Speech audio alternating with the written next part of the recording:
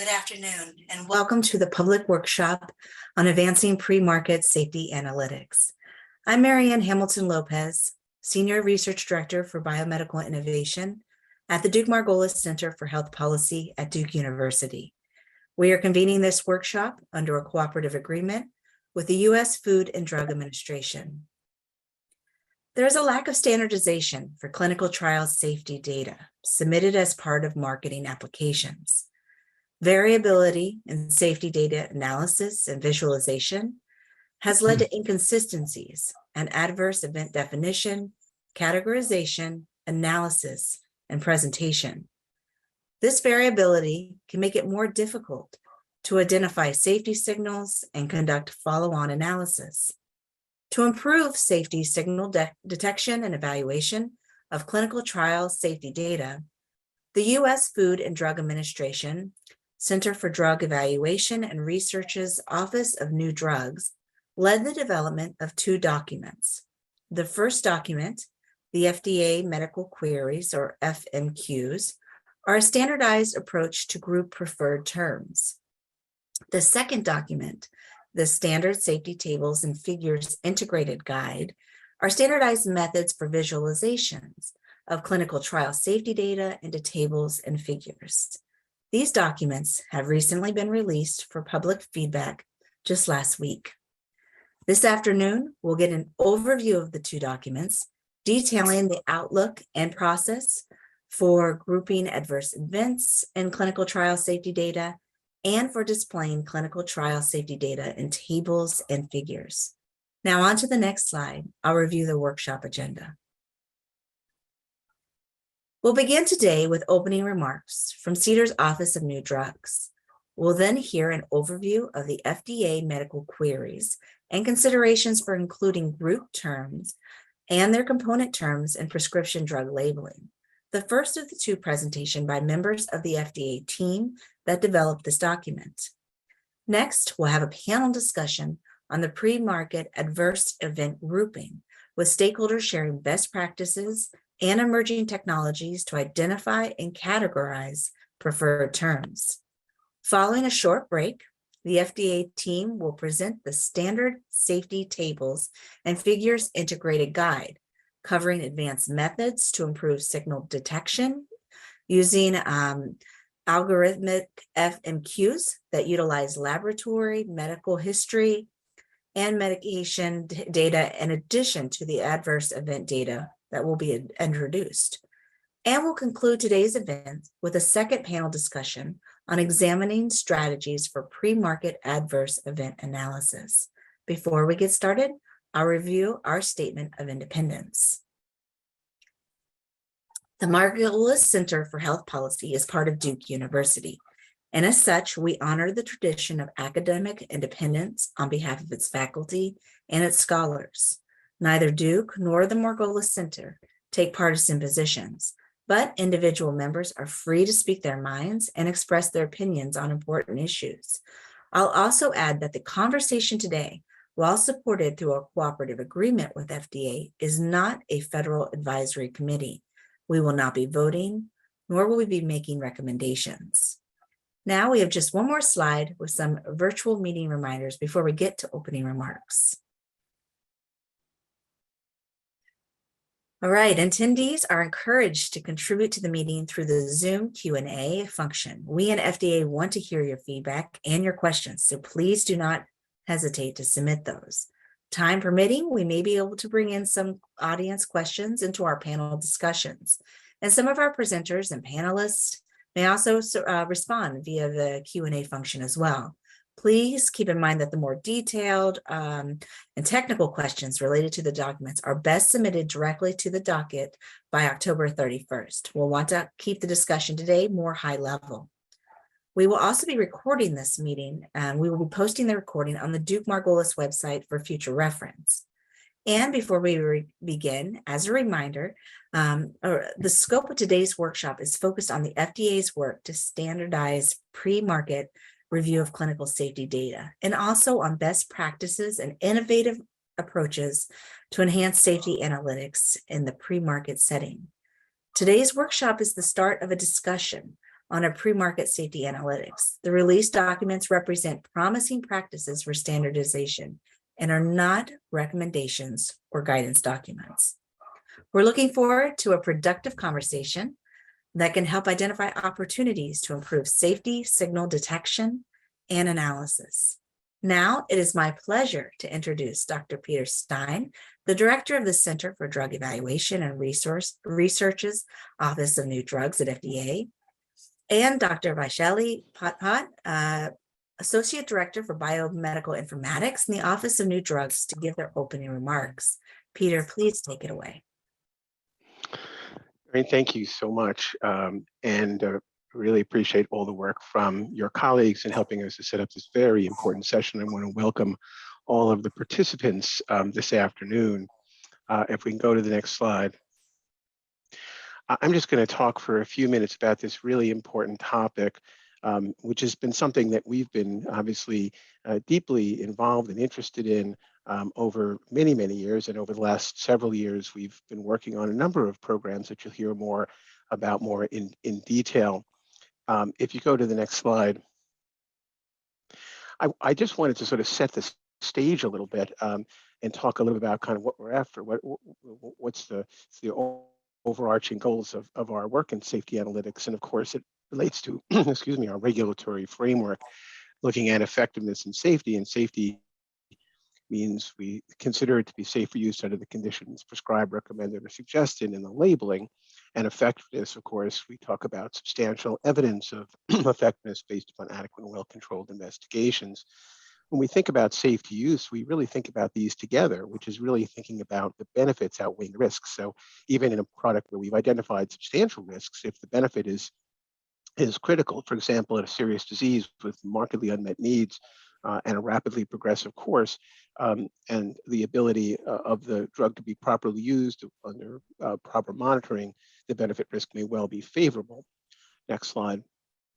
In thinking about this, it's really part of our framework. I think many of you may be familiar with the benefit risk integrated assessment and framework that we put forward, but this includes risks and risk management and are putting together the evidence as well as the uncertainties and coming to conclusions and ultimately trying to assess both the benefit and the risk and assure that the benefit risk is favorable to move towards an approval of a drug.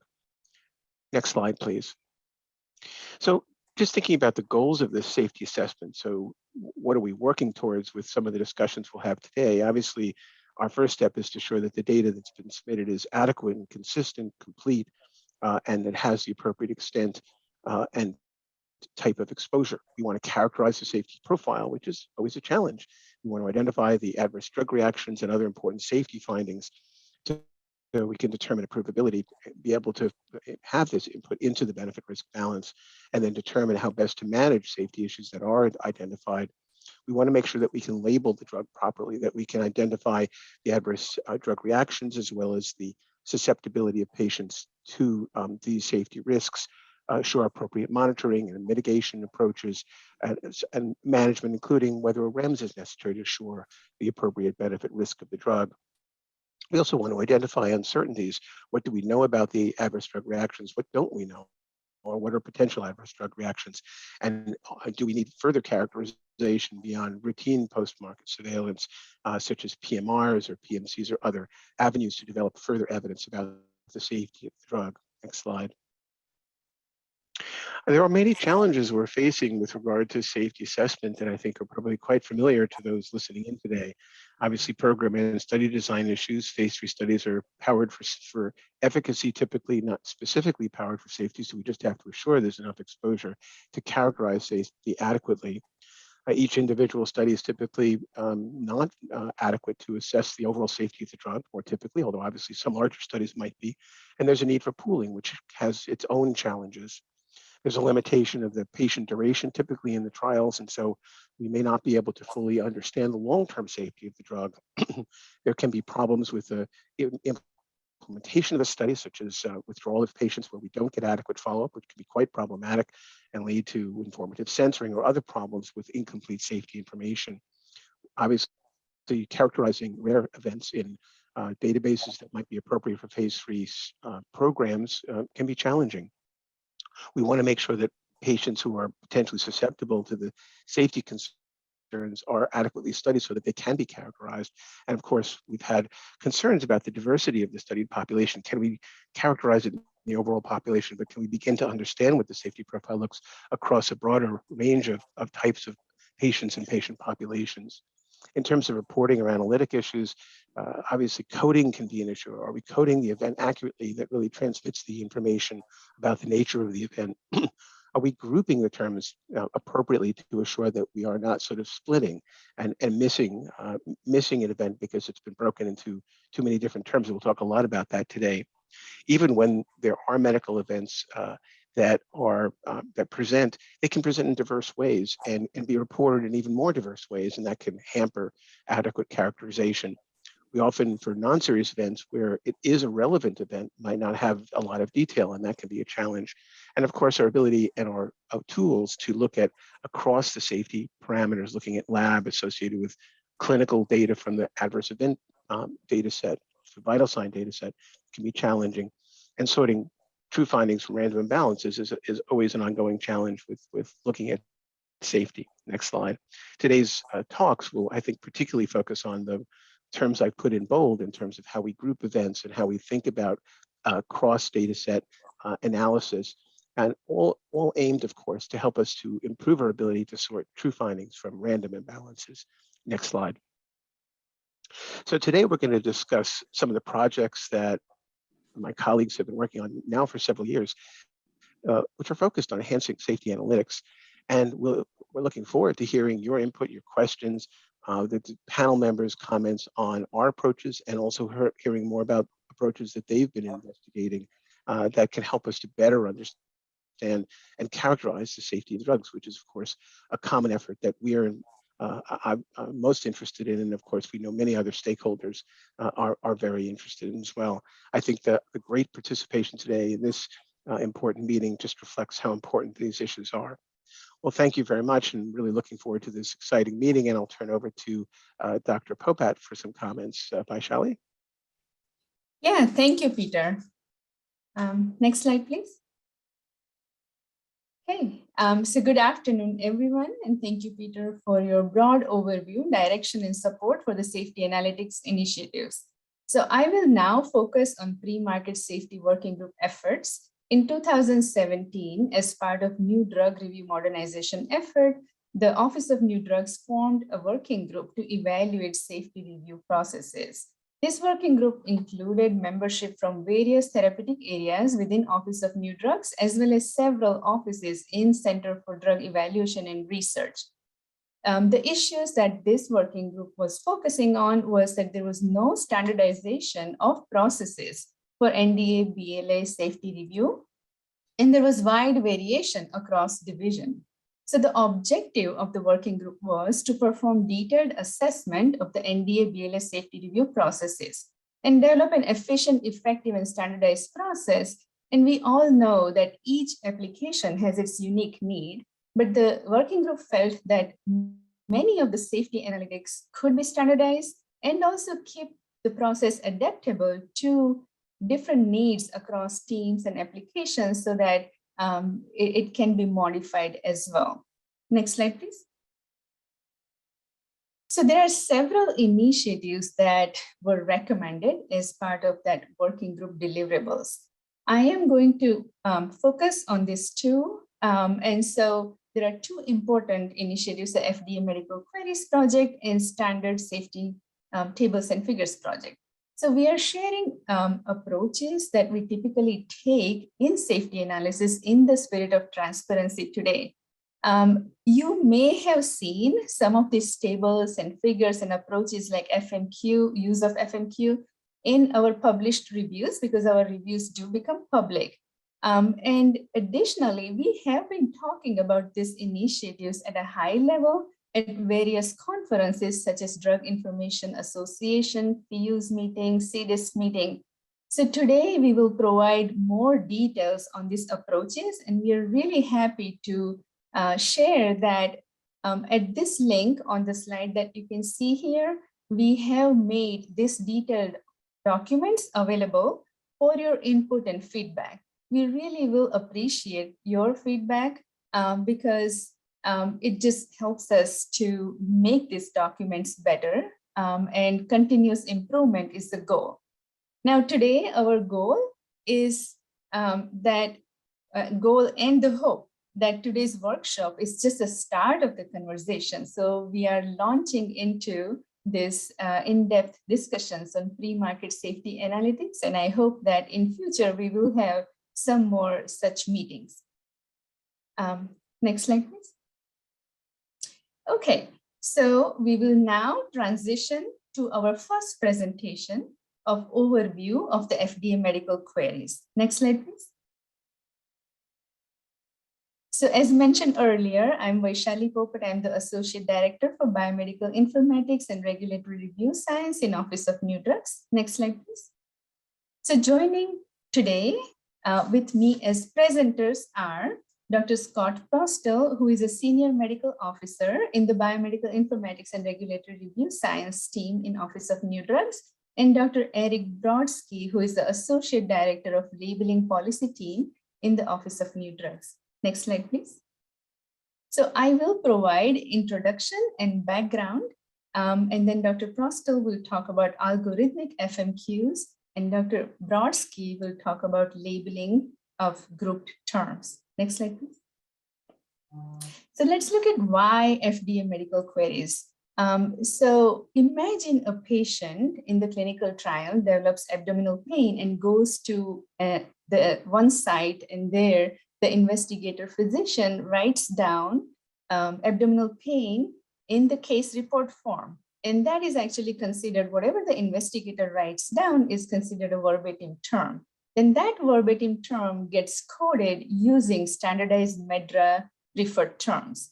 So then let's imagine the same patient goes to a second site, and this investigator writes down upper abdominal pain, and the third investigator writes down lower abdominal pain, and let's say the fourth investigator writes down abdominal discomfort. None of this is wrong, medically, but they're all similar clinical events. So all of this, because MEDRA has a lot of preferred terms, are more than 24,000, so it's very granular. So there is a preferred term for each one of this, so they would be coded into different preferred terms. Now, adverse events also may manifest in related but different ways. So a patient with rash related to drugs and hypersensitivity may present with an erythematous rash, or a macular rash, or a maculopapular rash, or a papillary rash, and each one of these would also be coded to a different preferred term. So when related preferred terms are not grouped together, it is possible to miss important safety signals. Next slide, please. So then a collective way forward would be to develop standardized set of queries that we can apply, and in order to determine what queries or what medical concept to start with, we decided the first approach would be to see what are the most frequently encountered terms in the labels. To find out that, we use natural language processing, and we processed more than 38,000 labels of 1,254 active moieties and took the top 60 terms to start with. Of those 60 terms, we ended up developing queries on 54 of them. There were a few terms that were not included, such as death. It's very absolute. Pain, which is very non-specific, and it can be very general. But for the rest of the 54, the first phase of FMQ development developed the queries on them. Then we went to our review divisions and asked, are there any medical concept that they are dealing with on a regular basis that they would like us to develop queries on? So we received quite a few recommendations from the divisions to develop queries on. And we also evaluated existing query systems. So we have the standardized MEDRA queries. Later on, you'll hear from Dr. Ellis Unger about his set of queries. So we've evaluated those. There are other queries that are available, DMEs, MLGs, there are other queries. And we felt that for pre-market setting, none of these existing queries really met the need, and therefore we established the FMQ working group and collaborated with 80 reviewers across divisions. And this really is a great strength of this FMQ medical queries or FDA medical queries, because these are the reviewers who are subject matter experts. So I'm really happy to say that we launched 104 FDA medical queries. Please note that 4 of them are algorithmic queries, and that is really a step forward, as algorithmic queries not only look at data from adverse event analysis, it also combines data from lab, the concomitant medications, the medical history, and temporal association. However, this is a recent development, and so these 4 algorithmic queries are developed but have not been launched. Rest of the queries have been used, and we have also incorporated feedback from the reviewers in the FMQs. And we really look forward to getting some feedback from all of you so that we can make it even more refined. And once we developed those queries and started using it, there was a need for a set of recommendations for use of this in labeling.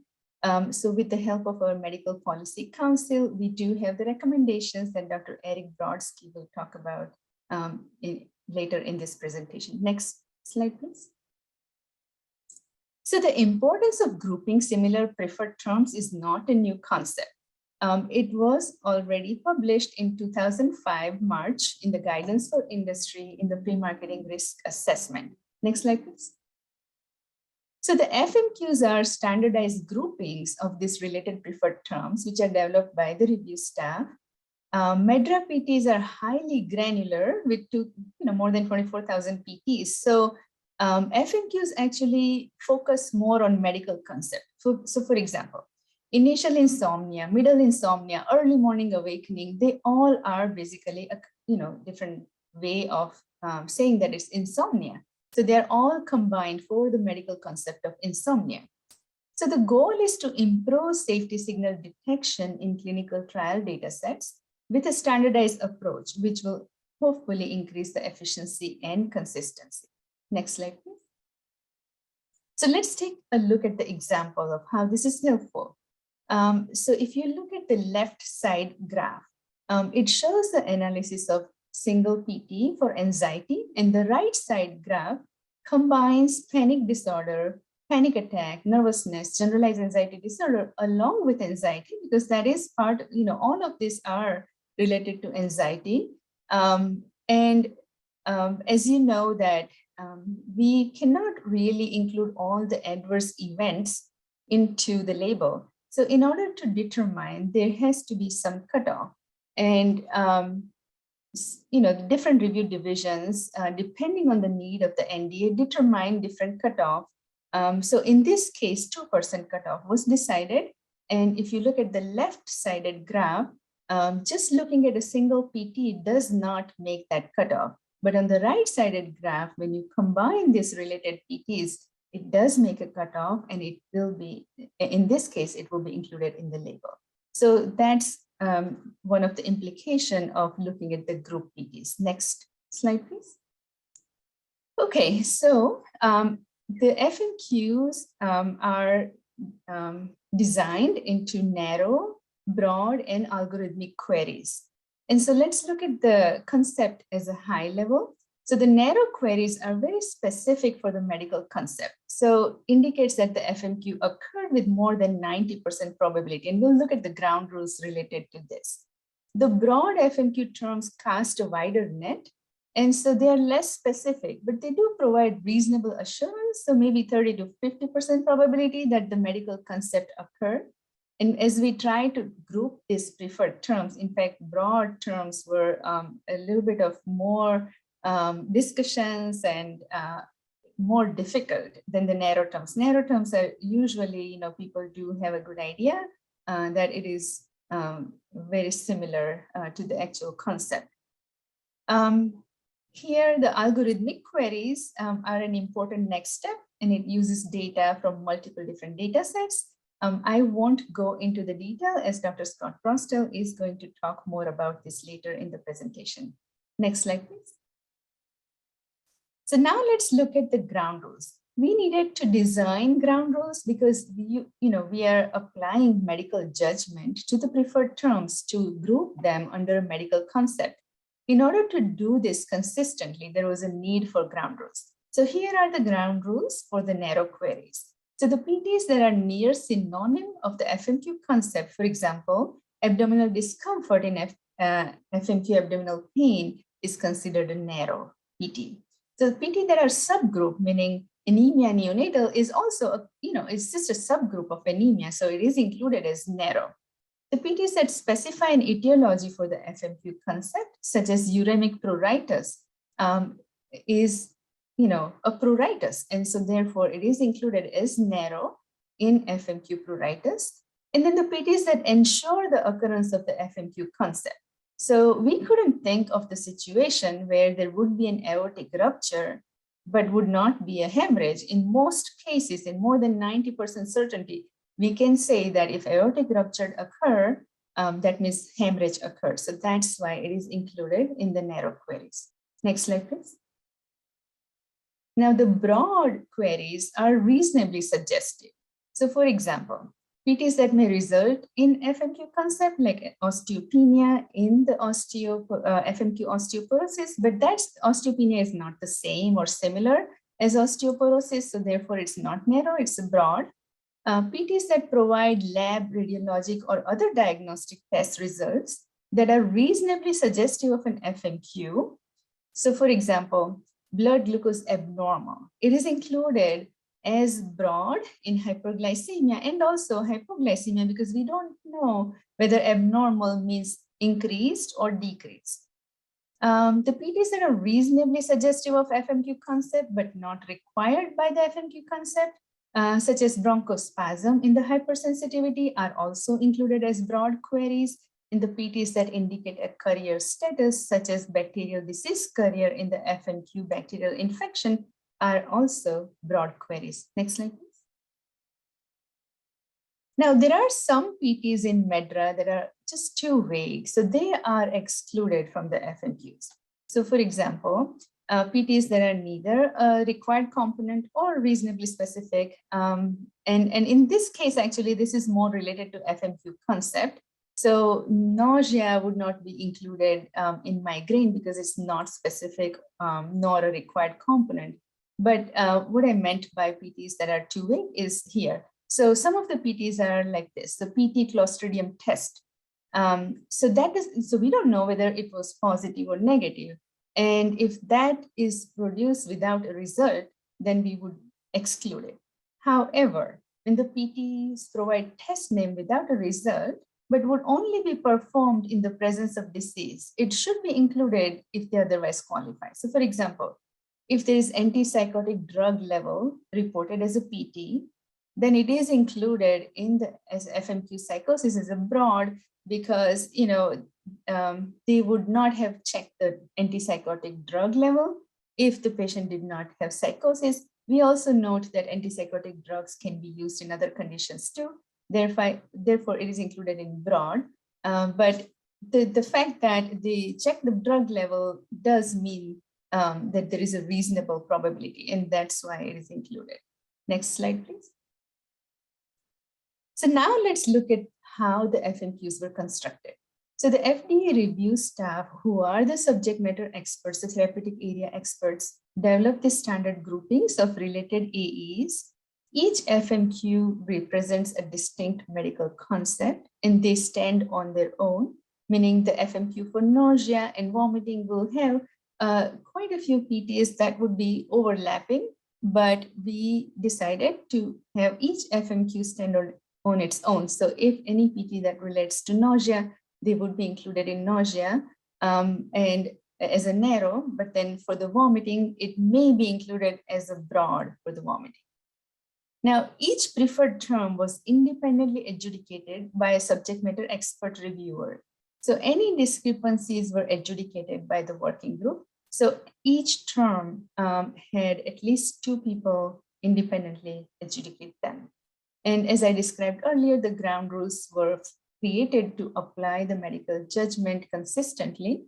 And still there were some difference of opinions. And so the steering committee made the final decisions. Steering committee also ensured version control, systems development for the FMQs and its connection to different review tools we have. Also, we do up versioning with each MEDRA release at the major release. So we do, with each up versioning, set of new PTs are released, and we go back and align them to all the existing FMQs that are already developed. The change control is also very important, which is also overseen by the steering committee.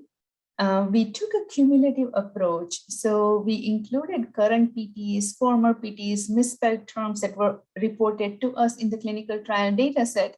The rationale is that, even though, let's say, an FMQ may have 100 preferred terms, but the data set that's submitted as part of the new drug application, the AE data set may have maybe just 20 terms that matches that FMQs. So it will pick up what's there, but if it is not there, then we don't really have to worry about that getting into FMQs. So we have taken the cumulative approach in the formation of FMQs. Next slide, please. So then there could be a natural question, because we do have SMQs, what is the difference between the FMQs and SMQs? So FMQs are designed with pre-market safety evaluation in mind. SMQs are more broader use. They're also used in the post-market setting. So for example, FMQ pancreatitis includes alcoholic pancreatitis, autoimmune pancreatitis, obstructive pancreatitis, and viral pancreatitis. The rationale here is that we are still learning about the safety of the drug.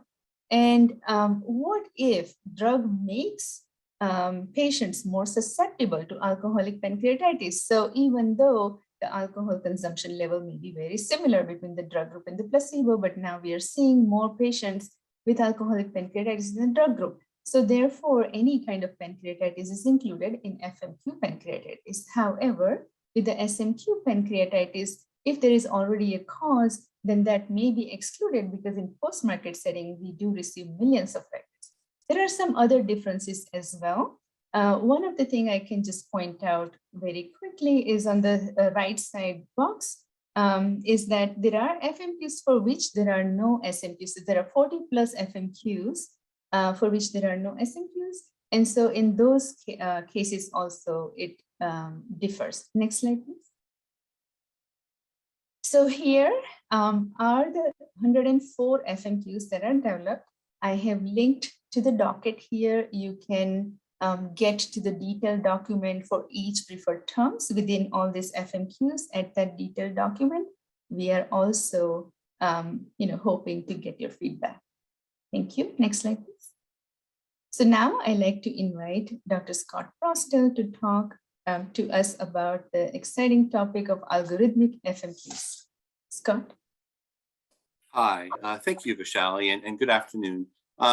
It's our great pleasure to show to you and go into more detail about the algorithmic FMQs that we have been working on. Next slide, please. So as Vaishali has already told you, our standard FMQs have two components, the narrow and broad, and that applies to all 104 FMQs. But right now I'd like to go into a bit more depth into the algorithmic component. And that is for 4 of the FMQs, and I'll be describing those momentarily. We're excited about the algorithmic FMQs because they make more and better use of the data that is submitted to us in marketing applications using multiple data sets in addition to obviously the adverse event data. This includes laboratory data, concomitant medications, medical history, and timing or temporal relationships between events. And before going into the development, I wanted to just show you an example of a mock algorithm so that you have a more of a concrete image of what these look like. So you can see in the blue box multiple criteria that are examples of what we've used in the algorithms. And so each algorithm really consists of a series of criteria. In this mock algorithm, there's 4. It can be combinations of adverse events. So it might be, some adverse events are in relationship to the FMQ, they're just too broad, they're too non-specific, and so they don't make it into the standard FMQ at all. But what if it happened in a combination with another adverse event and really improving the specificity? So you can see here in the first criterion, really it's a combination of PTs that together are sufficient or that we believe is sufficient for detecting a specific adverse event. The second criterion is just an example of how we might use a laboratory result, perhaps greater than the upper limit of normal, to detect an adverse event. In addition, we could have a PT or adverse event that's in the setting of a concomitant medication that started within 3 days. And that's an example of using timing information. And the last example would be a PT in the setting of a particular medical history, such as diabetes, and that combination being sufficient.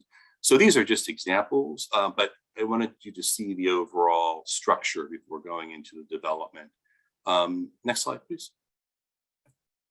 So this was our development process for the algorithms.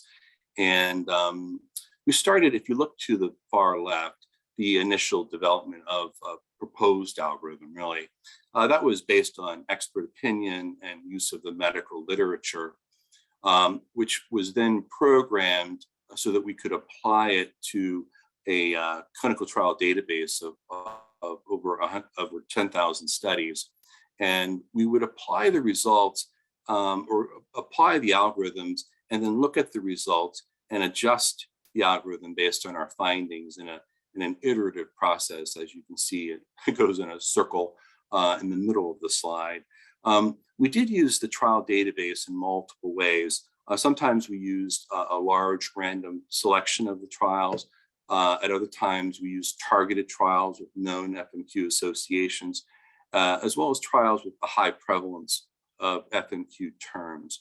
And when we were looking at the results, sometimes it was assessing just the total number of patients and types of signals being identified and determining whether or not that was reasonable. At other times, we had access to narrative reports, which we assessed in combination with what we were seeing in the algorithm to see whether or not there was a match and whether or not the results were appropriate. So this was part of our development process. This is not a validation process, but was how we created these first 4. We are in the process of validating the algorithms as well, but that is well underway, but not complete.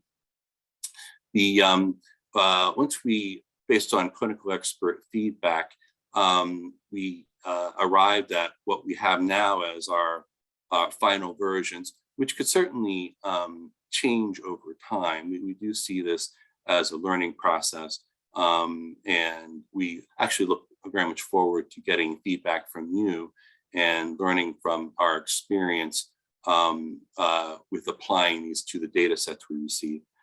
Next slide, please. So this is the first algorithm.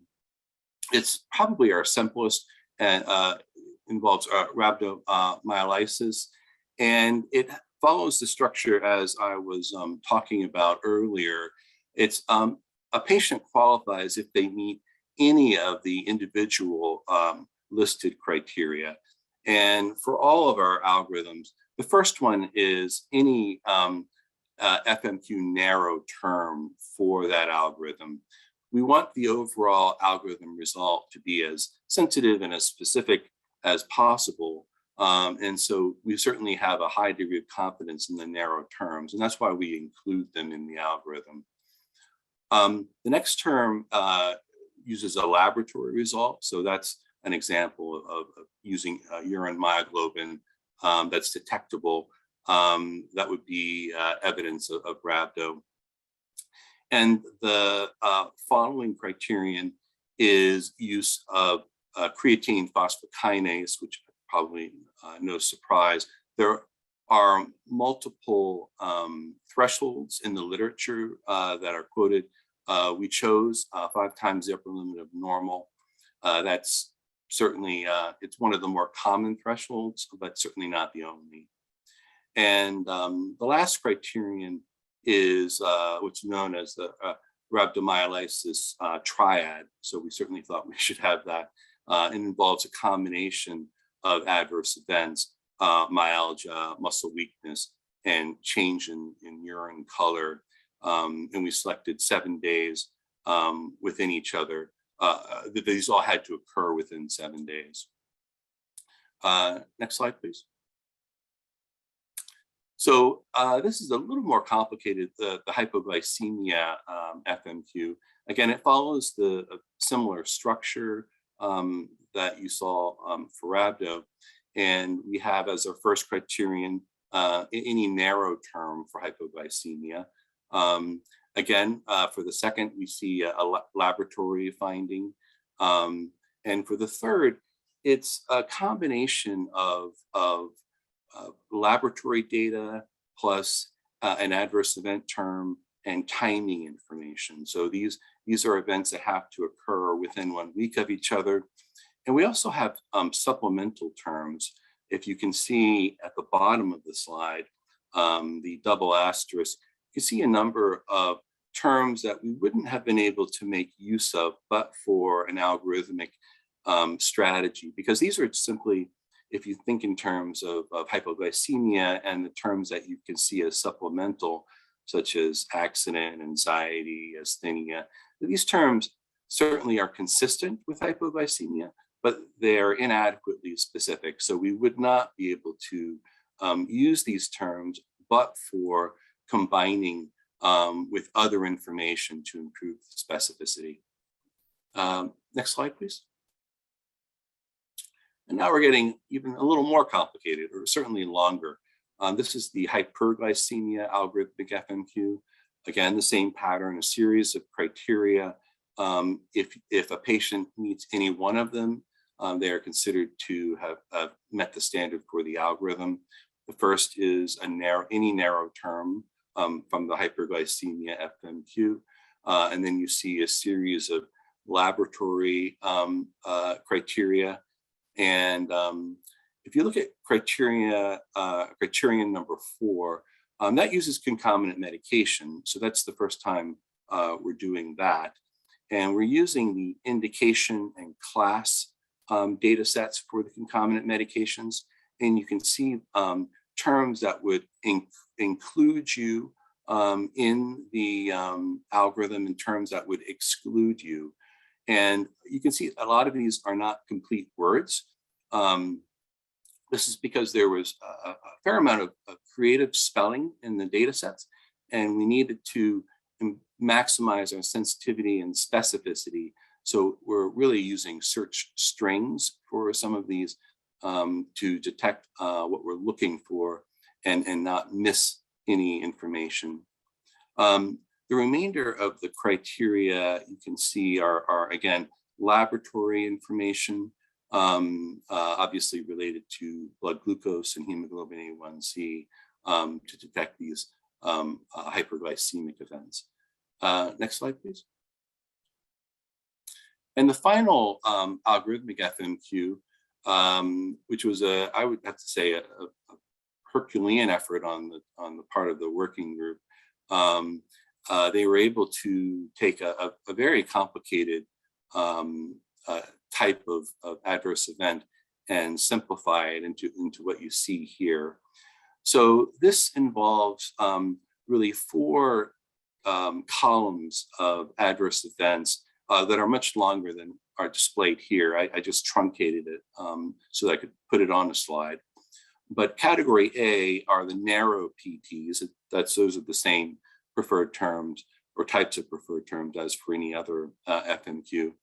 And then categories B, C, and D represent adverse events consistent with hypersensitivity for different organ systems. So category B is respiratory, category C involves the skin, and category D are systemic reactions.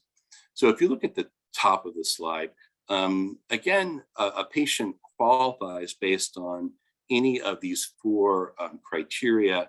Category A, again, is it's a narrow preferred term, so we include it. And otherwise, a patient qualifies with based on combination or any combination of category B, C, or D. And the events have to have a start date within 7 days of each other to be included. Next slide, please.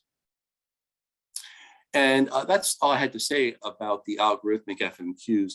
A lot of people have worked on these, and we're certainly very appreciative. There are too many really to name individually, but you can see here the core working group members listed and the steering committee. And on the next slide, you can see additional people who have contributed to the development of these. And again, we're very appreciative. Thank you very much. Next slide. So Dr. Brodsky will be sharing with you a strategy we've developed for how FMQs would be labeled. He's Associate Director of the Labeling Policy Team within the Office of New Drugs at FDA. And so Eric, please take it away. Thanks, Scott. Good afternoon to everybody. So as Scott stated, we are going to, the discussion this morning was about FMQs, development of FMQs, safety analyses. We're going to turn our attention to how to include group term information as well as component term information in the prescribing information, specifically including it in the common adverse reaction table in the clinical trials experience subsection of section 6, the adverse reaction section. Next slide, please.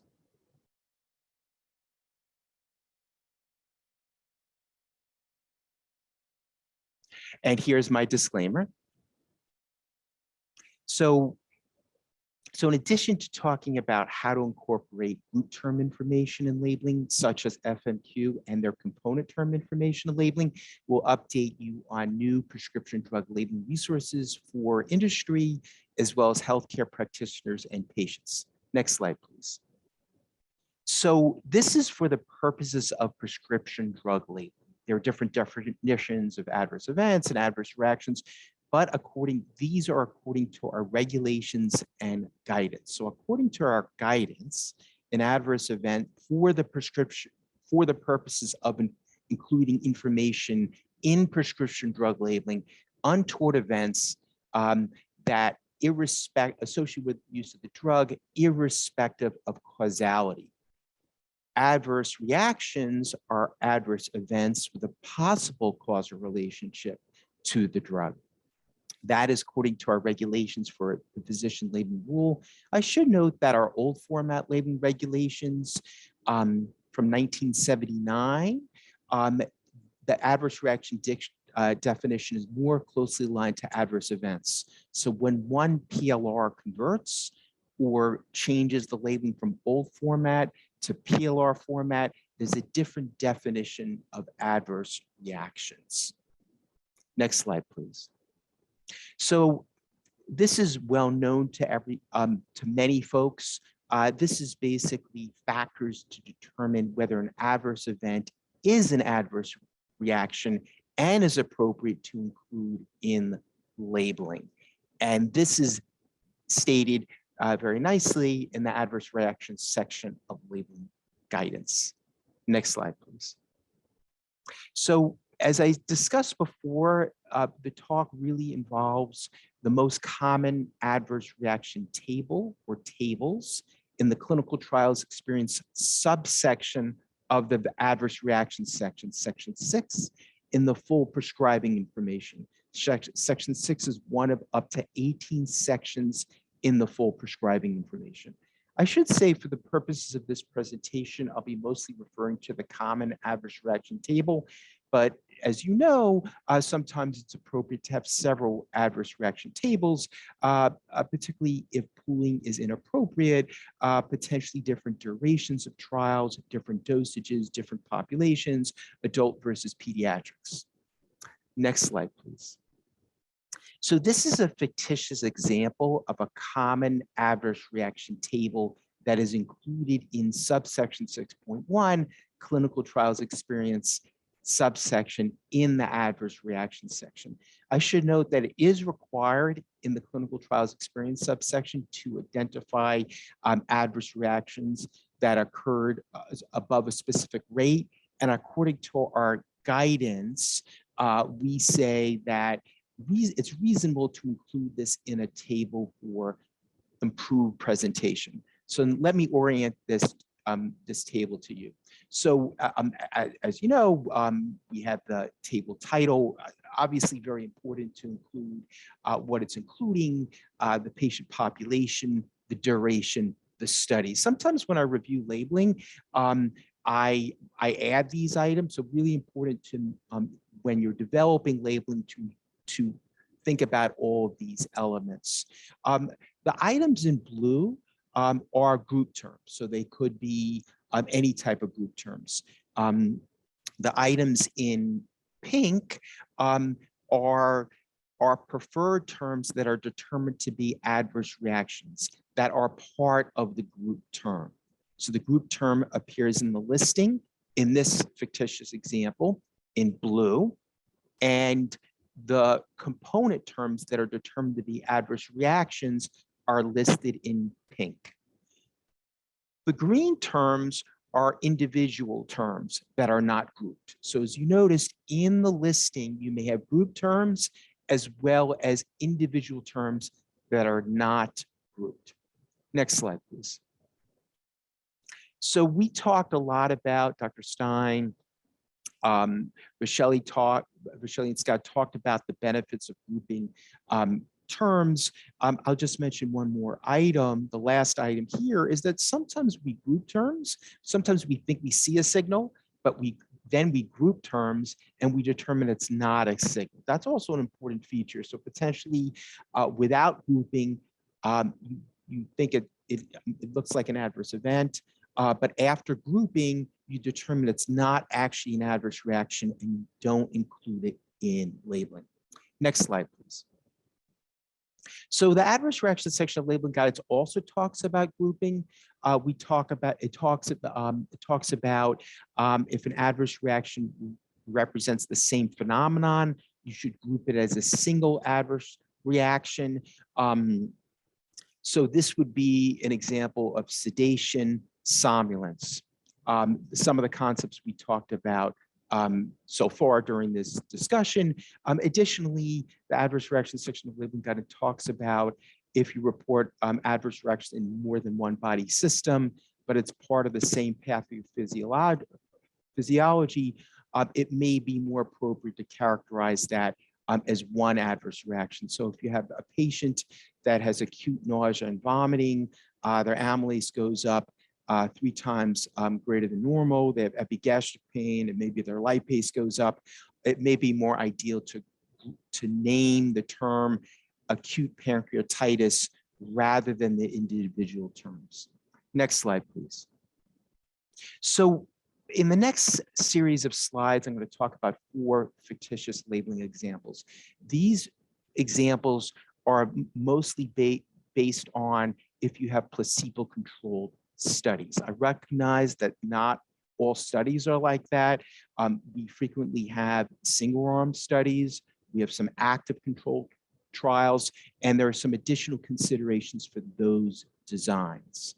After we discuss these labeling examples, we'll summarize the principles of this labeling paradigm about how to and when to include group term information as well as component term information in the adverse reaction section of labeling.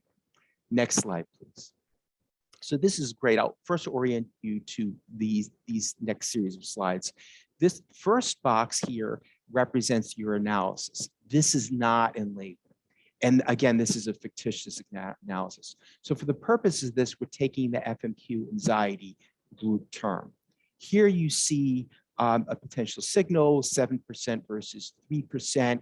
The green terms are some of the component terms. These component terms are near synonyms of the group term anxiety. And you could click through. So this part, thank you. This part right here, the right part, the right table is what would go in labeling. So this would be the most common adverse reaction table in subsection 6.1, the clinical trials experience subsection in section 6. And then here you would do, you could see anxiety is 7% versus 3%. Now, if you look at the green terms, they're not specifically named. However, they are incorporated into the incidence. 7% and 3% versus 3% represents the component terms. Note that we do include a footnote. Anxiety, you could say footnote number 2, and we identify to healthcare practitioners that they're composed of several similar terms, because that's slightly different than vomiting, diarrhea, dermatitis. Those are not group terms. And next, you could click through. So here are the principles that I just stated. Next example, next slide, please. So in examples 2 and 3, we're going to talk about situations where we include information specifically in labeling from the group term as well as component terms. The difference between 2 and 3 is that 3 are more consequential or adverse reactions of more clinical importance. So this example here, again, on the left side, this is not in the labeling, this is one's analysis. The green represents the group term, and the terms below are the component terms. And so you see a differential between the drug-treated patients and placebo-treated patients in the group term overall, as well as 2 terms, social phobia and stress, that will meet the criteria for inclusion in the adverse reaction table. And you would click through. So this right here, again, represents what would appear in the labeling. So here we include the group term anxiety, and all the component terms are represented in that incidence 12%. Specifically in the footnote, we identify social phobia and stress because they meet the definition of an adverse reaction. And here in the footnote, we include the definition, the criteria, I should say, of how we determine inclusion of the adverse reaction in this table. And you could click through. So the principles, as I stated before, the anxiety group term is included. The social phobia and stress are included not only in the overall incidence 12%, but they're named in the footnotes. Next slide. So number 3, there's 3.1 and 3.2. These represent a similar situation where you're going to include information about the group term as well as the component terms, naming them specifically in labeling. The difference between 3 and 2 is 3 are more clinically important terms. So panic disorder, obsessive compulsive disorder could be considered more clinically important than the other terms that we used before, such as stress. 3.1 versus 3.2 presents 2 different approaches to how to include, identify these clinically important terms in the body and or footnotes in the common adverse reaction table. And you could click through here. So again, the group term here, this is signal 9% versus 2%. It's included within the body of the common adverse reaction table. These important terms that are not near synonyms, panic disorder and obsessive compulsive disorder, approach number 1, 3.1, are included in the footnotes. Note that for this fictitious example, I'm trying to demonstrate a very lengthy adverse reaction table. So potentially, one would less likely want to include those clinically important terms within the body just because of the length of the table. And you could click through here. Again, the anxiety group term is mentioned, and we include the clinically important terms in footnotes. Next slide, please. So 3.2 is the same situation, same data. 9% versus 2%. We've identified two terms that that basically are important, clinically important. And here we're going to include those terms within the body of the most common adverse reaction table. And you could click through. So right here, we include those terms within the body under the anxiety term. Note that we include a footnote, and we basically acknowledge the panic disorder and obsessive compulsive disorder, but that group term includes other related terms. And for this fictitious example, I purposely made it very short. This would be a situation that you could consider including these clinically important terms within the table. And you could click through. And we've talked about these principles. Next slide. Next slide. So this slide presents fictitious example number 4. And this is a situation where the signal is only coming from one or more component terms. And actually, there is no, if you wipe away panic disorder and obsessive compulsive disorder, you don't see a signal. Again, this is a fictitious example, and you could click through. In this scenario, you would not include the group term because the adverse reactions are a panic disorder and obsessive compulsive disorder. And that's what we would include in the labeling. Again, all these principles are based upon the adverse reaction section of labeling must include adverse reactions. We don't include adverse events that are not adverse reactions. And you could click through. And I discussed those principles. And next slide. So here is a summary of the paradigm. So as I stated previously, very important, the whole concept are including group terms and potentially component terms that meet the standard of an adverse reaction. As exemplified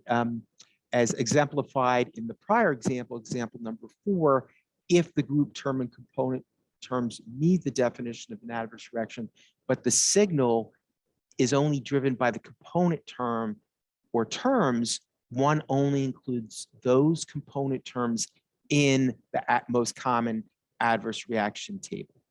Next slide. Next principle. So as I stated earlier, if we're including a group term, those component terms are represented. They're represented because they're components of the incidence. Additionally, you could click through if the component terms are near synonyms, and I think that was the first example. They're not specifically mentioned in the body of the footnotes. For example, like anxiety, NES, or other synonyms, they're not specifically named. In contrast, if you look at those were examples 2 and 3.1 and 3.2.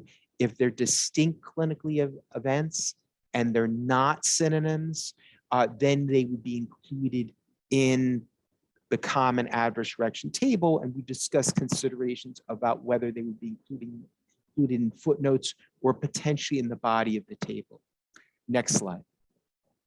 Now, actually, we're going to turn our attention to our, as I discussed, we have new prescription drug labeling resources, and the resources are directed to industry primarily, but we also have resources for healthcare practitioners and patients. Next slide. So this is our homepage. This includes labeling databases such as FDA Label, DILI Med, Drugs at FDA, and searchable product databases such as biosimilar, product databases, Orange Book, Purple Book. Additionally to this homepage, we have a specific page on the prescribing information that obviously includes safety-related information in the prescribing information, specifically patient labeling, carton container labeling, generic drug labeling, biological product labeling. Next slide, please. I'm going to show you the specific page for prescribing information. We designed this page to follow the required sections of the full prescribing information. You see the highlights of prescribing information, and then it follows. So all of our guidances relevant to each of these sections are included. All of our public presentations that are relevant, we've included that here. Next page. So here you could, if you're interested in adverse reactions, as soon as this is over, we'll also include this labeling presentation under presentations. That's our adverse reaction section of labeling guidance. We published in February the immunogenicity labeling guidance that is here. As you know, the recommendations are to include immunogenicity data in subsection 12.6 rather than section 6. And so you could see our recommendations in the immunogenicity labeling guidance. Next slide. Turning our attention, this is our new webpage for healthcare practitioners and patients, written in, I would say, more patient-friendly terms. Thank you. And I'm going to turn it back over to Maureen. Thank you. Excellent. Thank you, Vaishali, Scott, and Eric for the overview of the FDA medical queries. Building off of this presentation, our next session will feature a panel discussion with 3 subject matter experts to explore pre-market adverse event grouping. I will pass it back to Scott from the FDA team, who will serve as the moderator for the panel. Scott, take it away.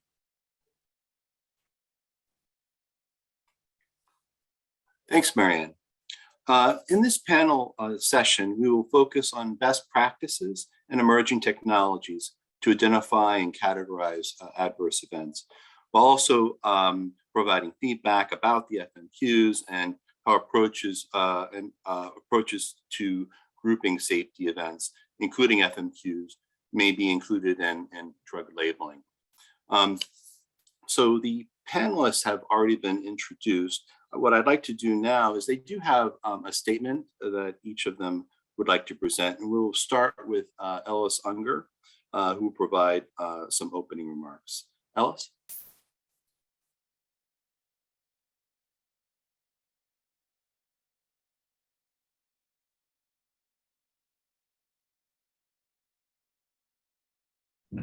Sorry, I'll start over.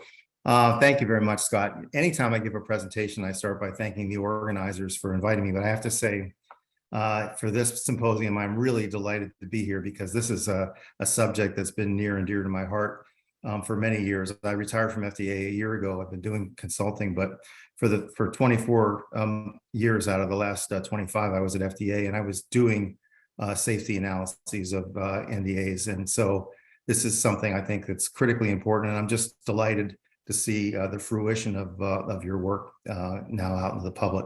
So next slide.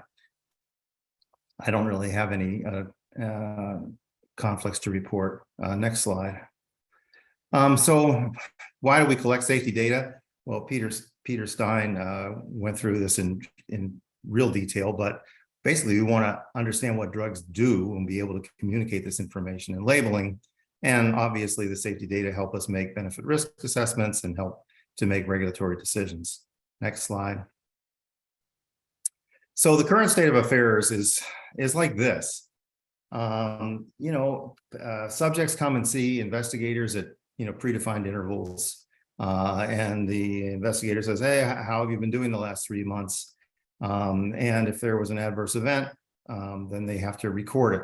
And the investigators record this. A lot of times they use medical shorthand, like fall with our hip FX, which would be a right hip fracture, and they record that. But those terms obviously can't be analyzed because they need to be put into kind of a standard language that a computer can decipher. And so those verbatim terms are translated into these standard preferred terms, and there are over 20,000 of these. And I think the 1,000 people on the call understand this pretty well. But at any rate, then the preferred terms are tabulated, and there are various approaches to do this. Companies may or may not perform MEDR queries, standard MEDR queries, and often they do queries of their own composition on adverse events of special interest. And that's pretty common. Next slide. The problem, as several people have said, is that essentially identical preferred terms are reported separately. So, here you have a lot of flavors of respiratory tract infection. Some are upper, some are lower, some are called viral, some are not. You have to think about how these data are collected. You've got an investigator who, may or may not even pretend to use a stethoscope, who may or may not have the patient in front of them when they had this, infection, because the patient could be reporting what happened to them a month ago. And so these terms are obviously the same. There's no difference between them. And if you separate them, then basically you distort the safety data. You divide it up so that it's unusable. Next slide. It's not only rather, uninteresting and unimportant terms, but some really, really critical terms can be reported separately. Like, you always want to know if a drug causes heart failure. And yet all these terms, which all mean heart failure, they're functionally the same, they're separated. Unless it happened to be an adverse event of special interest, or unless someone runs a standard MEDR query on it. Next slide. And this is a real head scratcher. So here's pulmonary edema. This is from some real application from some time in the last 24 years. Why would you separate pulmonary edema from, next slide, acute pulmonary edema? I mean, they're the same, because patients don't walk around with chronic pulmonary edema. Pulmonary edema is generally acute.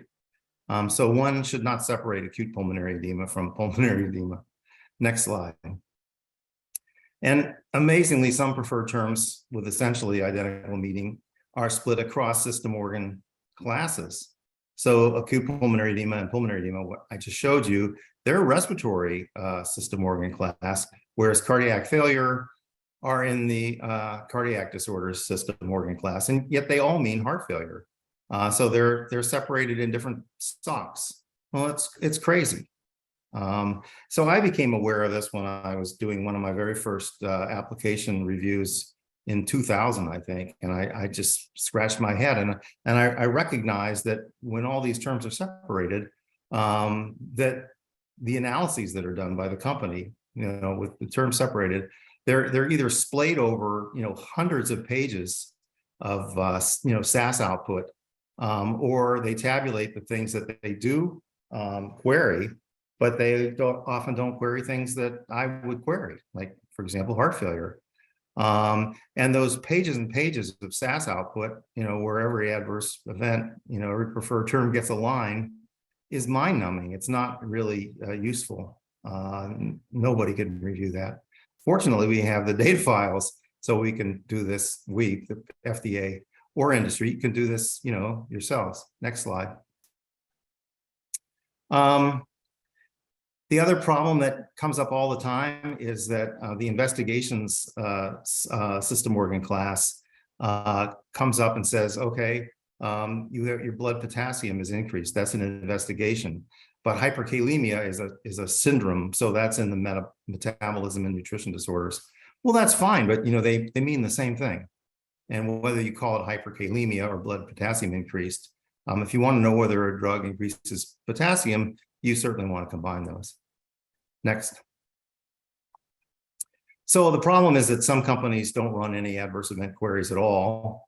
And even if they are run for adverse events of special interest, they're generally not run for adverse events that are not designated adverse events of special interest.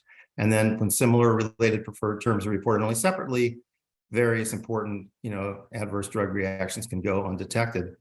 You saw the example that I think Vaishali showed about anxiety. So many will not make the threshold, whatever that is, 2%, 5%, because they're separated. And as I think Eric mentioned, you can have times where there's a signal that shows up, but if you'd actually combined all the terms, then the signal wouldn't even be there. Next slide. So an interim solution, which was not ideal, but I did it, is that when I was a medical officer, there were always things I wanted to know about. I wanted to know if a drug caused heart failure, arrhythmias, renal dysfunction, falls, fractures, all those things in that list. I just had to know whether they were adverse events of special interest, whether there was any non-clinical data supporting them. How can you not look to see if a drug, if there's a difference in pneumonia? You have to look.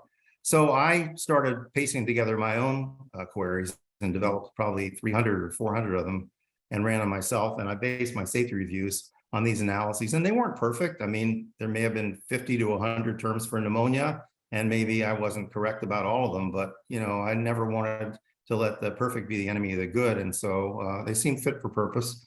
And I would run them and then share them with the applicant and say, look, this is what I found. Let's talk about it. And it worked out pretty well, but it wasn't the best solution. I mean, the FDA really needed to move forward and do this. Next slide. Vishali mentioned there are some issues with the MEDRA standard queries. If you look at their website, it says SMQs are tools developed to facilitate retrieval of MEDRA-coded data as a first step in investigating drug safety issues in pharmacovigilance and clinical development. So a lot of their use is for pharmacovigilance, and not all of it's for clinical development. The queries weren't put together by people who do nothing but safety reviews of new drugs day in and day out. Next slide.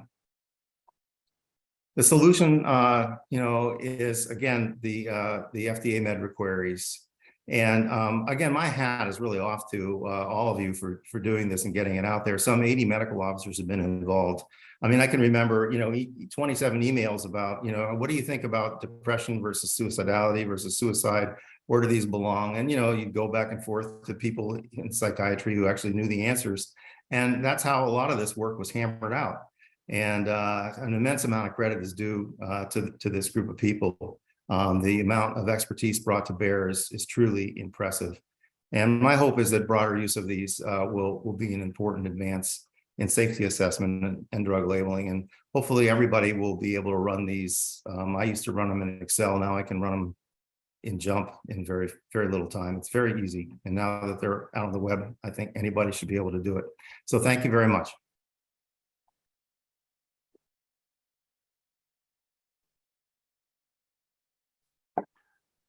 Thank you, Ellis. That was very informative, and it's great to see you again.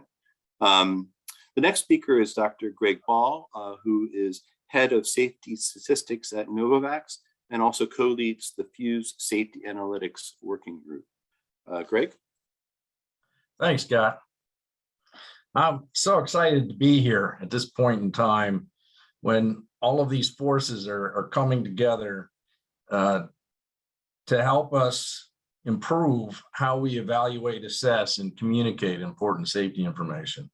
So I'm going to talk about the technology that's needed here. But at this ground level of the new construction, it's not the methodology so much. It's more the infrastructure, the framework, and the multidisciplinary processes that are necessary. So I'm going to be talking about the ecosystem for these FMQs and also the standard safety tables and figures. Next slide, please.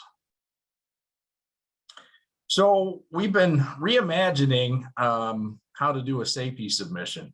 There's a lot of project teams in this arena working together, although not always coordinated.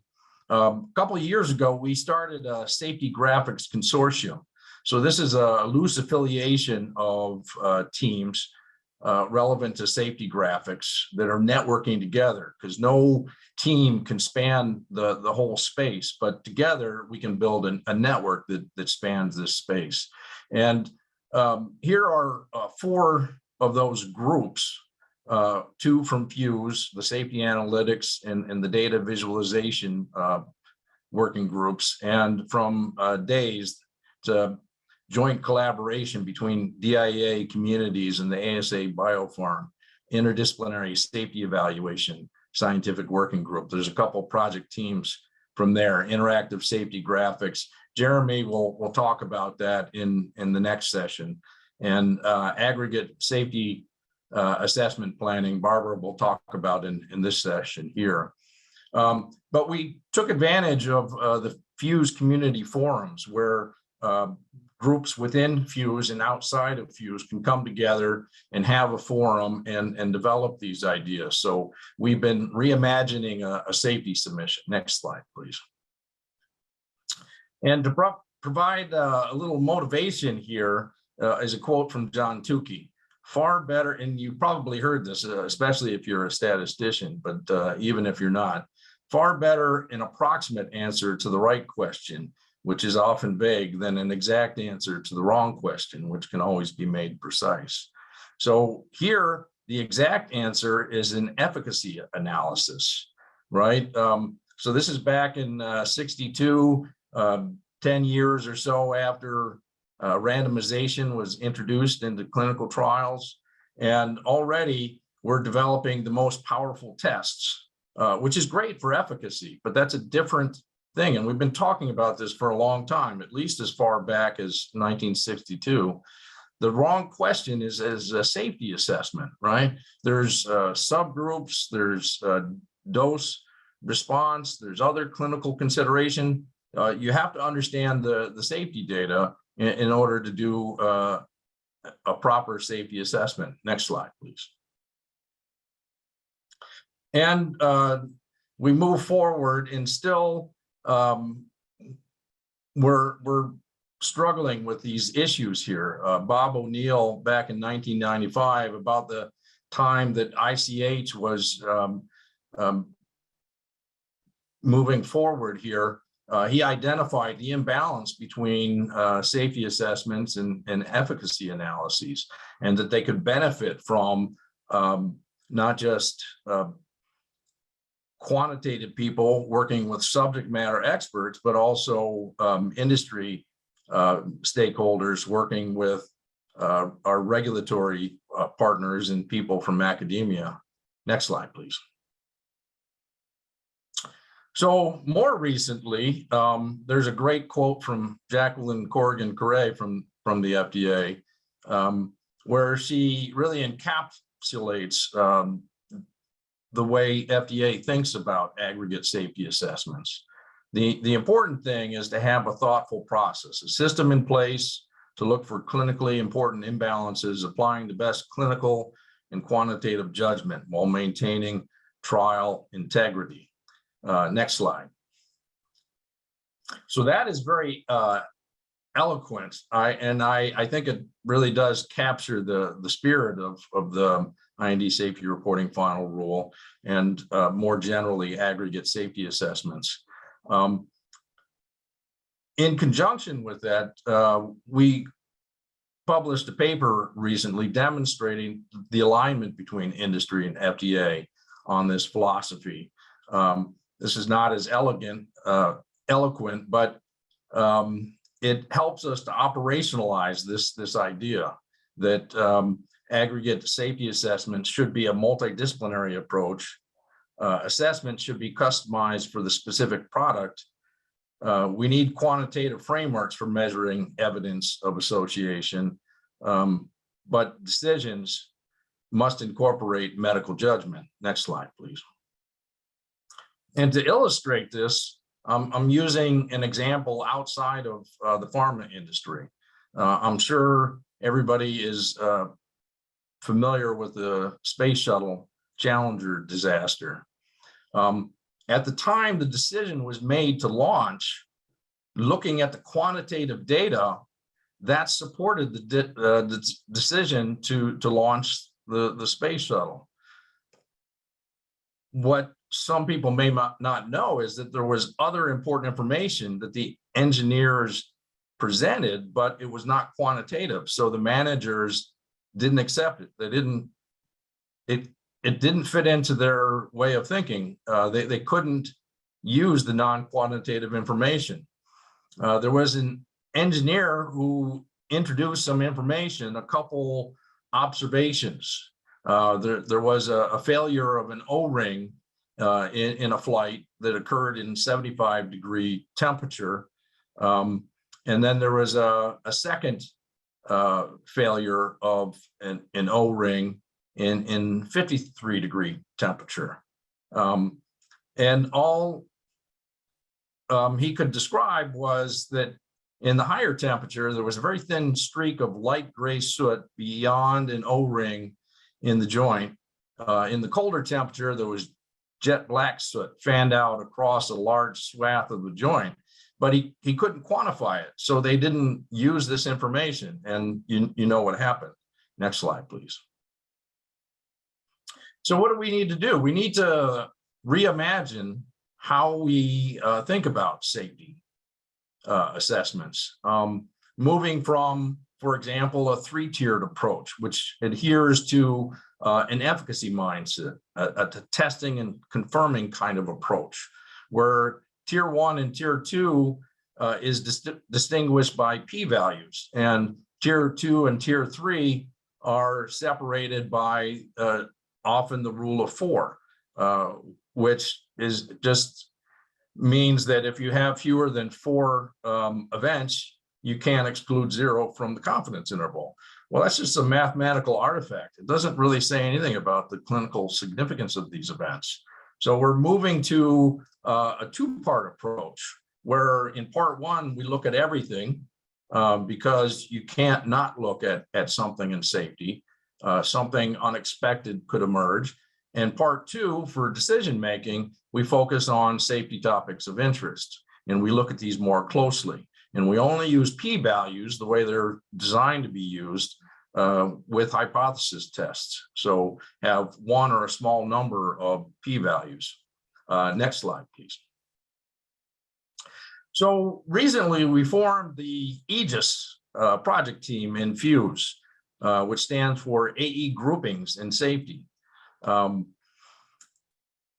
has been well documented by speakers before me, AEs that are too specific can result in underestimation of an event. So we formed this project team to develop points to consider when deciding whether to use a meta-defined grouping. I use the language we used before FMQs were introduced here, although they are meta-defined groupings, versus creating a custom grouping, and to provide recommendations on the process implementation. So going forward, right, this is not a stagnant collection of terms here. This is a living ecosystem, and these FMQs are going to, our knowledge is going to evolve over time. So now we have a collection of terms. When we implement them, they will work very well, but there's going to be learning. So they're going to be adjusted as time goes on, just like the MEDRA does with their groupings. But there's going to be programs, maybe in a new population, a new medical entity, and there's going to be safety topics of interest that are not encompassed by one of these FMQs, and teams will need to be able to develop their own. Now, if it becomes more useful, not just in that project, but in other projects in that class or in that therapeutic area or across therapeutic areas, maybe a new FMQ will develop from that.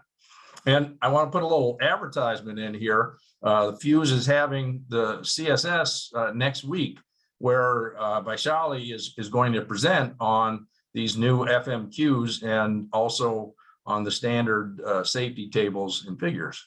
Next slide, please.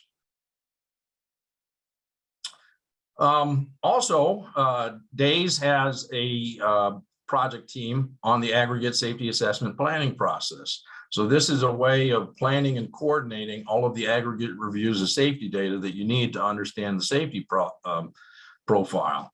And it is focused on those safety topics of interest, which could be FMQs, for example, and also the pooling strategy. for characterizing the emerging safety profile. And then these are used in the planning and execution of ongoing aggregate safety evaluations, leading to the regulatory filing activities, and also beyond that in post-marketing. This would continue to consistently and authoritatively communicate the safety story in scientific evaluations and public disclosures. Next slide, please.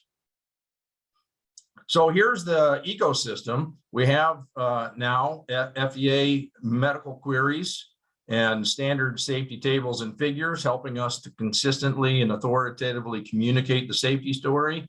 Leading up to that, we have the aggregate safety assessment planning process, where we plan and coordinate all of the aggregate reviews of safety data focused on these safety topics of interest defined by FMQs. And we have the Fuse Cdisc group, which is helping us to coordinate how we use these FMQs in creating other groupings that are needed for particular programs. And these are going to be learned about through interactive safety graphics, which Jeremy Wildfire is going to talk about in the next session. But all of these groups working together to improve how we evaluate, assess, and communicate important safety information. And one more slide, please. So John Tukey, who I used a quote from before to motivate us, he worked very closely for many years with Joe Hayes at Merck. And Joe was my mentor for a time. Unfortunately, he passed away a couple of years ago. But he introduced me to this book, and I put it in here so people can see it, and hopefully go get that book and read it, because it'll help you to reimagine how we need to do aggregate safety assessments. Thank you.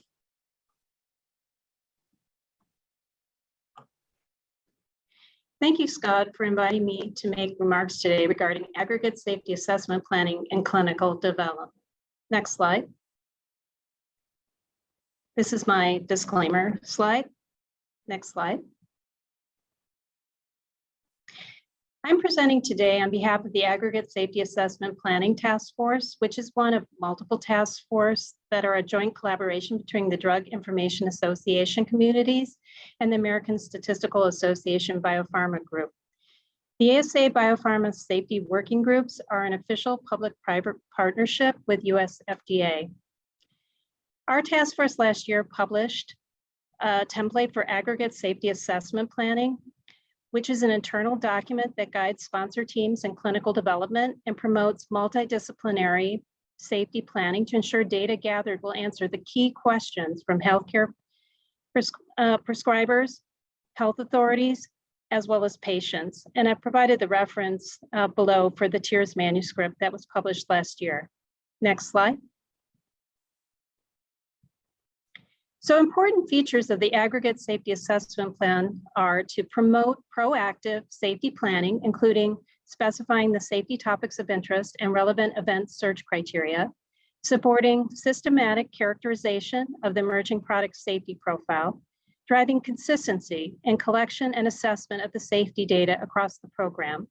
Also, there's a section of the ASAP which describes ongoing signal detection and evaluation activities, which helps facilitate earlier recognition of safety knowledge gaps and prepare for safety communications and regulatory submissions.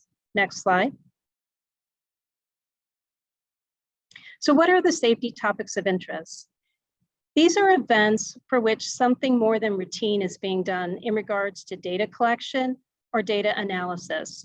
And typically safety topics of interest have the potential to impact the product's benefit risk profile and include important identified risks, important potential risks, and other safety topics of interest. These safety topics of interest may come from multiple sources, including product clinical trial data, preclinical findings or reported risks of products of the same class, theoretical concerns based on the product's mechanism of action, and other safety topics of interest may emerge from traditional regulatory concerns like drug-induced liver injury, or events of high interest based on epidemiology of the patient population, which at the start of the clinical trial program, there may be no reason to believe that the product has any causal association, but it's expected that you will see these events during the course of clinical development. Next slide.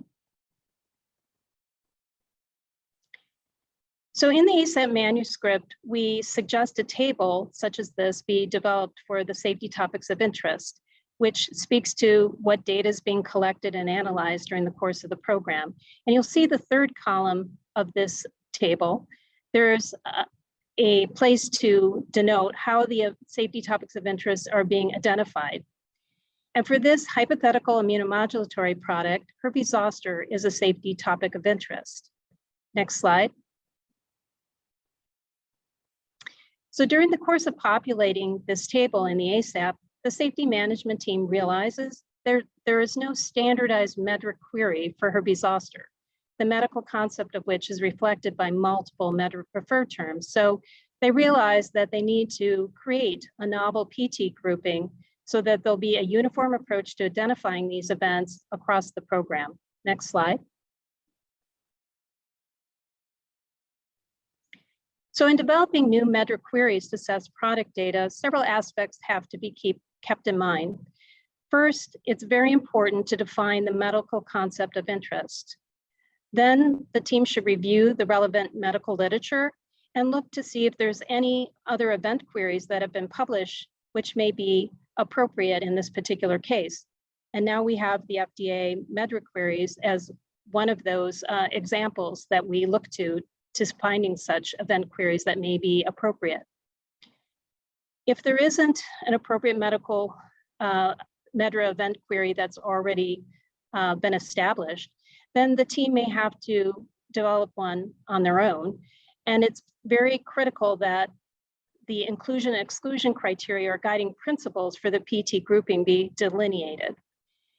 Then which preferred terms are included or excluded should be confirmed with subject matter experts. And after the standardized PT grouping is finalized, then the team needs to develop a process for assessing the impact of any MEDRA upgrades on the PT grouping that's been developed. Next slide.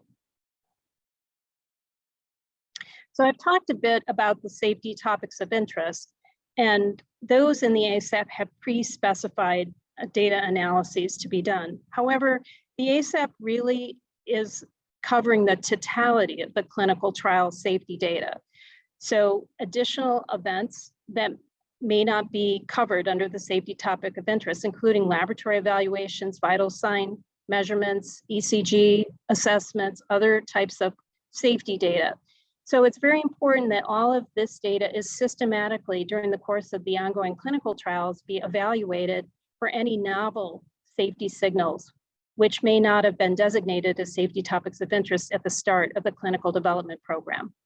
Next slide.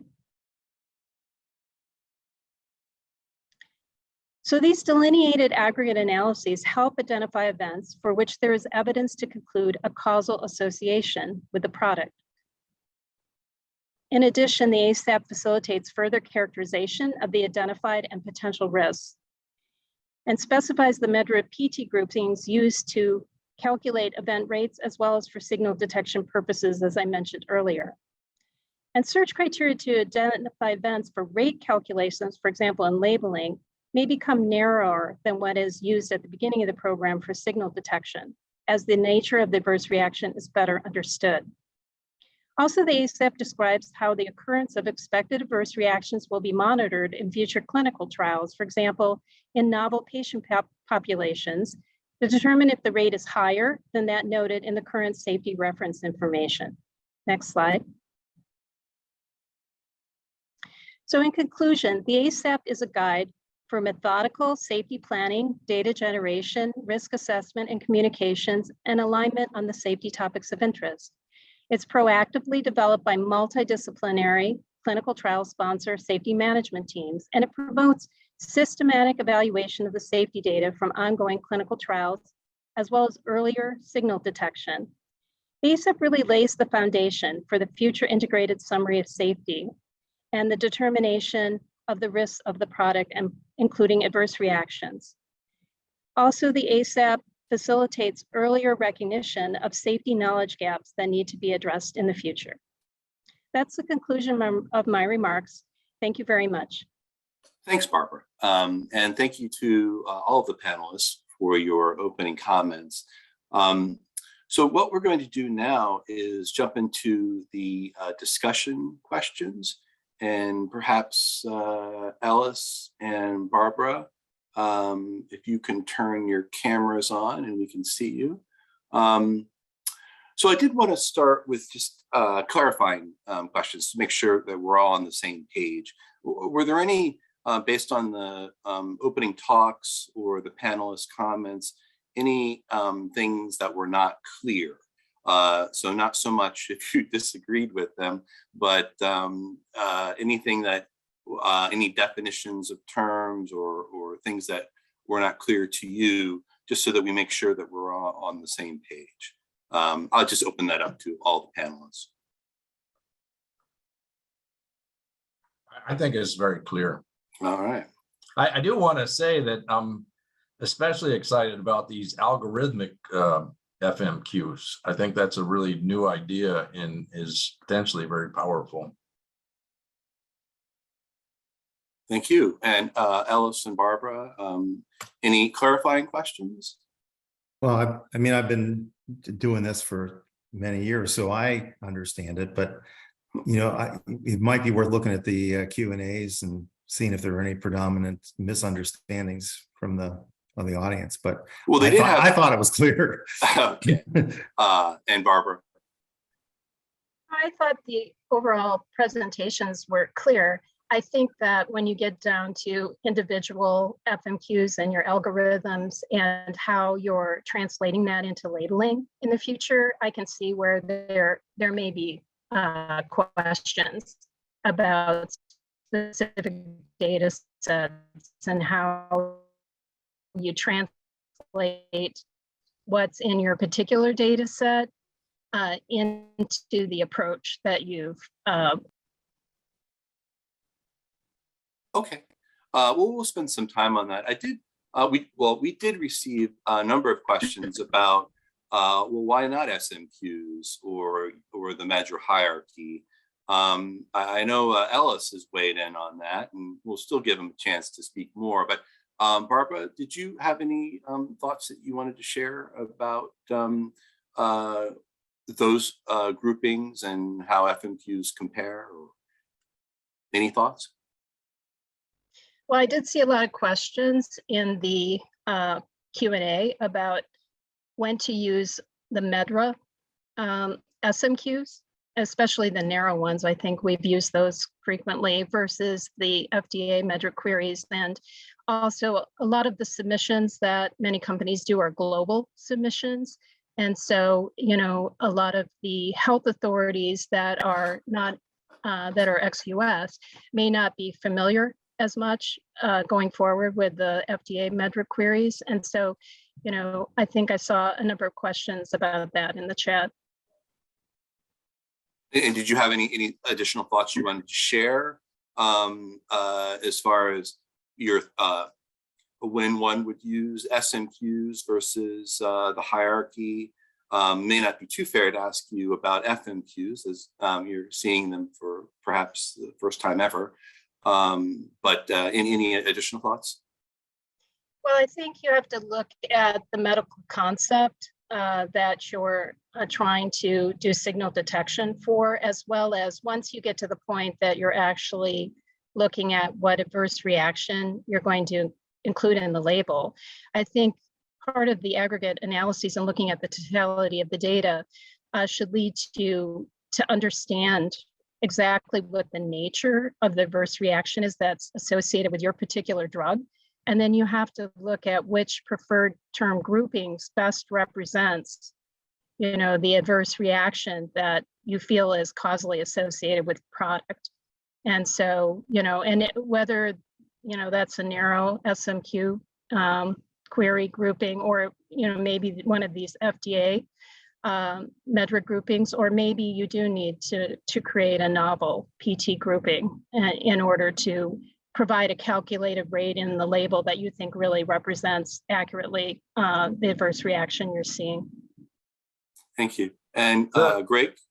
Yeah, the issue I've experienced with standardized Medical queries, using them to come up, define safety topics of interest, is that they tend to be too broad, even when using the narrow definition. So often companies would maybe start with an SMQ, but using clinical judgment, pare it down to what was relevant for that particular product. Or if the SMQ was too far from what was needed, just coming up with a completely customized group of terms. And the problem is that this is not standardized across the industry or even within that drug class oftentimes. And that complicates analyses. Like if you want to come up with a background rate and a different company used a different collection of terms, and you're trying to understand what you expect, but you don't really know exactly what they included, it really complicates our ability to compare what we expect with what we observe in ongoing clinical studies. Thank you. And Alice, I know you got to weigh in on this in your talk. Did you have any additional thoughts?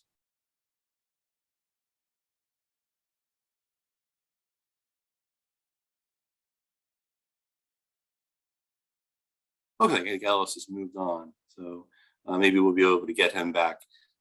So getting back to the discussion questions, did want to talk about your experience at your own institutions with grouping events, and how does that compare? To what extent do you use SMQs versus the hierarchy, and to the extent that you're willing to weigh in on FMQs, what your thoughts are about that.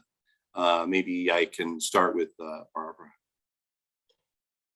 Yes, we typically, in the safety topics of interest, our ASAP task force recommends that you pre-specifies for signal detection what you're using for event search criteria. And oftentimes it has been a narrow SMQ, but sometimes, so if there is not one that's appropriate, you have to develop your own novel preferred term grouping. In the future, we may be able to use the FDA Medical Queries that are available now. And I think, as Greg mentioned, that once you get to the point where you're really defining your adverse reactions, and hopefully through the totality of the data that's led you to consider this causally associated with product, you developed a good understanding of what the nature is of the event that's causally associated with the product. And then I agree with Greg, generally narrow SMQs at that point, even our reaction and calculate, you go to something more narrow. Thank you.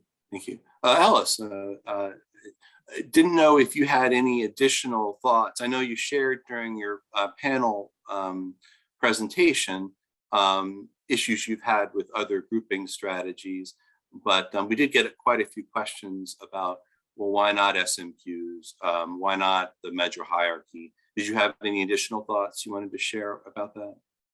Yeah, my internet has been unstable, so I'm walking around the room here and went to my cell phone.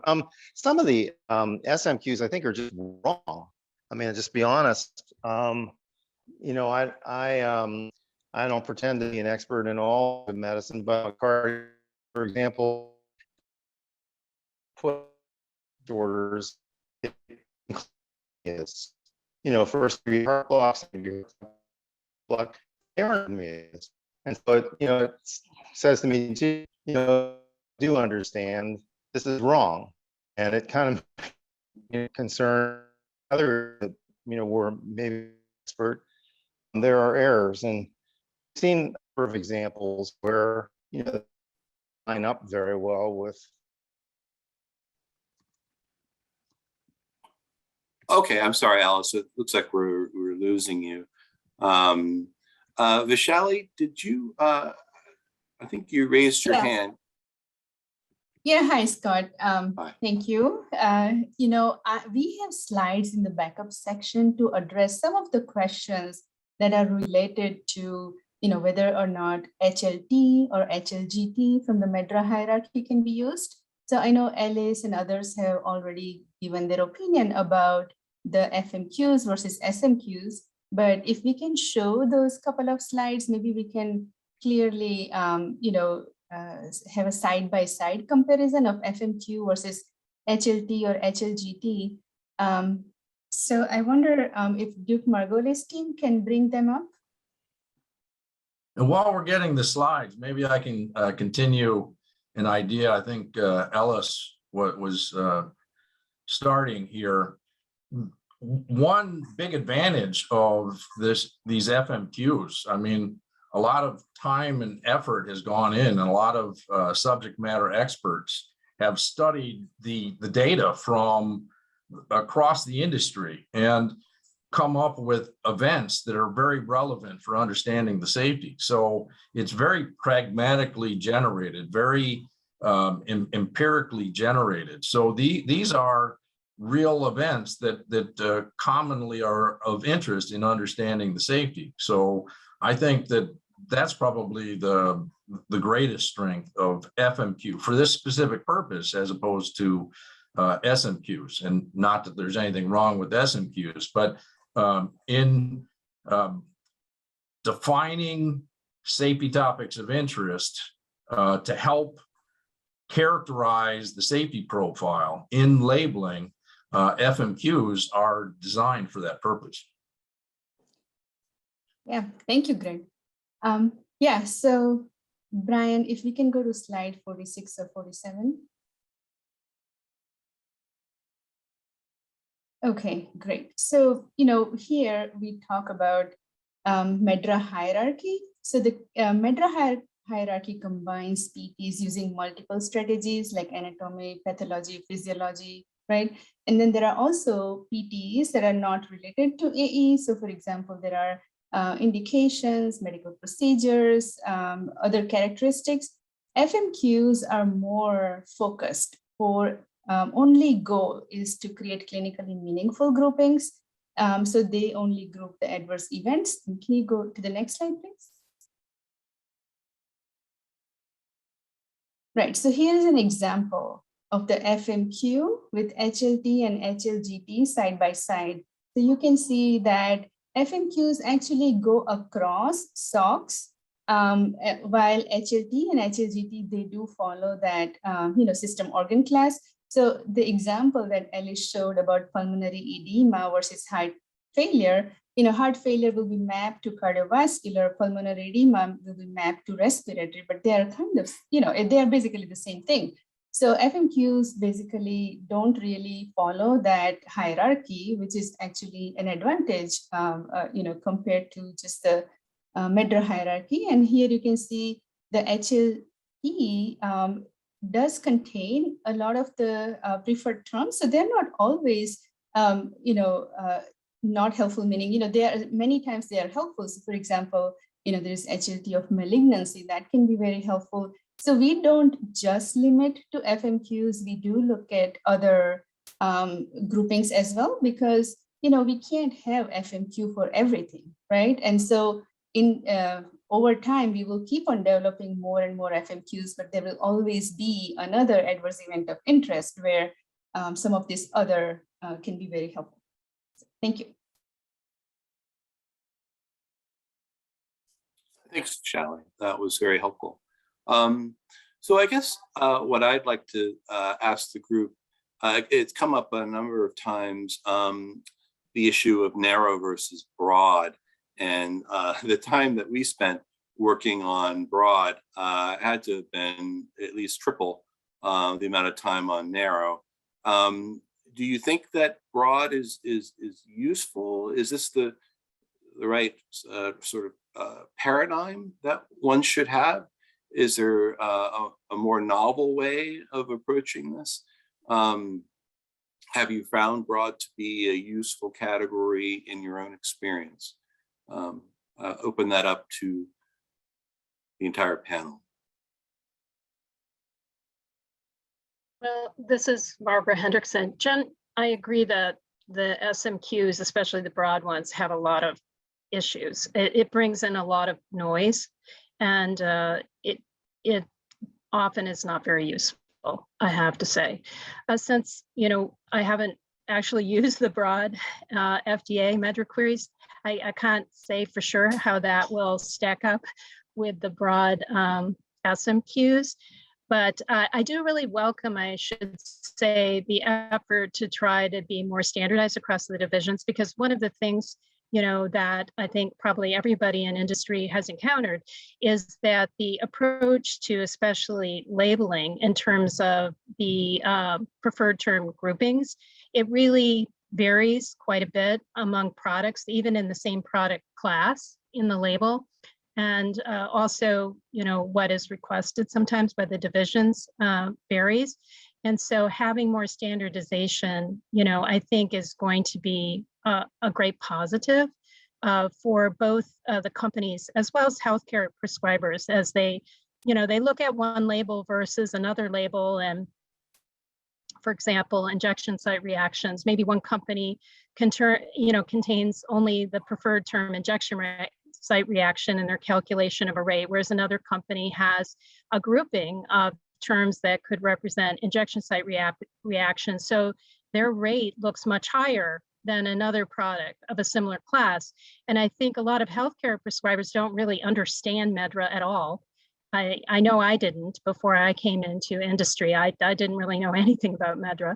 And so, they don't really understand that, this grouping versus not grouping and how that's affecting the rates of different events in product labeling. And so, in that they really can't compare, the rates across different labels, really, because of some of this. So I think, trying to standardize some of this is a good thing.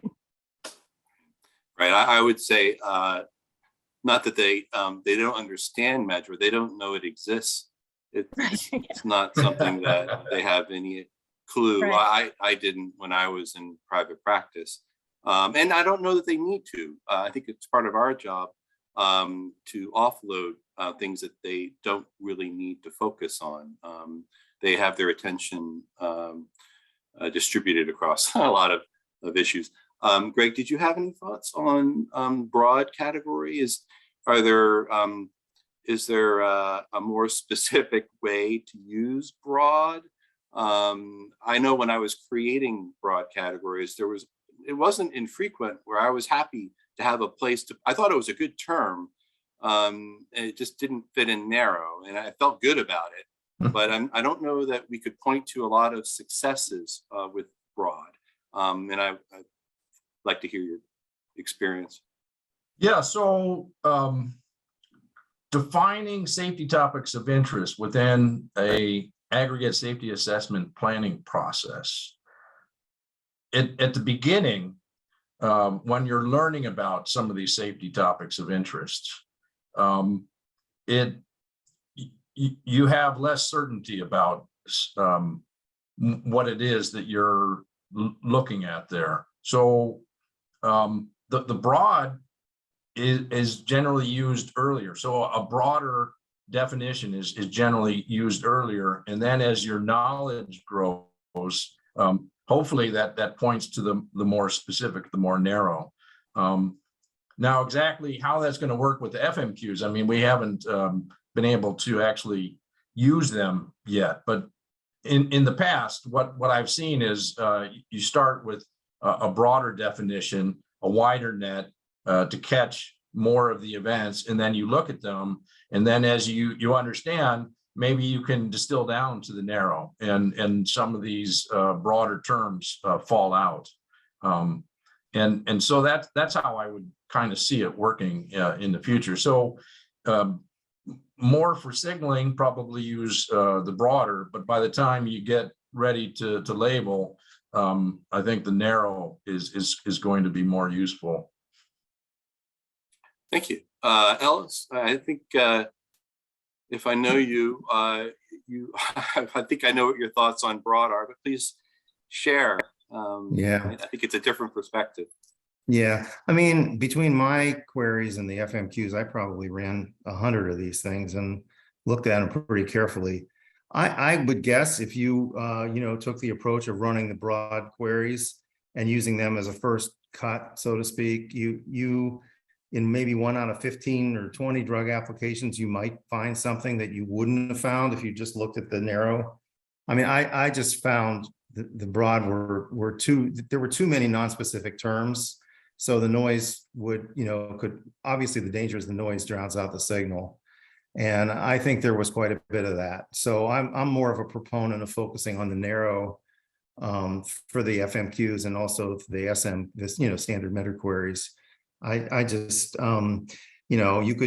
somebody could easily run through, 50 or 100 adverse event data files and figure it out. It's a good project for somebody, I suspect, broad versus narrow.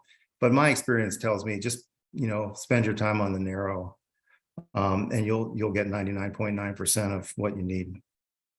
Although I would say now that these things are defined, I mean, that's the hard part, is coming up with a definition. So if we have these 104 standard FMQs that are looked at, right, you can present them very quickly with the narrow and the broad, and you can look at them both, and that provides a richer, fuller understanding of that medical concept, right? So that way we could be efficient. If we had to come up with all of these definitions ourselves every time, it would be very inefficient and certainly inconsistent. I mean, what I used to do was I would run the queries, broad and narrow, and then my own, and I would run them in JUMP and dump them into a spreadsheet, and then just sort them, by absolute risk difference and relative risk difference, and you'd see, what rises to the top and what falls to the bottom. But so many times, I think every time when I had the broad and the narrow, in the same spreadsheet, and I would look at them, it was like the broad is just, this is not useful, just so many times. So I would, rather than having a spreadsheet, with 500 terms on it, that's 500 queries, broad, narrow, etc.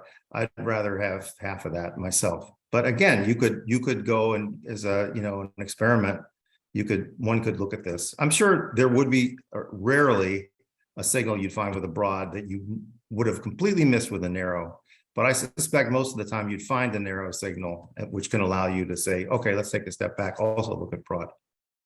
One other consideration with new technology that's becoming available, and as I mentioned before, Jeremy Wildfire is going to be talking about ISG, interactive safety graphics, in the next session.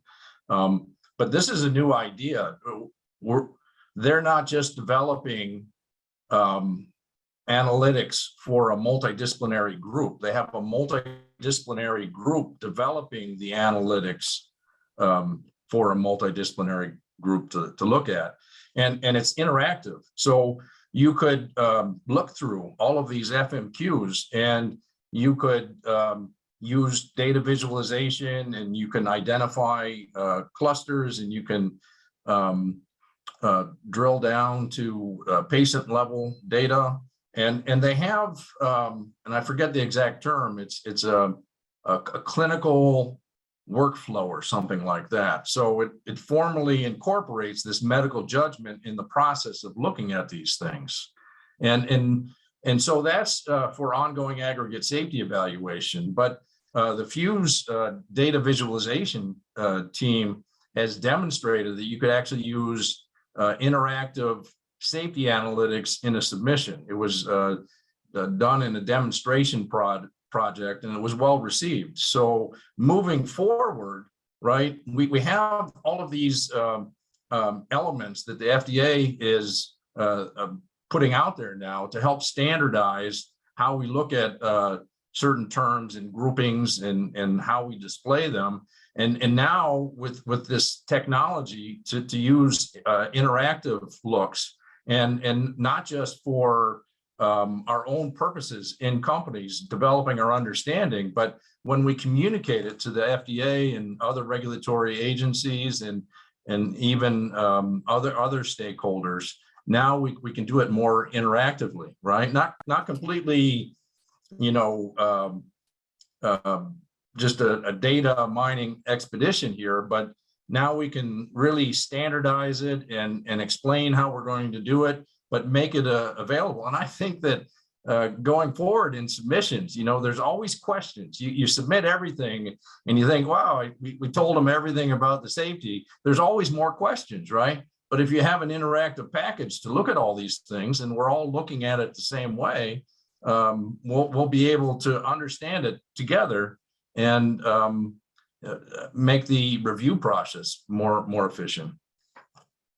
Yeah, Scott, if I could just make one quick comment. I mean, I think the safety topics of interest, you know, which are pre-specified, generally have really in-depth analyses done by teams. But I think some of the challenge is looking for other adverse reactions that may be in the midst of all this data that weren't pre-specified as safety topics of interest. And so, you know, I think somebody who's very experienced can look through, with a medical background, can look through a SOC and PT table and maybe, you know, pick out things that really need to be looked at in more depth. And certainly we tend to look at, in my area, any adverse event that's occurring in over 1% of the active treatment group and just seeing what those look like. But I think any tools that our statistics colleagues can come up with to try to help us better sort through all of that data to look for any novel safety signals that were pre-specified as safety topics of interest would be very helpful. Very good. I was also curious to hear your thoughts on labeling of group terms, as far, not necessarily just FMQs, but just group terms, period. I've had some interesting conversations with other groups about whether one would even acknowledge that a grouping had been used, so that it would be to the reader, they wouldn't know that nausea or pulmonary edema, that term is actually representing 6 or 7 preferred terms. And so I guess I was surprised that was controversial, but I very much wanted to hear the panel's thoughts. Maybe you could start with Greg. Well, I'm going to redirect this to Barbara. We had a conversation recently, and she was talking about the importance of understanding the medical concept when you come up with these FMQs or any grouping. So I think that that's really relevant here. So I would throw it to Barbara first. Oh. Well, I strongly agree with you, actually, Scott, that you should note if something appearing in the adverse reaction table is a group term. I mean, for those of us who are in safety across industry, that helps us tremendously understand, you know, the product labeling across products that might be of a similar class, for example. So, and I think the idea that you have for the anxiety example that you showed, where, you know, you say that it's group terms that represent, I don't know the exact wording you have, but similar related terms. I think that's fairly clear to me. And, you know, that anything that has the word in your example of anxiety in the preferred term, that would be included in that percentage. I think what happens sometimes, for example, like upper respiratory tract infection, you know, sometimes the number of preferred terms that can constitute that group term are quite a few. And so you can't really logistically label all of them, you know, in the footnote for the table. And so, you know, you just say it's a group term, I think is appropriate to say it represents a group term. But I think, again, having these FDA Medical Queries, if they're standardized and you can understand what is potentially included in the upper respiratory tract infection group term across different product labels for us in industry will be very helpful, because you know, we are not always clear, you know, across products what is being included. So even if it's not all in the footnote, at least if we know from your FDA Medical Queries what you're recommending should be included as part of that grouping, I think that will be very helpful. And I think there's a lot of information that is hard to quantify that is involved in the medical judgment. And I think that example about the Challenger disaster, right? There was important information that was not included in the decision-making process because it wasn't quantitative. But these FMQs are important ideas. They describe the medical concepts, and this is the way of clinical thinking, and this is going to be very useful for practitioners when they talk to their patients about these drugs. Right, we're going to be quantifying, characterizing the important safety topics of interest that are going to make it understandable to the healthcare providers and their patients. So it's as a statistician, it's a little uncomfortable, right, dealing with non-quantitative information, but we got to find a way to work together so that we can organize it and describe it in a way that's useful for people. I think this initiative will represent a sea change in terms of how the labeling's done, how drug applications are reviewed, because it will be I don't know whether you're going to require this or encourage it, but whatever, the change will come. And as Barbara said, the injection site reaction reported in a contemporary label could be very different from an injection site reaction reported, 10 years ago in somebody, an isolated program. So the more I think about it, the more I would put an asterisk at the top of the adverse reactions table and say, well, or the lines that represent queries, and just say, these represent FDA adverse event queries. This was the September 2022 version of the query that was used to write this label, and have that online as a reference, and just do that, and you can update them, whenever you want, and have the labels updated. I mean, obviously the asterisk would refer to the more contemporary version of your queries, but I think that's how I would approach this. Thanks, Yeah, and I had to go off camera because my internet too is a little bit unstable, but I think that, again, your example where you had, I think, obsessive compulsive disorder or panic disorder, something that was captured under your anxiety query. But for me, if I saw anxiety in a adverse reaction table, I would not automatically think that would include panic disorder or obsessive compulsive disorder. So I think your inclination to want to call those out to a prescriber, that this is what you're including as part of the rate, I think is a good one for me as a physician, because I wouldn't automatically think that. Whereas if I had anxiety and anxiety aggravated, that would automatically, I would think those were grouped. And getting back to that conversation we had earlier, so these FMQs, I think, are going to be very useful, and we have a list of terms, but I think it would be very beneficial if there was a description of each of these FMQs. What was the thought process that got us to this point here? What do we think we're really measuring here? What we're characterizing, right? And describe that medical concept so that people understand why something was included and maybe something else wasn't included. And then when a healthcare practitioner, again, is prescribing this drug and they know about the safety issue, they'll be able to characterize the exact nature of that issue to their patient and whether it's relevant or not. I think it'll help people understand what these things are that we're saying are associated with these drugs. Yeah, I could just maybe add a little bit to say that our strategy was to, as best as we could, follow the ground rules that we had set for broad and narrow and for exclusion. And for any FMQ that didn't fully or couldn't fully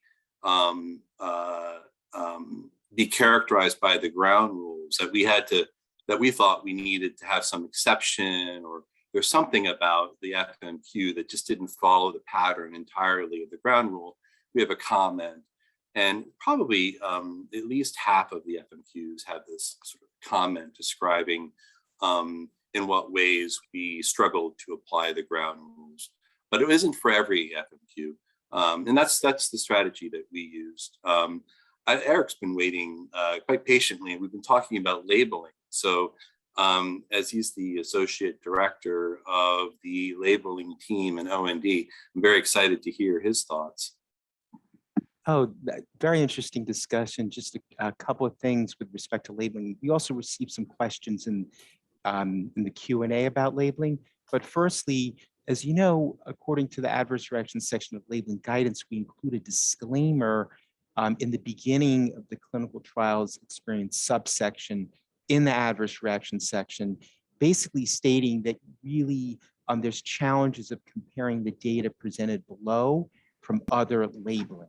So that's a disclaimer, no matter whether it's before the presentation of the description of the studies that make up the safety database, that's prior, including demographics or important baseline disease characteristics to consider, the common adverse reaction table, and additional safety information. So that is a disclaimer prior to all information in that section.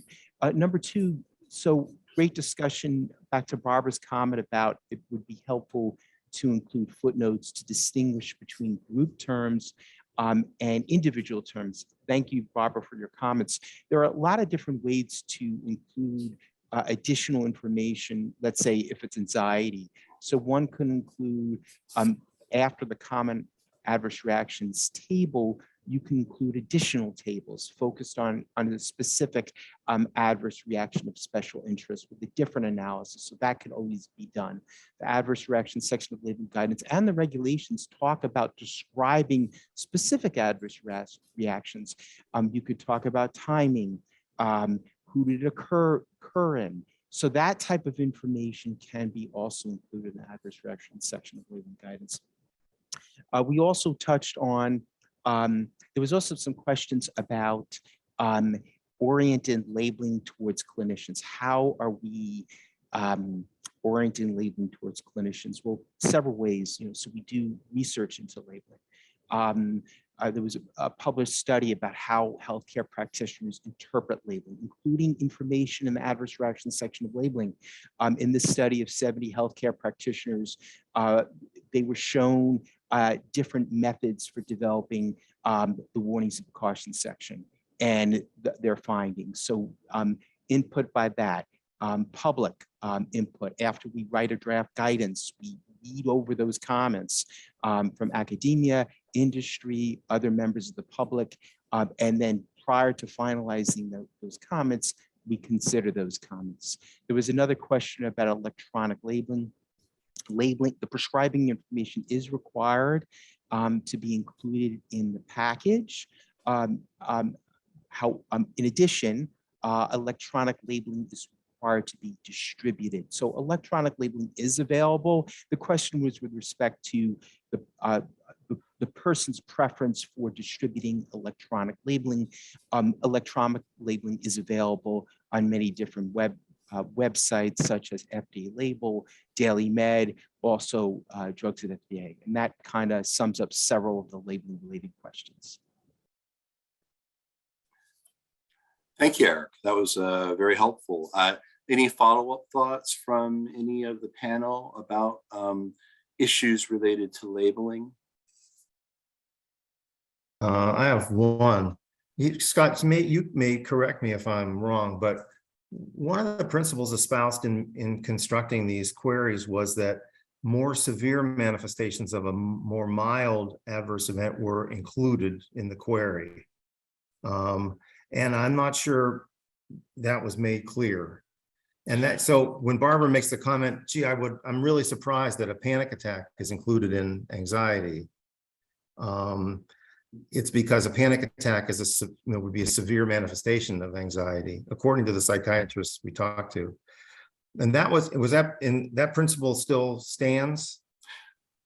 It's complicated. The first thing you have to decide is it, certainly when we say we're presenting anxiety, we want to present every manifestation of anxiety.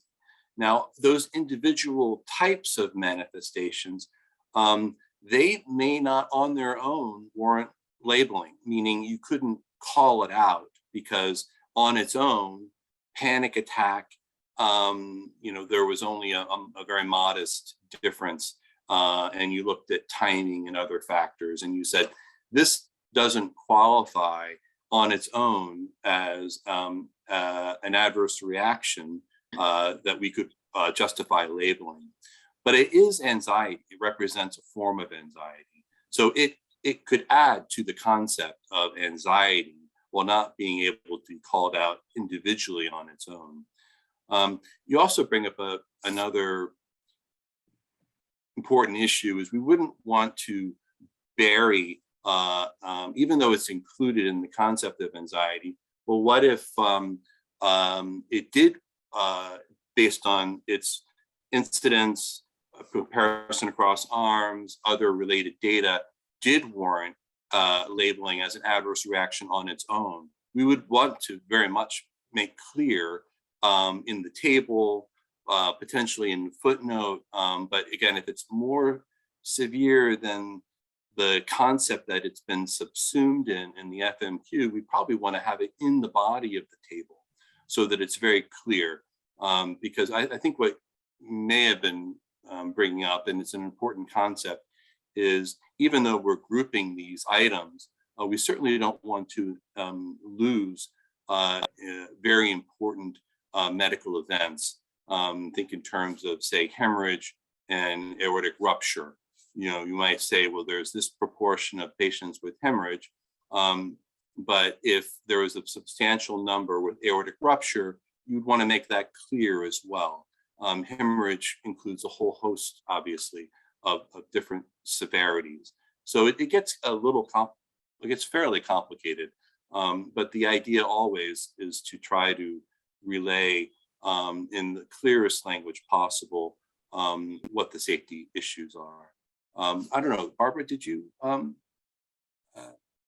just your camera started working, or did you have something to share? No, I have some internet instability, so sometimes if it's starting to freeze, I go off camera. But I would agree with you that what I was trying to say before too was that if you have, say, anxiety, I mean, that doesn't necessarily convey to me the spectrum of severity that has been seen in the clinical trial program. So I think if there is some preferred term that's included in that grouping that a clinician would see as more severe, and that's a judgment call, of course, but that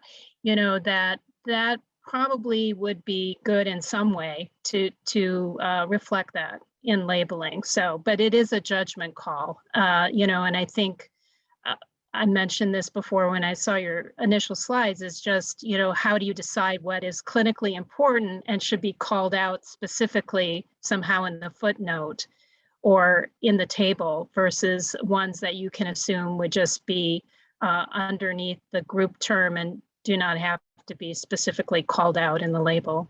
Yeah, so that's a judgment call. I agree, but I think it's worthwhile to think about that so people understand the spectrum of severity that's been seen. Thank you, Barbara. Eric? I'm sorry, Alice. I was going to say, well, I mean, even a panic attack is not necessarily, severe. You can have a mild panic attack. I mean, so the way we've been dealing with this for years is we look at serious adverse events and sometimes severe adverse events separately from all adverse events. And so the queries, you do the query that includes panic attacks and garden variety anxiety, and you do a separate one for the serious adverse events of anxiety. And that's kind of that. I mean, that's the simple way of dealing with it, Okay, thank you. Eric, did you have another comment? I saw you come on camera. Just a comment. So Barbara, I agree with you with respect to the judgment call about whether you consider something that's clinically important and call it out in the footnotes. Obviously, if something's clinically significant, an adverse reaction or risk, we would include that in the warnings of the caution section in addition to the adverse reaction section. And clearly that would be highlighted by the description of the clinically significant adverse reaction or risk, who's at risk, potentially incidents if you have that, and then mitigation strategies. So there are other places in the labeling. So even if, let's say it's panic attack, and these were severe panic attacks, and it didn't make the table, the common adverse reaction table, you could list it in the adverse reaction section, and you could potentially include a warnings and precautions. So that would not, that information would not be lost. And potentially your decision, as others would state, is that maybe it was, as Ella said, it's greater incidence of severe and serious adverse reaction X. However, numerically, it didn't make the cutoff on the table. You're still not going to lose that information, and it can be represented in the labeling appropriate. Thank you, Eric. Greg, you have the final comment. Yeah, I just want to point out that when you think about really how we've done it before, there's greater than 20,000 preferred terms. And if you look at all of them, you're going to get some where there's an imbalance not favoring the experimental drug, right? Just due to random chance. And so now, if that's all you're looking at, and that's all you have to go on, then you think that there's something there, right? Or at least you have to put it in the label. Now this system where we're looking at it more holistically, right? Now we look at the context. We don't just look at individual events, we look at related events, right? And other associated safety information. So now we really understand what's going on.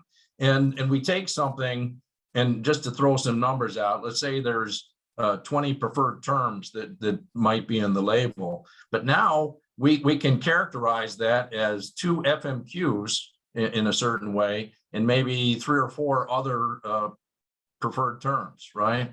And that's a lot more understandable than 20 terms, or magnify that however much you have to, right? So I think it's really important. This is a good idea. A lot of smart, passionate people have been thinking about this for a long time, and this is the system that they've come up with. Now, there's a lot of changes, right? And that's intimidating. But I think we should look forward, say like 5 years, right? In 5 years, this or something very similar to this is going to be implemented, and it's going to be successful, and it's going to be sustainable. So I think instead of looking forward, looking at all these changes ahead of us, we should look all the way ahead and say, this is going to be successful. And then think back, how did we get there? Because this is a really good idea. Thank you.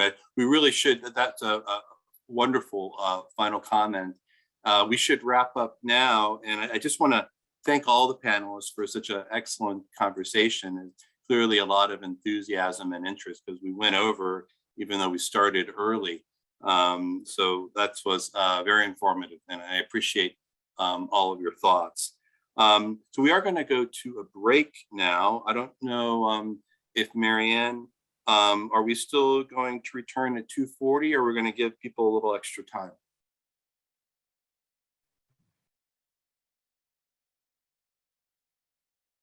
We could probably add in maybe 5 minutes. So if we could be back here at 2:45, we'd appreciate it. Great. Thank you very much. Thank you. And thank you, everyone. All right, welcome back, everyone. I wanted to start with a reminder. There's been a lot of great questions that have been set into the Q&A. So this is just a reminder to please send those questions, your comments, to the docket. Just wanted to acknowledge that there's been an enormous amount of activity, and we are quite thrilled to see that the audience has been so engaged.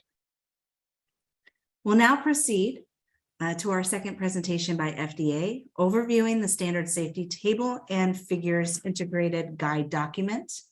Speaking during this session will be Vaishali Popat, joined by Matt Sukup, Deputy Division Director, Division of Biometrics 7 in the Office of Biostatistics at CDER, Nee Beasley, Associate Director for Biomedical Informatics for the Division of Cardiology, Nephrology, Hematology, and Endocrinology in the Office of New Drugs at CDER, and Veronica Pei, Associate Director for Biomedical Informatics for the Division of Gastroenterology and Division of Hepatology and Nutrition in the Office of New Drugs at CDER. Vaishali, over to you to kick off the talk. Thank you. So let's go to the agenda slide. So today I will talk about the background as well as the treatment emergent adverse event definition, because that is the cornerstone of our safety analysis. After me, our statistician colleague, Matt Sukup, will talk about statistical considerations in adverse event analysis, followed by Nee Beasley, who will discuss the lab analysis. And then Dr. Veronica Pei will talk about the drug-induced liver injury. So we have a packed agenda, so we'll get to the next slide. So let's just consider why standard safety tables and figures. So again, we have inconsistent standards. So the tables and figures are not produced in a standard manner across divisions or within a division across the teams, and obviously across the applicants. And therefore, there is significant variability in similar safety signal evaluation related tables and figures.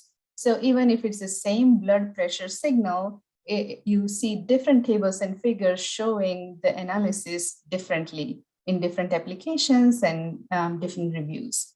So a collective way forward would be to develop standard safety analysis in a consistent format to facilitate safety evaluation. And this is especially useful when we are looking across applications.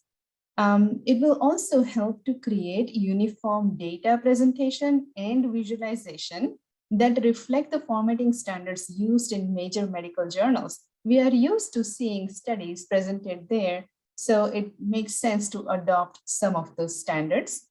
So now I'm glad to say that this is our Office of New Drug Standard.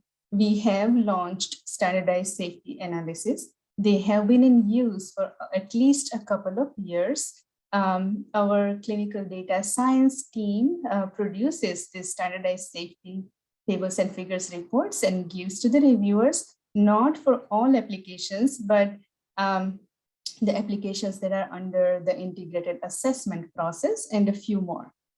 So in order to create those standardized reports, we decided to come up with a standard safety analysis, which are considered important for pre-market clinical safety evaluation.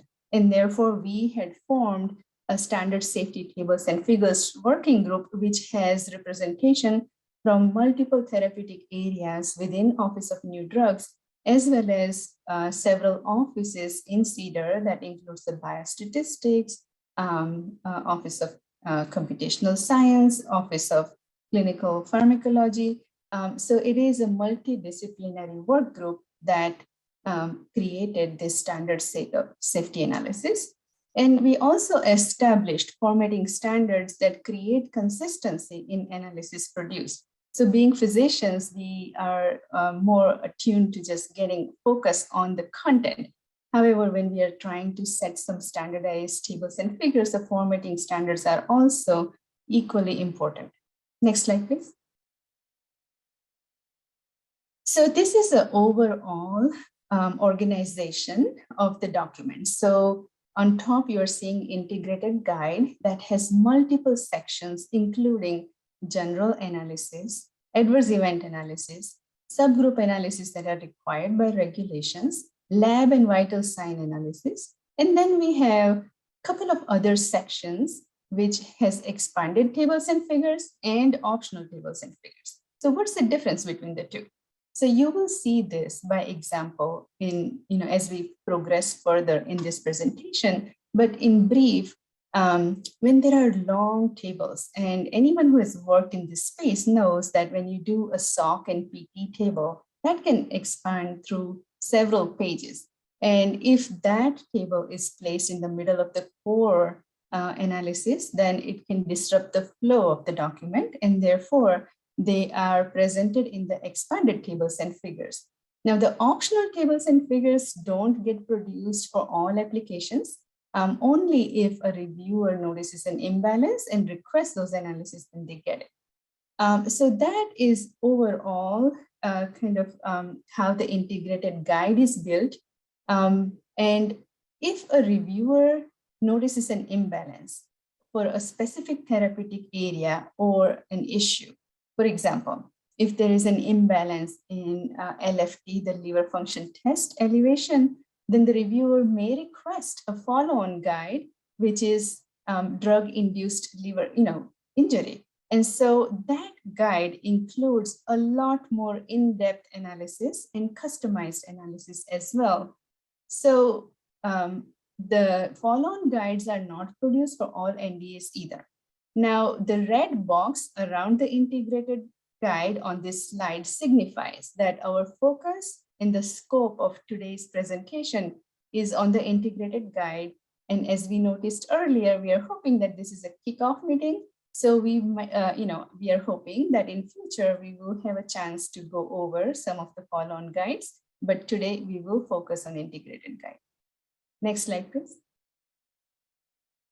So this slide shows some of the details on all these different sections. And I'm not going to go into all of this right now because you do have the actual integrated guide with all the details available on our docket.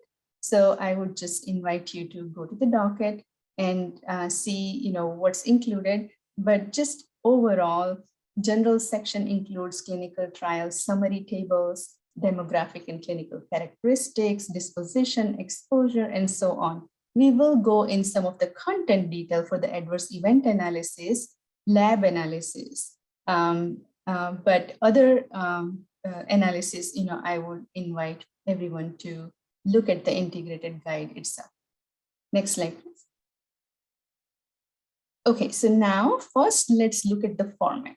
So this is a table of overview of adverse events. We will look at the content in just a few minutes. So when you look at the format, note the order of the treatment columns. Simple thing like, which one gets presented first can make a difference when you are looking across multiple applications. So here we are using drug arms followed by active control followed by placebo. And subtext is indented. Footnotes provide important definitions and context. So for example, the definition of treatment emergent AE is listed in the footnote. What meta version was submitted the data sets in is also listed. And then on the right side, the lower one, if you see only horizontal borders in the table are included so that there is easier way for side-by-side comparison visually. Next slide. I also want to point out that, we also kept the footnotes to the bare minimum so that the footnotes don't go, over 1 to 2 pages long. So very concise footnotes, but only the things that are helpful to interpret the table. Next slide, please. Now, here is a standardization of data presentation for figures. So if you note on the left side, y-axis is scaled appropriately based on the data that's presented. However, if there is data point that's sort of outlier, a break in the y-axis is reasonable so that all other data don't get squished. The color, symbol, and line types can be used to distinguish between series in a graph. So even if someone were to print this out in black and white, at least they'll be able to differentiate between the drug and the comparator group because of the dashed line versus a solid line. There are also other standardized color scheme recommended for our internal use. When the x-axis is used to represent time, it's labeled by protocol specified visit schedule. And we felt that when displaying data over time, the total numbers are presented per time period at the bottom of the figure, which is very helpful because generally there is an attrition in the clinical trial, and it really helps to have those numbers at each time point displayed to put the data into perspective. And generally, when there are few patients left, there could be greater variability. So having those numbers are very helpful. Next slide, please. So now let's get into the content of some of this adverse event analysis. So the analysis that are provided in integrated guide includes the serious adverse events, AE leading to discontinuation, the FMQ tables, as we heard about in the previous section, and the AE of special interest. And please note that as a default, all AE tables and figures present treatment emergent adverse event, because that is the cornerstone of the safety analysis. So for example, if a patient is enrolled on Monday and then starts having headache on Tuesday, but gets the first dose of investigational product on Wednesday, that headache on Tuesday does not get counted because the patient did not even receive the first dose of investigational product. So when you're looking at the safety evaluation, we want to look at the treatment emergent adverse event. So we will talk about the two approaches a little bit later into this presentation. Next slide, please. So for now, let's focus on the content of this table. The table is the overview of adverse events. And so it talks about the serious adverse event, and not only the aggregate numbers for serious adverse events are provided, also each criteria for SAE is provided separately, so the reviewers can understand which one is driving the overall number for serious adverse events. This table also provides AE leading to permanent discontinuation of studied drug. Also AE leading to dose modification, which includes interruption of studied drug or reduction of studied drug or even delay of studied drug and any other modification. This table provides the severity, and depending on what therapeutic area that you may be working on. So for example, for oncology, the severity is done using CTCAE criteria. For other divisions, it may be simple scale like mild, moderate, severe. So depending on whichever scale is appropriate, that is included. Next slide, please. So as we discussed earlier, it is important to also group related preferred terms so that there is, we don't miss a signal. So these tables are provided with the FMQs as well. So for example, if there is an adverse event, which is serious of abdominal pain that leads to hospitalization, and also a few other adverse events of abdominal discomfort and upper and lower abdominal pain leading to hospitalization, we do want to combine and look at them together. So the FMQ tables are provided as well. Because these are higher level tables, they are provided in the core section. And in the display of the FMQ data, the tables are arranged by SOC. And the reason for that is that we have 104 FMQs. It really helps to put things together. So for example, if someone has abdominal pain, nausea, vomiting, and diarrhea, then it might be helpful to have all of them together by SOC rather than alphabetical arrangement where one of these GI related FMQ is on the first page and then the rest of the things are on the second page.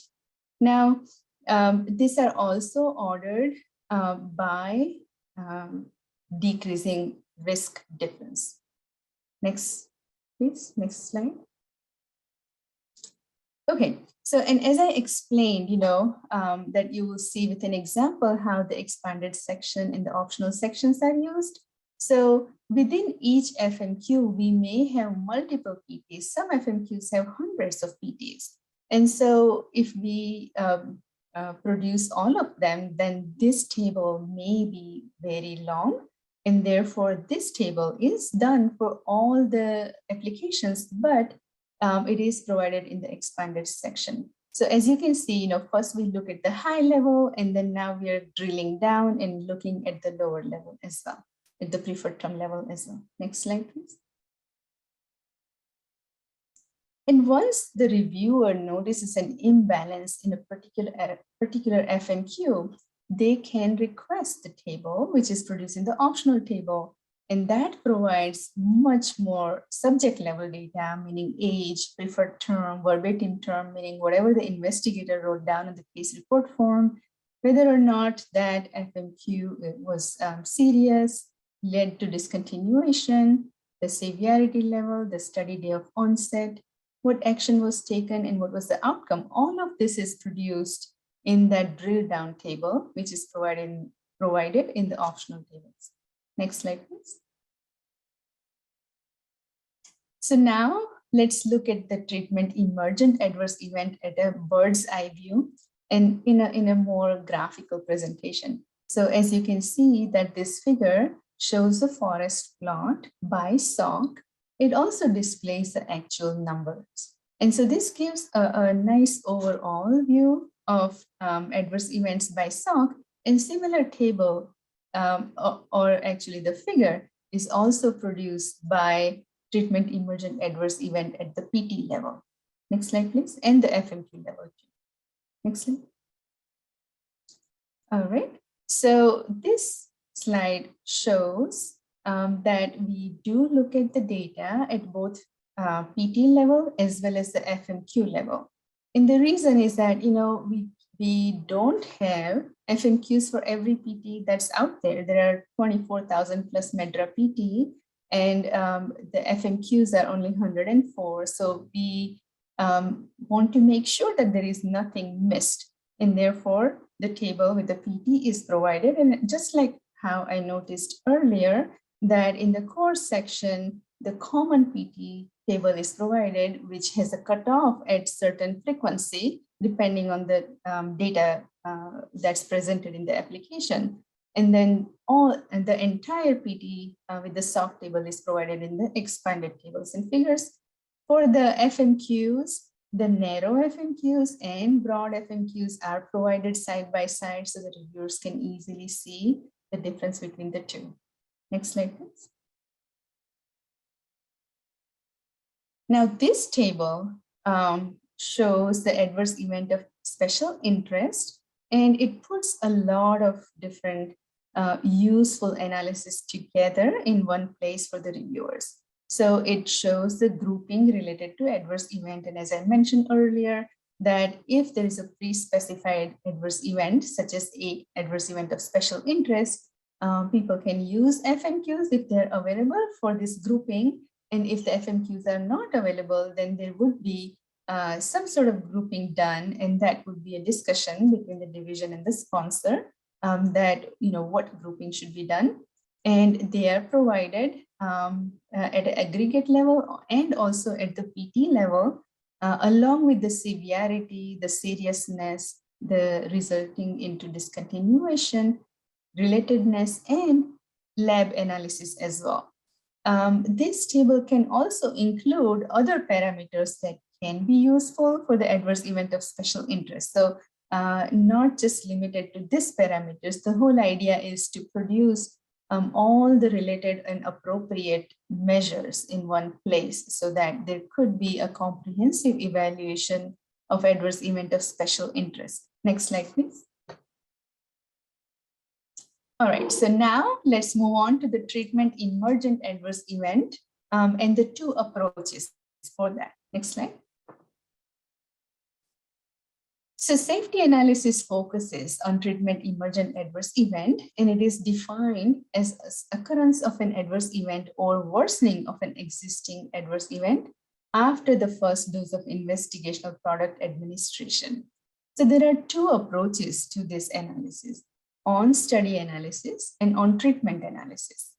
So the on-study analysis is the occurrence of an AE or worsening of an existing AE after the first dose of investigational product without any cutoff date.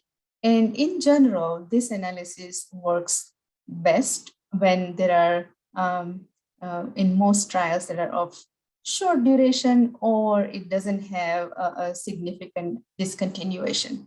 While on-treatment analysis is defined as occurrence of AEs within a specified time frame after study drug discontinuation. So it includes a cutoff date, beyond which AEs are not included in the analysis. So next slide, please. So when you look at the start date and end date, so these are the key issues and considerations when we analyze with these two different approaches. So the start date is the same for both on-study analysis and on-treatment analysis. So the AE reported on the day of the start of the investigational product is considered for both analysis. Any adverse event that starts before IP administration, but it gets worse in the severity or relatedness after the IP administration is included. And if the start date is missing, which may suggest poor data quality, then the AE is included in the treatment emergent analysis so that we have a more comprehensive or conservative approach. We don't want to miss the adverse event just because start date is missing. The end date is only applicable to on-treatment adverse event analysis. So there are several approaches, and we have seen that most applicants use 28 or 30 days. However, for a drug with a long half-life, the cutoff date should be longer. So for example, if there is a monoclonal antibody with a 14-day half-life, and if the cutoff is 28 days, then it's only 2 half-lives, the drug is still in the system. So it should include a longer cutoff, at least 3 to 5 half-lives. So for example, in this case, it would be 42 to 70 days. Next slide, please. So what are the clinical considerations for when to use on-study analysis versus on-treatment analysis?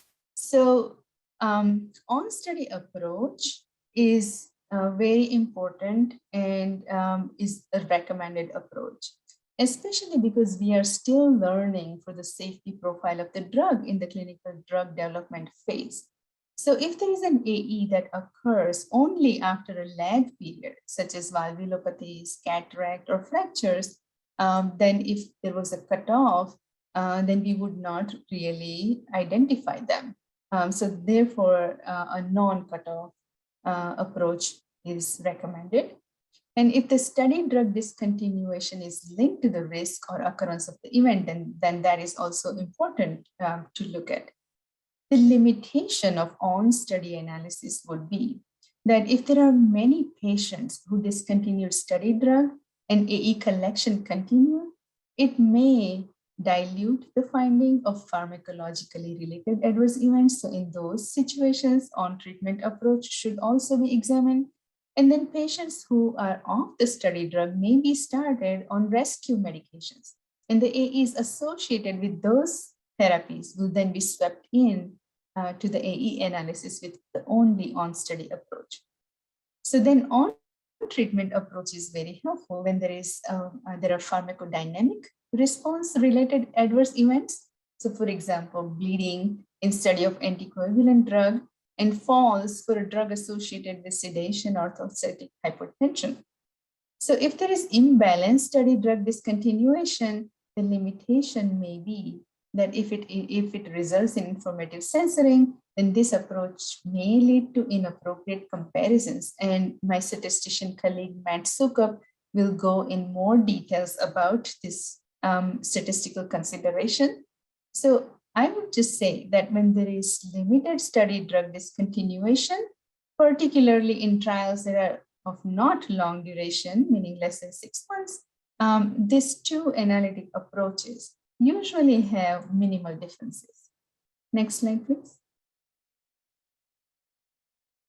So in conclusion, I would say that in order to take these two different analytic approach though, we have to have a comprehensive follow-up of all randomized subjects for events through the end of the trial.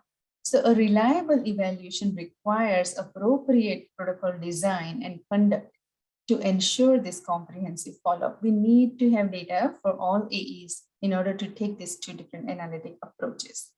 And it is also important to identify in the statistical analysis plan what analyses were conducted. And in most cases, on-study approach is appropriate. However, if needed, both analyses can be provided. And if the cutoff date approach or the on-treatment approach was taken, then as a primary analysis, then presenting a report of the number of AEs that are not included is very helpful. Next slide, please. So now I'd like to invite Matt Suka to talk about the statistical considerations in adverse event analysis. Matt, off to you. Thank you, Dr. Popat. So next slide, please. Okay, so just to kind of orient everyone to where I'm going to focus my presentation is really I'm thinking about statistical consideration that ultimately move us towards a state where we have tailored statistically appropriate analyses of adverse event data. To get there, I think the integrated guide that you all have seen is an important first step in this, in that it lays out many of the things that we want to, our clinical colleagues want to see. So, but in terms of analyses, some of the things I am going to cover today are not necessarily covered in the integrated guide, but certainly are relevant to the reporting of adverse event data. Next slide. So here's an example table you would see in the integrated guide. Everyone has likely seen a table like this in a study report. And really what I'm approaching and how I'm thinking about this is, okay, we have the structure of this table, but how do I appropriately present the statistical information in a way that's appropriate for this particular treatment setting? Next slide. Some general notes on safety analysis that I think are important to consider is first is the analysis approach for any specified summary measure needs to align with the trial designs and any other factors that would influence its properties. The analysis approach itself should also align with the analysis purpose. One would approach analyses of signal detection versus signal refinement in very different ways. This is discussed in the earlier session. So again, it's important to keep that in mind. And overall, you know, when we're thinking about safety, is truly a multidisciplinary effort. It does require the collaboration of clinicians, data scientists, and statisticians to ultimately get this right. Next slide. So to kind of what I thought I would do today is I'm going to start with a very simple scenario and kind of build up in that table I showed in a couple slides and start building it up in terms of statistical considerations in reporting the information. So the setting we're looking at here is we now have a single trial. So we're just looking at a single trial. And the first thing we want to do is we want to provide an appropriate within-arm summary measure of the risk for both the drug and the control. Next slide. So while there are many ways you could summarize within-arm treatment effects, in general, I think the vast majority of the times that we report information in our clinical trial setting are using cumulative incident proportions and incidence rates. Our cumulative incidence proportion is going to measure the proportion of the population that experience at least one event in a given time period. Commonly, these are reported as percentages, as in the example here, where we're talking about the cumulative incidence of major bleed within 1 year of drug exposure is 2%. Incidence rates, on the other hand, are going to measure the number of incident events in the population per unit of person time at risk. And common expression, as shown here, is the incidence rate of serious infections in the drug population is 5 events per 100 patient years. Next slide. So in terms of thinking about, should I report a cumulative incidence or should I report a cumulative rate? In general, cumulative incidents are reported in a given time period that in essence is focusing on a snapshot of risk through a single point in time. As such, reporting, it may not be sensitive to differences at early or late time points. Fortunately, though, we have ways of looking at that where we can report cumulative incidents over time. And this is commonly done through Kaplan-Meier plots.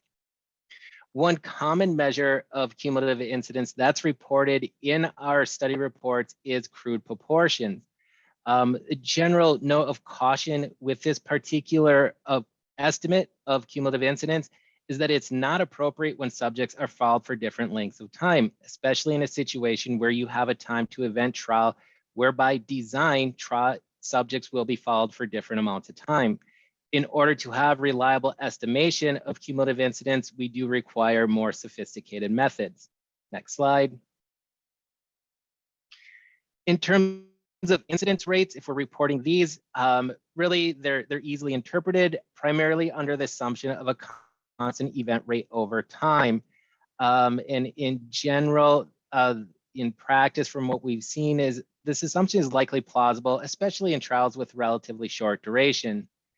And a simple calculation of the number of incident events over the total at risk time is ultimately reliable whether subjects are followed for the same or different lengths of time. Next slide.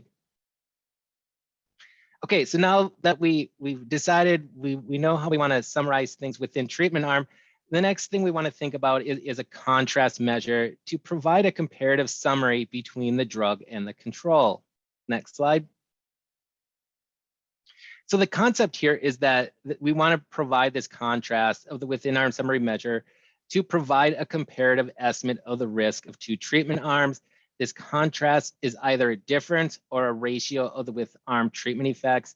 And why it's an extremely important quantity is that in a randomized trial, this comparison on its own can provide an appropriate causal estimate of the risk of when treating with an investigational drug relative to some control. Next slide.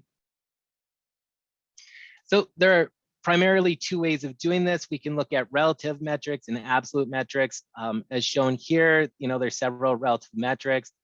Reasons to use a relative metric, it may be for mathematical reasons, or in situations where you may want to extrapolate findings from a given analysis to maybe other scenarios or across populations, any other scenarios. Literature has shown that relative risks tend to be more stable in those settings than absolute risks.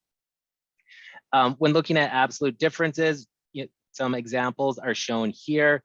And ultimately, these are most meaningful for evaluating public health impact and benefit risk decisions, which are really instrumental when we're looking at risks on their own. Next slide. So to illustrate this, here's a hypothetical scenario. So suppose relative to control, we have a drug X that provides benefit by preventing hip fracture. And this has a relative risk of reduction of 0.5.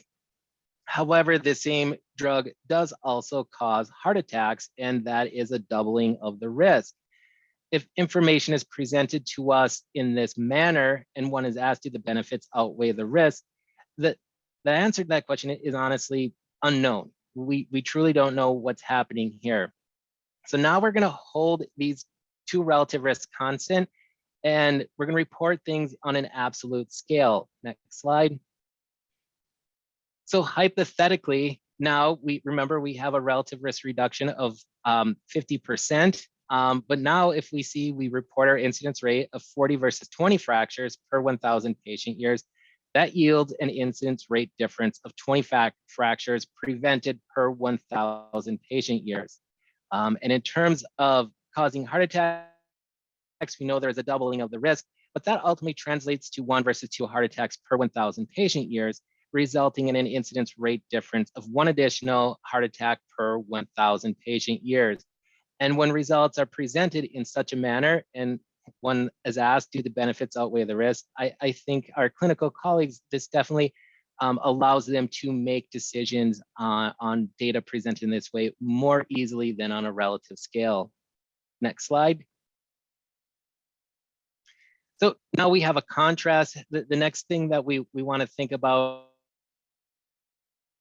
is we think it's important to provide statistical uncertainty for any of these comparative assessments. Next slide. And just to show this, we'll kind of go through another hypothetical scenario is, again, we have a risk of MI of 4% on drug versus 2% on control. If we report our risk difference of 2% and one is asked, what do you conclude? the answer is we don't know for sure. Next. So now, again, suppose the scenario is that, again, we have a 2% difference in the risk and our confidence interval is -6% to 10%. What does one conclude? And this, I think, one would determine, we have an effect that's positive, but there's a lot of uncertainty around it. Next. Or suppose, this is the scenario here, is that now with the confidence interval, we have 1.5% to 2.5%. And looking at this, and in terms of conclusion, we can see this estimate is quite precise. And this does really help us interpret whether or not 2% is something we need to be concerned about in terms of the statistical properties of it. So again, it adds an extra layer to help inform the interpretation. Next slide. Okay, so now, again, before we were talking about a single trial, now we're going to make things even more complicated and throw a layer on top where we're talking about a pooled analysis. So we have multiple trials that are going to contribute to our estimates of risk and our contrast. And the key is that we want to ensure that these integrated analyses are appropriate, which basically means that we need to stratify all measures in our table by trial. Next slide. There are two things to consider when we're talking about integrated analyses. The first part is to consider what trial set contributes to the analysis. And then the second part is on the analysis. So in terms of determining what trials contribute, when we've identified a comparison of interest, typically our analysis should only include the trials that includes both those treatment arms. And as such, if there are various comparisons that are of interest, you may need to do multiple trial sets and trial groupings to look at those comparisons. And for any trial that is included, it should include only controlled trials and trial periods in the comparative assessment. And generally, there should be caution involved when interpreting any analyses that include uncontrolled trial periods, such as open label extension data, where subjects contribute only the drug arm, as such analyses are subject to confounding and bias. From an analysis perspective, in general, one needs to interpret any unstratified analyses with caution because these analyses are subject to confounding, which I'll cover in the next slide. But from can you go back one? Okay, thank you. And again, I think one of the key points here is from an analysis perspective is that stratified analyses are always appropriate. They're not always done in the way things are reported, but they are always appropriate. And I think it should become the standard of how people start reporting trial results. Okay, next slide. So here's to kind of speak to why one needs to stratify trials. It's an example scenario. We have 3 trials and the cumulative incidence is reported in both the drug and control arm within treatment arm. One goes ahead and does crude pooling and calculates a cumulative incidence in those particular trials, and even goes so far as to calculate a relative risk with a confidence interval. And if one sees data like this, we present this to our clinical colleagues, one is likely to conclude there's probably no certainty in, or there's no concern about risk here. Next slide. However, because this is from multiple trials, the appropriate way to do this is through stratification, and that stratification can be used to both estimate our within-arm cumulative incidence, such as the study size adjusted percentage, as well as stratifying our relative risk estimate and its confidence interval. And if we present information to our clinical colleagues in this way, I think that the interpretation is going to be quite different, where there may be a concern with the risk in this setting. Next slide. Okay, so one other thing that Dr. Popat talked about a little bit is something that sits over all of this, is really thinking about the time at risk and how that is going to influence our analysis. And this is thinking about on treatment versus on study analyses, a topic that's not always fully appreciated, but I think is instrumental to how we start thinking about proper interpretation of risk. Next slide. Okay, so to break this down, I'm gonna, change it a little bit in how we have thought about it internally within my group and in OB. Is as we think of event ascertainment in terms of an ascertainment window that's going to define the period of time for which a subject is at risk for the event. So this ascertainment window is going to capture both the time at risk for an individual subject as well as whether or not an event occurred within the ascertainment window. And then ultimately, there are two analyses that can be done based upon various ascertainment windows. As these are defined here, but I'll go through an illustration on the next slide. Next slide, please.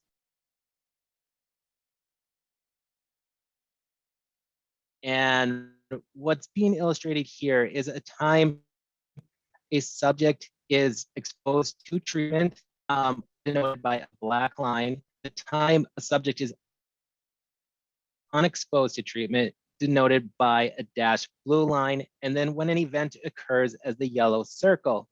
So if we go next slide. So this shows what an analysis of an on-treatment of incidents would look like. It captures both the time at risk component of things, as well as the types of events that would be included in such an analysis. Okay, next slide. And this here is now going to show the on-study analysis of incidents where it captures, you can see how it captures additional events as well as the denominator contributed to the denominator contributed to the analysis. If one is looking at incidence rate, is going to be different here than in an on-treatment analysis. So there are differences to these particular approaches. And if we go next slide. From an analysis consideration for on treatment, Dr. Popak covered some of the clinical things one wants to think about. If we think about things in terms of analysis, is that an on treatment analysis has the major limitation in that any comparison based upon on treatment breaks the integrity of the randomization and actually may be subject to bias. And this is because there may be differences between treatment arms in the extent of treatment discontinuation. Fortunately, if one uses an appropriate summary measure, that can be corrected in analysis. However, there may be differences between arms in the types of patients who stop treatment, such as those that are more susceptible patients may discontinue drug. And situations such as this, they cannot easily be corrected in analysis. Next slide. In contrasting this with on-study analysis considerations, Dr. Popak covered a couple of the clinical considerations here. How we view this in terms of an inferential standpoint is we feel like it's an appropriate measure as it preserves the integrity of randomization. It can actually provide a very useful effect measure of real-world use under the conditions that the control itself represents a valid treatment option, and two, that appropriate rescue therapy has been allowed in the trial. The limitation, though, is that it may be less sensitive to detecting true adverse effects, especially in cases of a lot of treatment discontinuation or in which rescue medication is allowed that in itself can increase risk. Next slide. Okay, and just to wrap everything up here, this is that, again, we have this table, the structure's there, and within that table, there's a lot of x.x. These are things that require statistical analysis. And these honestly need to be tailored to the particular trial set in the clinical setting. And in order to get this right, it does require collaboration among clinicians, statisticians, and data scientists. Next slide. And then just lastly, to wrap up, this is acknowledging some of my colleagues within the Office of Biostatistics who have very much been involved in these discussions and these opinions. All right, so that ends my talk. I'm going to turn it over to Dr. Nee Beasley.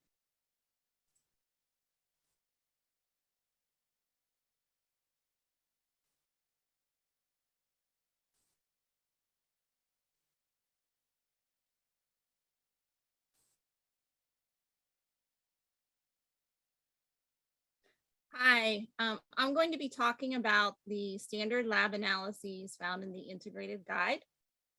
Next slide, please.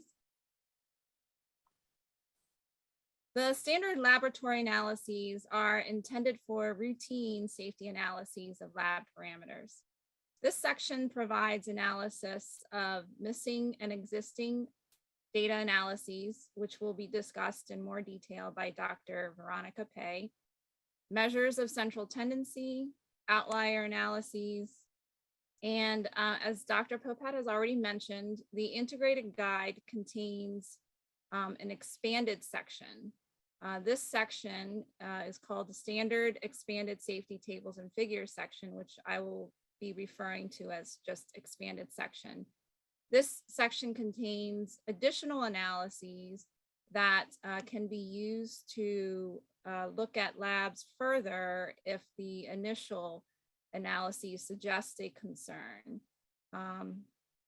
These include specific outlier criteria and analyses, last value on treatment analyses, and alternate tabulations and visualizations. Next slide, please. Here is one of the recommended figures for labs. This shows the mean change from baseline with 95% confidence interval data over time. This figure helps to identify an effect on a population level over time. Note that the x-axis shows scheduled visits per protocol. This figure includes labs obtained during scheduled visits, so not unscheduled visits. We have other tables and figures in the guide that account for all labs collected during the trial.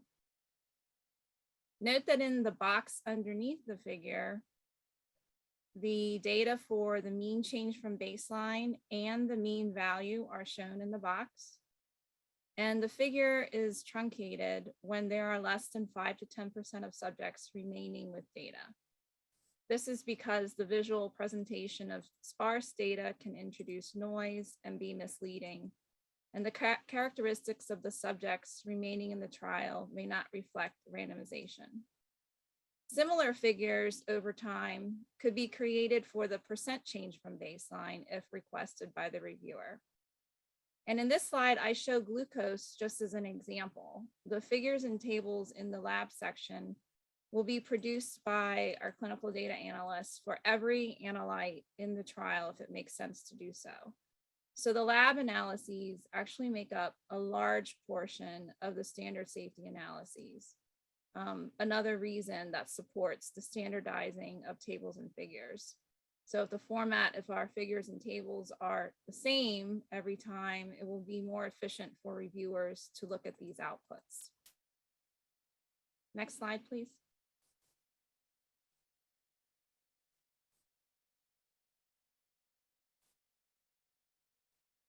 This slide shows a table that's found in the expanded section of the guide.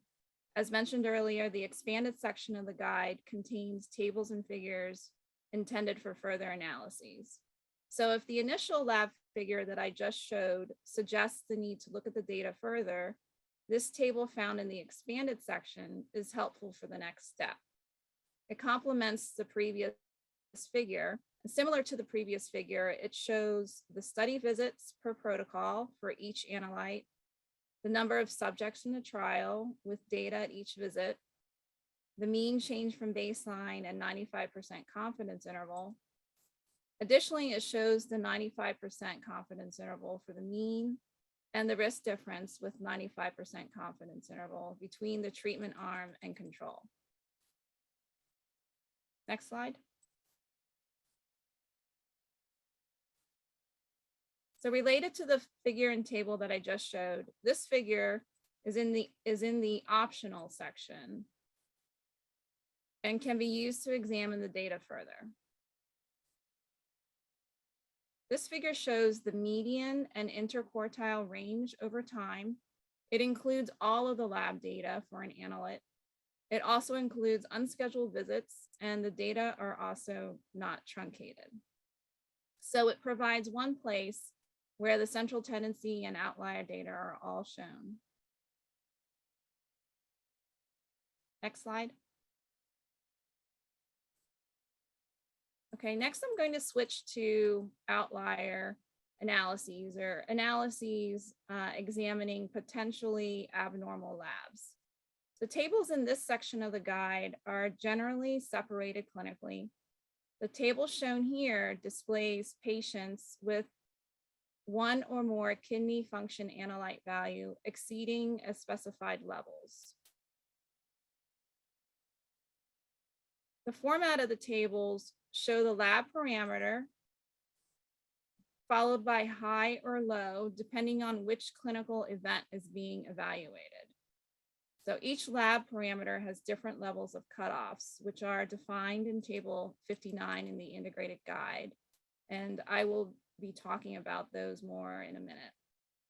The different cutoff levels follow a cumulative format. So in this example, kidney injury is being evaluated. So this table shows creatinine change elevations and eGFR decline. In the guide, we have some labs with both high and low thresholds, such as sodium, potassium, and glucose, where we have some labs that only have threshold cutoffs in one direction, such as this table about kidney function. The increase in serum creatinine levels here generally correspond to a similar decline in eGFR levels. Next slide. The cutoff thresholds. So this slide shows part of table 59 that shows various levels of cutoffs for each lab parameter. These thresholds were created to identify outliers across all therapeutic areas and are based on expert opinions. We considered multiple published grading strategies, including CTCAE for drugs in oncology, Division of AIDS grading strategy, but we could not find one well-defined cutoff system that was broadly applicable to all therapeutic areas. It was also very difficult to find scales based on clinical outcome. For example, life-threatening values were not actually based on knowledge that the values are actually life-threatening. So there were some labs where we thought we could apply specific published therapeutic area thresholds. And actually, this slide, I see the line should be pointing to glucose low. So it looked like the line got moved a little bit, but so here the glucose low cutoffs, so you're looking for hypoglycemia, are close to the American Diabetes Association criteria. Ours are cumulative, so level 1 includes level 2, whereas the ADA criteria are not. So their level 1 is less than 70 to 54. We also don't have a level 3 here. The ADA level 3 is a clinically symptomatic event. So we welcome feedback on these thresholds in table 59 to improve upon them. Again, the thresholds were intended to identify outliers. It's not to say that level 2 has significant clinical impact over level 1. So if you'd like to suggest different thresholds to us with data that shows subjects with level 1 or level 2 do worse than subjects with level 1 or have some specific meaning, we would greatly welcome that. Next slide. This last table I will discuss in the lab section is the last value on treatment. This is a table in the expanded section. So last value on treatment is defined as last lab value obtained within a specific time frame following treatment intervention discontinuation, regardless of the reason for discontinuation. So this includes subjects that finished a trial, as well as subjects that discontinued treatment early because of an adverse event. These tables for last value on treatment provides the number of subjects meeting or exceeding level 2 criteria. So this table has multiple uses. If a transitional acute effect on a lab parameter is seen during the trial and subjects return to normal values, well, this table could help provide some reassurance of safety. If there's notable differences in treatment discontinuation, one might want to produce this table only in patients that discontinue treatment early. So examining the last value on treatment may provide additional support for an identified safety signal, as it could suggest that there are patients likely to get in trouble if they were to continue treatment. Next slide. Next, I'd like to introduce Dr. Veronica Pei to talk about drug-induced liver injury.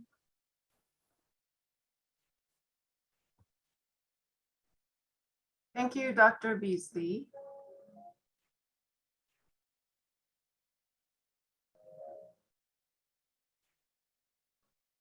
Good afternoon, everybody. So in this part of the session, I will be discussing the screening DILI analyses contained within the IG.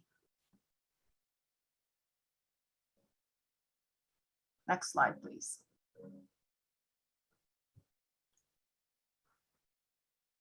So as part of the IG, there includes a section with the potential DILI evaluation.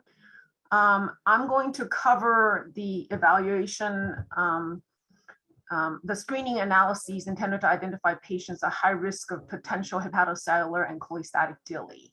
As we all know that the evaluation potential DILI is quite complex.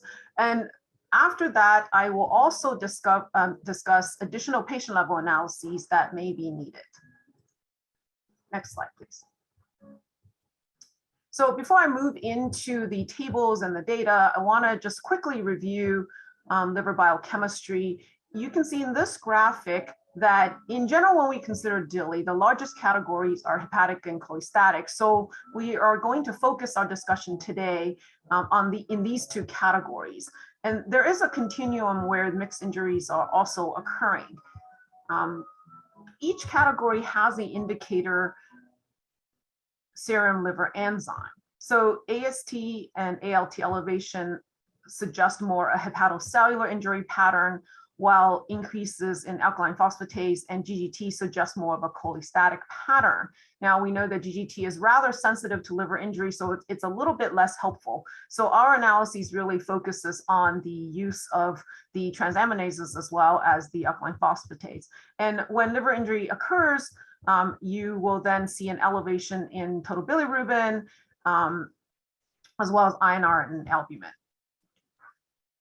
So it's also worth noting that occasionally ALT and AST can be quite elevated in cholestatic disease, presumably due to the acute insult of bile acid buildup in hepatocytes. So alkaline phosphatase also tends to rise more slowly than ALT and AST, but in all the cases, if the injury is severe enough or prolonged, the hepatocytes or biliary function would deteriorate, and then they will manifest with the elevated bilirubin and INR and clinical signs of liver failure.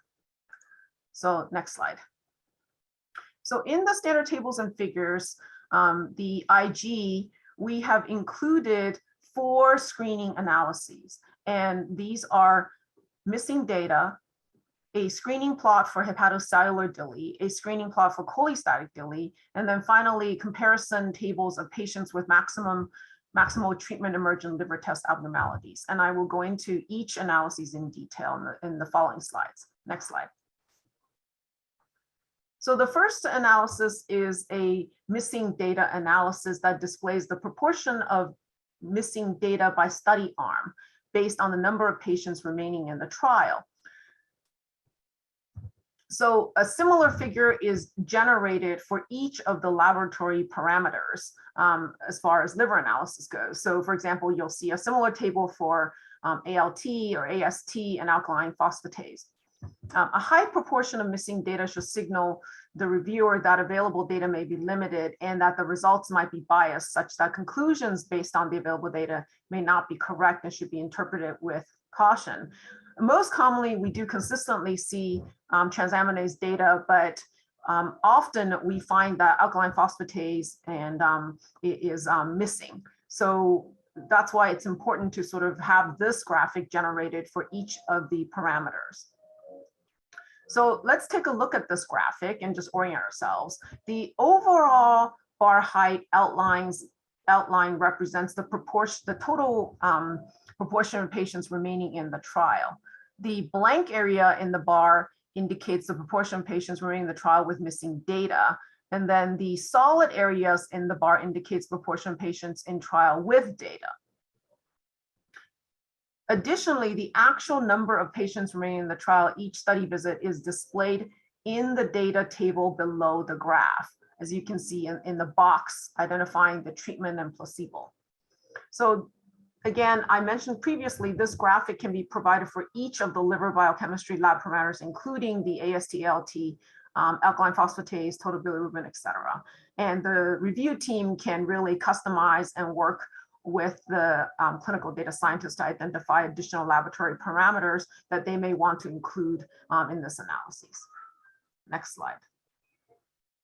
So the second analysis included in the IgE screening section is the hepatocellular DILI case screening plot, which is probably familiar to many of you because this is similar to the Cdisc plot, which shows the potential patients with potential Hy's law cases. So in this graph, the max post-baseline total bilirubin is displayed on the x-axis, and the max post-baseline ALT or AST is displayed, I'm sorry, the total bilirubin display on the y-axis, and the ALT or AST is displayed on the x-axis. And if in cases where both AST and ALT are elevated, the highest of the two parameters will be selected for display. So the dashed lines of this graphic represents default cutoff that's been selected to divide this graph into the 4 quadrants. And here you can see that the default cutoff is 2 times the upper limits of normal for total bilirubin and 3 times upper limits for AST and ALT. However, note that these cutoffs can be adjusted based on reviewer needs and the population. So for example, if you enroll a population with baseline abnormal liver chemistries, these cutoffs may need to be adjusted and could also be represented using baseline values, multiples of baseline values rather than upper limits or normal. So again, these graphs are customizable based on the reviewer needs. Next slide, please. So based on Hy Zimmerman's observation that hepatocellular DILI is accompanied by jaundice and has a poor prognosis with 10 to 50% of mortality from acute liver failure in the pre-transplantation days. So from the perspective of the drug development program, it's very important to identify cases of Hy's law cases, because even a few cases can really impact the program. So when we look at the patients in the potential Hy's law quadrant, we need to really evaluate each one of them for to be considered as a potential Hy's law case. And they're only here indicated as a potential because we really haven't excluded other causes of liver injury, such as acute viral hepatitis or bile duct obstruction, et cetera. And you'll notice here that in addition to the typical plot, we have introduced a red circle. So the addition of this red circle means that this particular patient meets a predetermined sort of a default criteria. And the default criteria I've indicated in this box is a timing and an alkaline phosphatase criteria. So basically this patient meets the criteria that they have a post-baseline total bilirubin elevation of greater than 2 times upper limits of normal that happens within a 30-day period after the post-baseline ALT or AST elevation of greater than 3 times upper limits of normal. Additionally, their alkaline phosphatase at the time is also less than 2 times upper limits of normal. And this circle is really intended to allow reviewers to just quickly identify and help prioritize the most likely patients with a potential DILI case based on a timing and alk phos criteria. However, really, we do recommend to our reviewers that all patients in this quadrant be reviewed. And again, these criteria can be customized based on the drug's mechanism of action, the half-life, and other considerations. So subjects that fall in this quadrant that don't have the red circle are still there because they don't meet that particular criteria of the elevation of total bilirubin and alkaline phosphatase and transaminase that occurred within the 30 days. Next slide. So in the Temple's corollary, This quadrant represents patients with moderate to severe ALT elevation that's not accompanied by significant bilirubin elevation.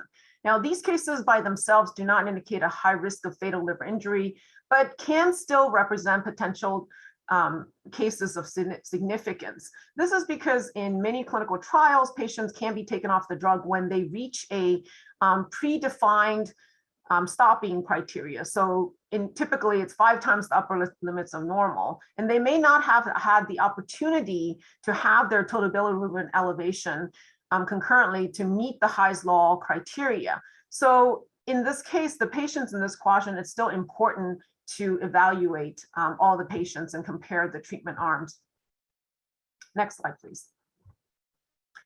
So patients in the left upper quadrant demonstrate cholestasis where bilirubin elevation is present in absence of or with only minimal AST and ALT elevation. And these cases typically do not carry a high risk of fatality, but again, could be potential cases of DILI and could be seen with drugs that cause predominant cholestatic injury. Next slide, please. So patients in the left lower quadrant are those with minimal elevations of transaminase and total bilirubin, and really the risk of severe DILI is unlikely, but this is typically where you see the majority of the patients in trial. Next slide, please. So in this slide, I just want to highlight a couple of points. Again, one is that the patient in the right upper quadrant, in the potential Hy's Law case quadrant, we selected the alkaline phosphatase cutoff as greater than 2 times upper limits normal, sort of as a default, but you can still have patients with Hy's Law cases that have elevations of alkaline phosphatase greater than 2 times upper limits than normal. So the default cutoff was really just set to allow reviewers to quickly identify, prioritize the most likely patients. But again, everybody in this quadrant should be reviewed. The second point is that the patients in the Temple's corollary, that they may be taken off the study drug prior to reaching the criteria for Hy's Law. So again, patients in this quadrant should also still be explored. Next slide. So the cholestatic liver injury screening plot is a plot that we introduced to supplement the hepatocellular screening plot. So this is an analysis graph as the previous one, except it plots total bilirubin by alkaline phosphatase with a similar 4-quadrant with a pre-established preset default cutoff. And the default cutoff here, as you can see, are 2 times upper limits of normal for both total bilirubin and alkaline phosphatase. And this cutoff was selected based on expert consensus in discussion with our DILI team colleagues. But again, this cutoff was chosen to help identify most at-risk patients and can be adjusted based on the scenario.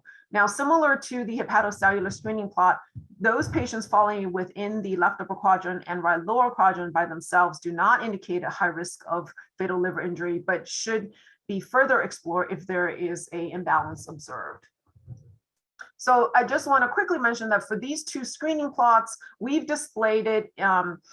For this one particular, we displayed using a non-log scale, but in the prior one, we typically can, based on reviewer request, use a log scale if there are outliers for better visualization. Next slide, please.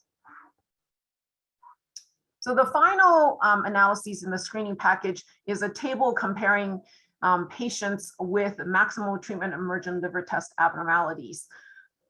And this is a table generated for both of the screening plots, for both the hepatocellular DILI screening as well as the cholestatic DILI screening plots. And it's really a numerical representation of what you see in the graph to help identify potential imbalances in the in the different study arms. And it's very helpful when you have large number of subjects in trials where the dots on the graph you see previously, they may just overlap, and it's very difficult to visualize any potential imbalance. Next slide. So once a patient has been identified as a patient that needs further exploration, a potential DILI case, additional patient level analyses will be needed. And this is important because these additional information are really important to help us adjudicate these potential cases of DILI. And by additional patient level analysis, we are looking at baseline data, the timing of drug exposure, specifically latency and washout, as well as sort of the course of the injury based on the liver biochemistry studies, and looking for also other causes of competing causes for potential liver injury. Next slide. So the narrative here becomes really critical as far as the review team performing adjudication. And here I've included components that are important. And again, timing is really important, when the drug starts and stops, and any drug interruptions. Liver biochemistry pattern that's displayed over time to see if there's any temporal correlation with adverse events or concomitant medications or clinical symptoms. And also additional workup for other causes of DILI are very important. Next slide. So here I've displayed a table that could be used to summarize a case level data, which includes the workup for potential DILI. And this is typically extracted from the narratives, and it includes serology and imaging that may be performed during the workup of a potential DILI case. Next slide. So this is a GPP that also is very important for adjudication purposes, that displays the exposure of drug, overlying the adverse events, as well as a time course of the liver labs and any concomitant medication exposures. And it really shows any sort of, try to show any temporal correlation between any of these, and is also helpful for us during the review. Next slide. So this is the last slide on my presentation, and I want to say that until recently, there's really been no technical guidance specifically addressing data submission requirements for purposes of potential DILI evaluation. And I do want to mention that the agency has recently published a data technical specification guidance for NASH development programs that actually includes specific components of the technical specifications for submission of DILI related data. It includes recommendation for a custom DILI data set. And while this is included in the technical specifications for NASH, we really think that these data elements and these recommendations for data element submissions are relevant to all development programs, regardless of indication. And it also includes data specifications for all the components that I had mentioned previously about the narratives and the DILI workup. So I highly recommend that interested parties look up this guidance for data submission. And this concludes my presentation on the DILI screening analysis, and I will now invite Dr. Popat to provide concluding remarks. Thank you. Thank you, Veronica. Next slide, please. So you have heard from all the speakers today, variety of analysis presented, and it may feel like drinking from a fire hose because it's more than 110 pages of the doc analysis that's provided in the integrated guide. So we welcome you to provide your feedback, comments, and questions to the docket so we can answer them as the time permits. So I would say that in conclusion, we feel that development of standard safety tables and figures can streamline the data used for generating analysis, foster consistency in the visualizations, and aid clinical review staff in interpretation of this analysis. I also like to mention that clinical judgment is very important when we look at the safety analysis. And as Dr. Peter Stein mentioned earlier, that most trials are not really powered towards safety. So the safety analysis are exploratory in nature. So when you're looking at small numbers, it's really difficult to just look at quantitative information. The qualitative and the clinical judgment is very important. And I really loved how Greg Ball's slide talked about the analogy there. So when you have, let's say, deafness imbalance, let's say 9 versus 2 in drug versus placebo, you start to look at what are the other things that could be happening. Is there more ear pain? Is there dizziness? Is it vertigo? Are we seeing more adverse events related to inner ear? Things like that. So having that clinical perspective really helps. At the same time, collaboration with data scientists and statistician is essential, as you can see from presentation from Dr. Matt Sukup. And I also like to say, call out, our kudos to our clinical data science team who have helped us with creation of graphs and tables, and also, with the feedback on different data visualizations and presentations. So refinement of analysis with feedback is extremely important. We have done that from using this for internal purposes from the reviewers. Now we like to get feedback from you so that we can improve upon what's in the integrated guide. So we look forward to future collaboration with external stakeholders. Next slide, please. And here I like to acknowledge the standard safety tables and figures working group. All these members have contributed for the development of this set of analysis. Next slide, please. Okay, back to Marianne for the transition. All right, thank you so much. Thank all of you, Vishali, Matt, me, and Veronica for the overview of the standard safety tables and figures integrated guide. Expanding off of this presentation, our final session will feature a discussion with 3 panelists to further detail strategies for adverse event analysis and visualization. Vishali, I'm going to turn it right back over to you to moderate the session. Thank you. Thank you. Thank you, Marianne. So in this session, our panel will focus on innovative approaches for presentation of clinical safety data into tables and figures, while touching on key standard safety topics introduced in the clinical guide presentation. So our panelists for this session are 3, and I would invite them all to switch on their video so we can have a discussion. And if we can go off the slides, would be great. So our panelists for these sessions are Mary Nielsen, who is the Executive Director of Statistics in the Safety Analytics Group at Eli Lilly and co-lead of the FUSE Safety Analytics Working Group.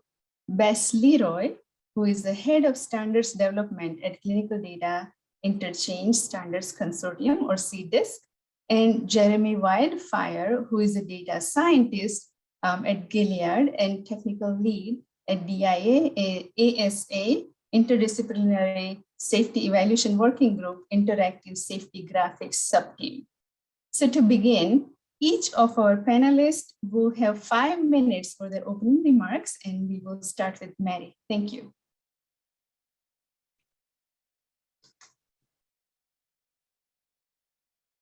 Hi.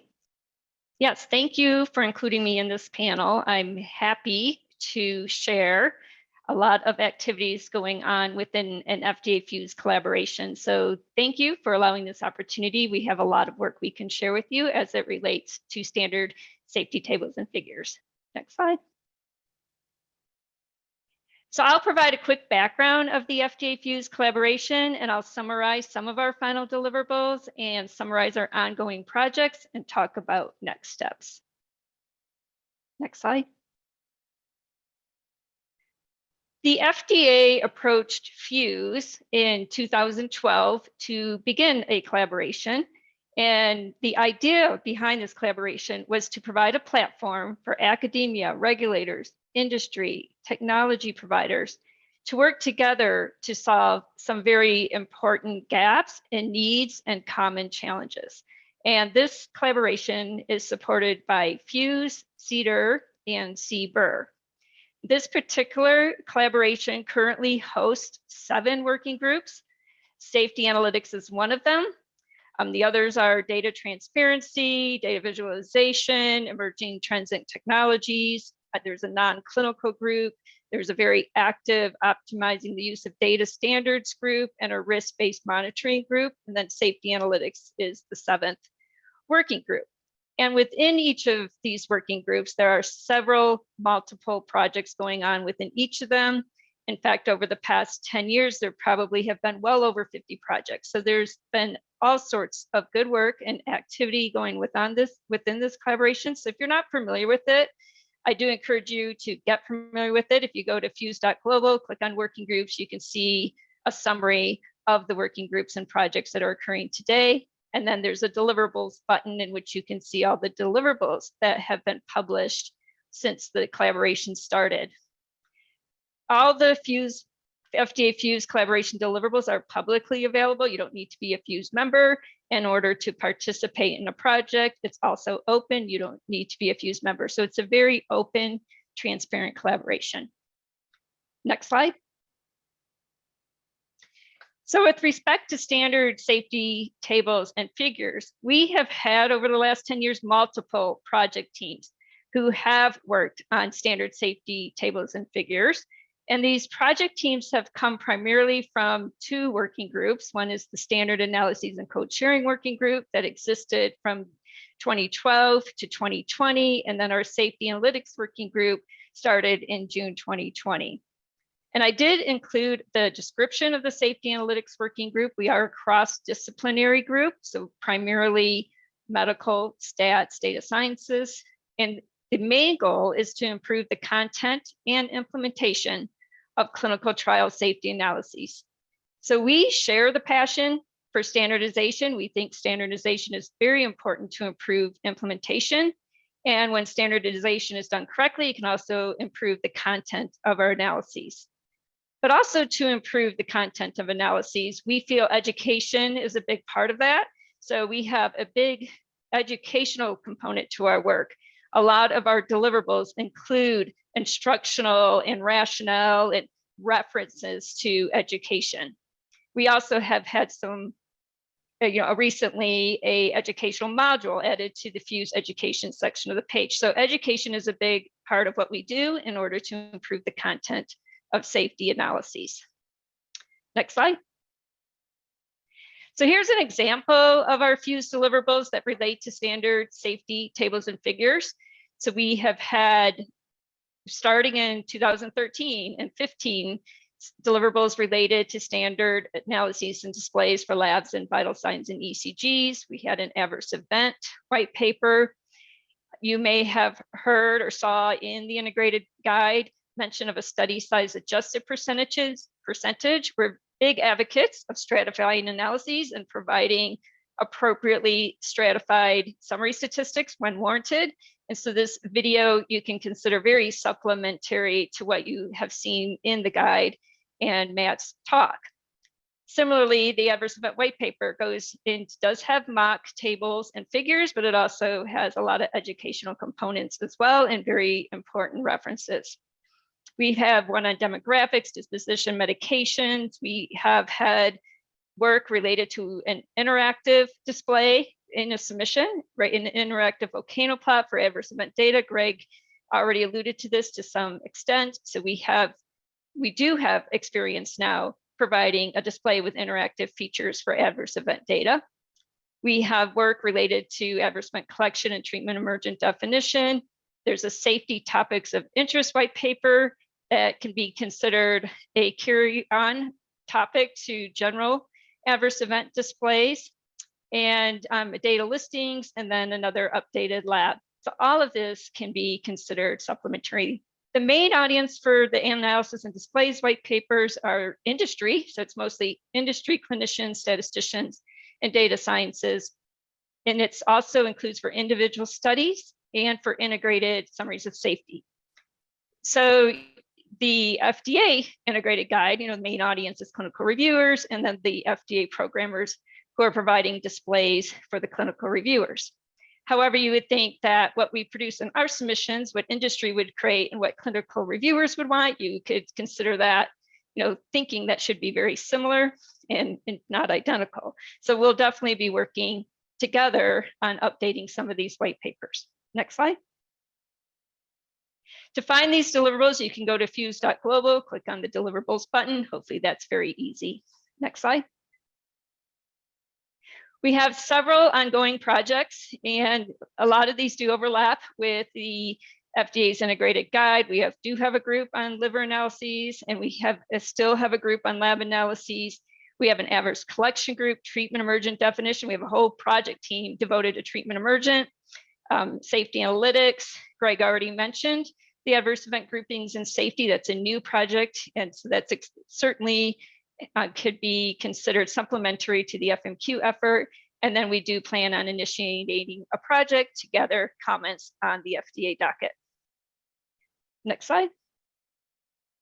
So next steps, we will continue discussions at next week's Fuse Computational Science Symposium. We do have a breakout session devoted to gathering some initial feedback, and we will have a project team to gather feedback as well, and we'll target October 31st to get that together. And that will include a comparison with existing Fuse white papers.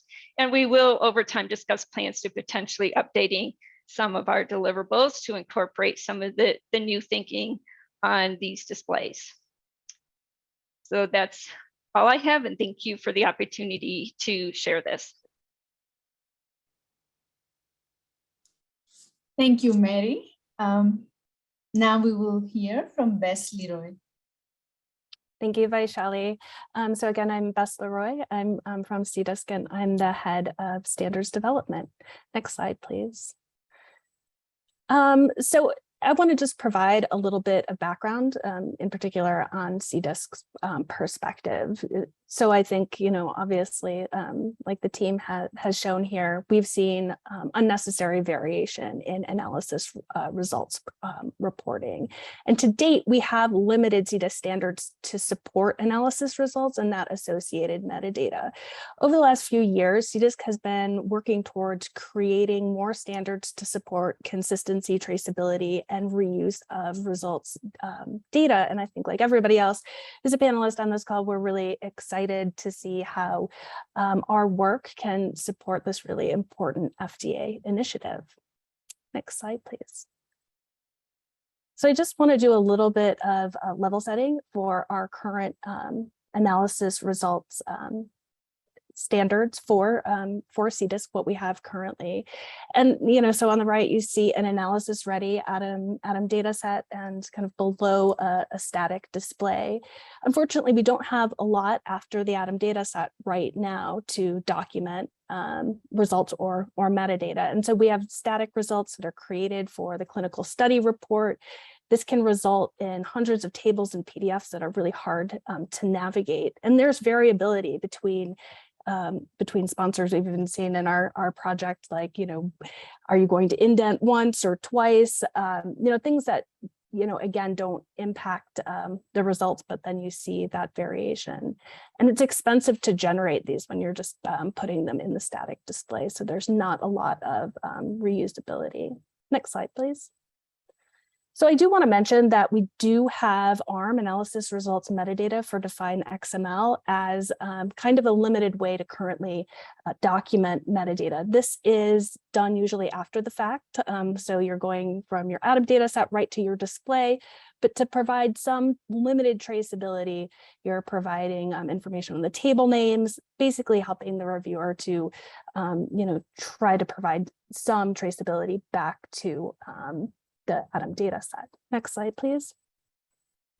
But again, ARM really describes metadata about displays at a high level. We don't have a formal analysis and results model. We can't use this metadata as is to drive automation. There's been limited regulatory use cases. So when people submit, it's usually for the primary or secondary analysis, but there's been kind of limited uptake by regulators. And again, there's this limited traceability. Next slide, please. So really, when Cdisc is approaching analysis results, we want to shift the way that we're thinking. So now we're starting with the ATOM data set. Next slide. And we want to use the metadata that we already know is predefined, that exists, like we've seen already in the displays that have been shown. Right now, we're working on an ARM technical specification. So this is making sure that all of the metadata is in place. And this can be used along with the ADAM data set, next slide, to really help with automation. So driving both a display, but also an analysis results data set, which is machine readable. If you think about the display, it's taking all of that information out, minus maybe some of the formatting, and can put it into a table for reuse and traceability. And I'll show an example of that in a minute. Next slide.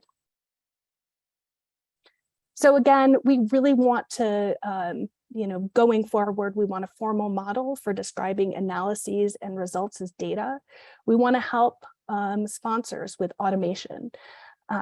And we want to go from kind of the static displays to machine readable results to improve that navigation and reusability.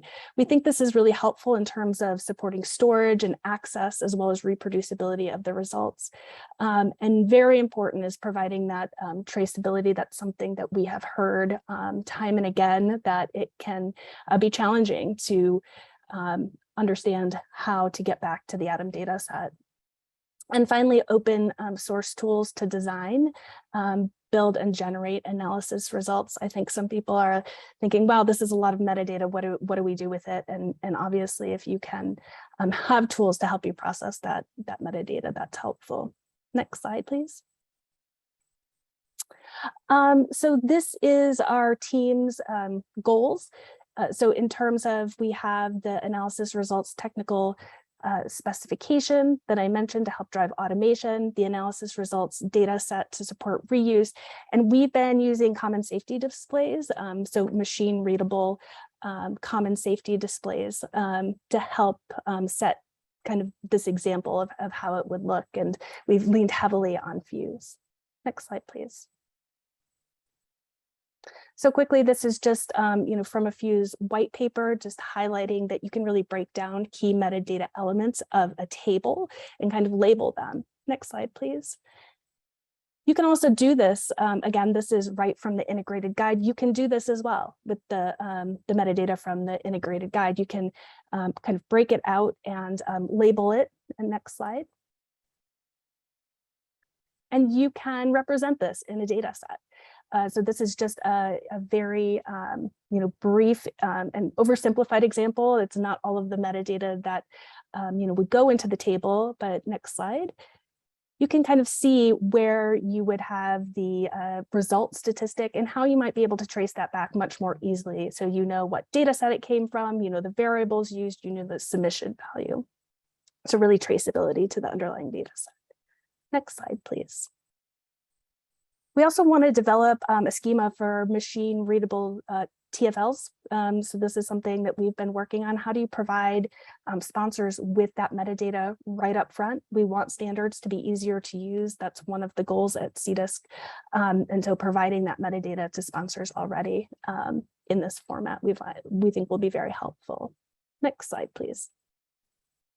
And again, just thinking about what is our end goal, and it's really reducing unnecessary variability. So if you're thinking about collection, tabulation, analysis, all the way through the TFL, you can see that if you understand what the end is, you can kind of go back and provide that standardized metadata. Next slide, please. So then if you're going forward, you can start with the C-dash, think about what you're collecting and what you need to support in terms of analysis results and your TFL. Next slide. And this is my last slide. I know we're short on time, but I think Cdisc really wants to voice support for this really important initiative. So what we're planning to do is take a selection of the FDA tables and figures and creating packages. So the machine readable displays, the associated analysis results metadata, examples of the underlying ADAM data sets, and make those available on the Cdisc website, as well as creating that schema for TFL shells. And so really helping our end users and understand how to kind of implement what FDA is looking for. Thank you very much.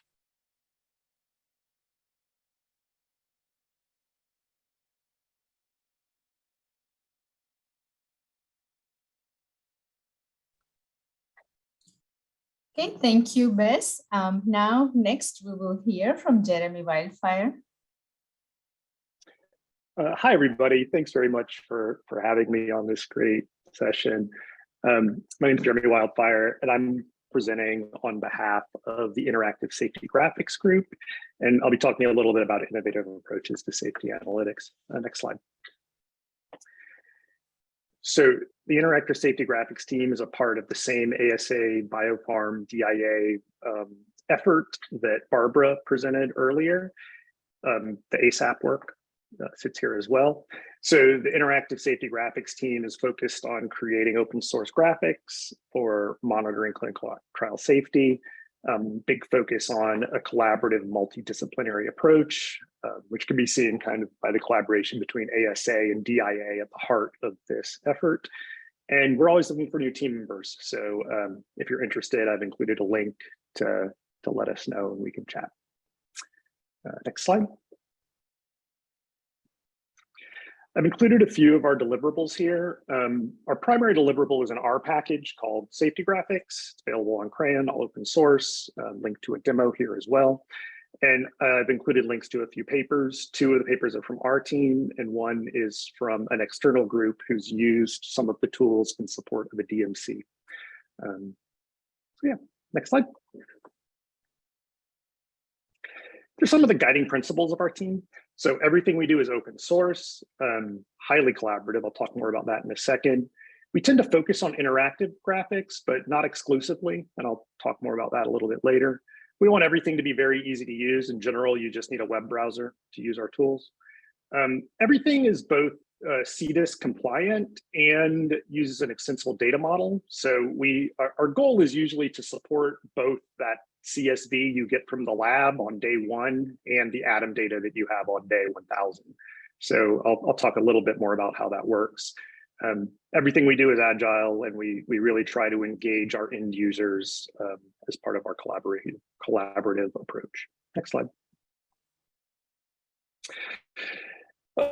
In terms of collaboration, lots of different organizations involved across different biotech sectors. We do have a public-private partnership with CDER, so we get great input from our colleagues at FDA. Lots of work across functional areas. So all of our working groups have both practicing clinicians and analysts, data scientists and statisticians who collaborate. We also tend to be technology agnostic as much as we can. So though we have a core R package, there's lots of JavaScript code and other things involved. We all use SAS at times as well. So try to really take a flexible and forward-looking approach for how we build our tools. Next slide. Just talking a little bit more about the data, our approach to data structure. So this ties in nicely with the model we were looking at in the last presentation from Bess. So we tend to have 4 different components of the charts we make, and that includes the study data, as well as a data mapping that identifies the key columns and fields in your data, along with some general inputs that can be used across lots of different studies. So we do try to have chart specifications and chart mappings, which map to different components of Bess's last few slides. So we have kind of an exploratory implementation of the model that Bess was describing, that we're using in practice in this R package that we've developed. Next slide. So all of these components come together to make, in this R package, to make a shiny web application. So analysts typically will initialize these tools in R, and then the end users typically just go to a web browser and look at a hosted version of this application. So you can either view this in your web browser, kind of as a full-blown application with some interactivity built in, but we also support exporting chart code and standalone reports for everything I'm going to show you in the upcoming examples. Next slide. I think that, so we have several we have lots of different charts that we've included as part of this framework that we've created. And I was very happy to see when I looked through the integrated guide in the last few weeks, there's lots of overlap. So the next few slides just kind of show side by side some of the tools from ISG that are available in this open source R package and some of the displays from the integrated guide. Not all the formatting is identical, but an awful lot of the content is similar. So here you see a system organ class level display of adverse events. The next slide, please. Here we drill down to look at here we're not, so the chart on the left is by FMQ. Our chart's by system organ class and preferred term, but all of our data mappings are very flexible. So if you have a data set that has FMQ instead of preferred term, you can just as easily display that in the chart on the right.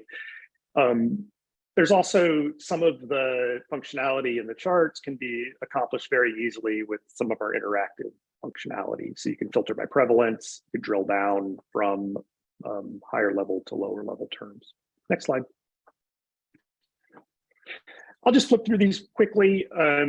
This one looks at Cdisc, so very similar. Our chart is paired with a very detailed, it says 8, it should say 80-page clinical workflow. Next slide.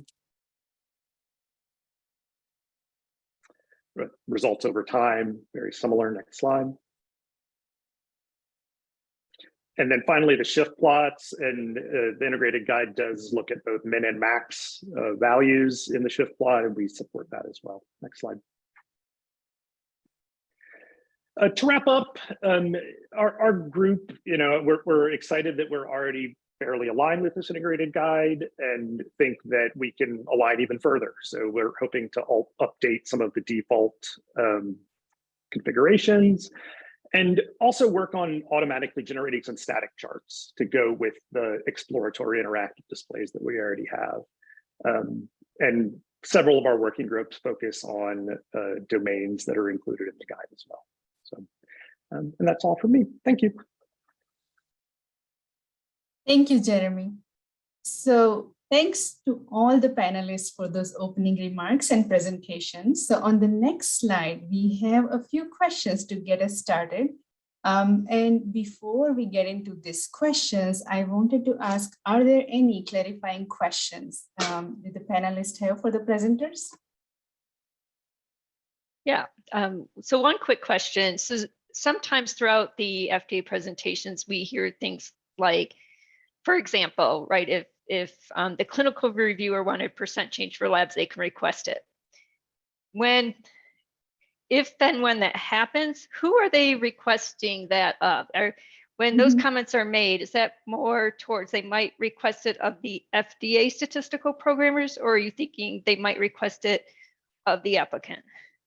So it can be both, but let me just say that there are also a few questions in the question answered and chat related to this. So one of the questions is that when will FDA start requiring this? Well, I want to make sure and clarify that we are sharing this in the spirit of transparency. So internally, we do have a clinical data science team, and they are providing these standard safety reports to the reviewers for the applications that are under integrated assessment, and a few more, meaning, some important efficacy supplements or new molecular entity, some of those are also served by this clinical data science team.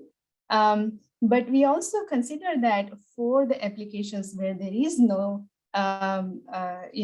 this clinical data science analyst support, reviewers do ask the sponsors as well if there is a clarification needed or if the analysis needs to be changed.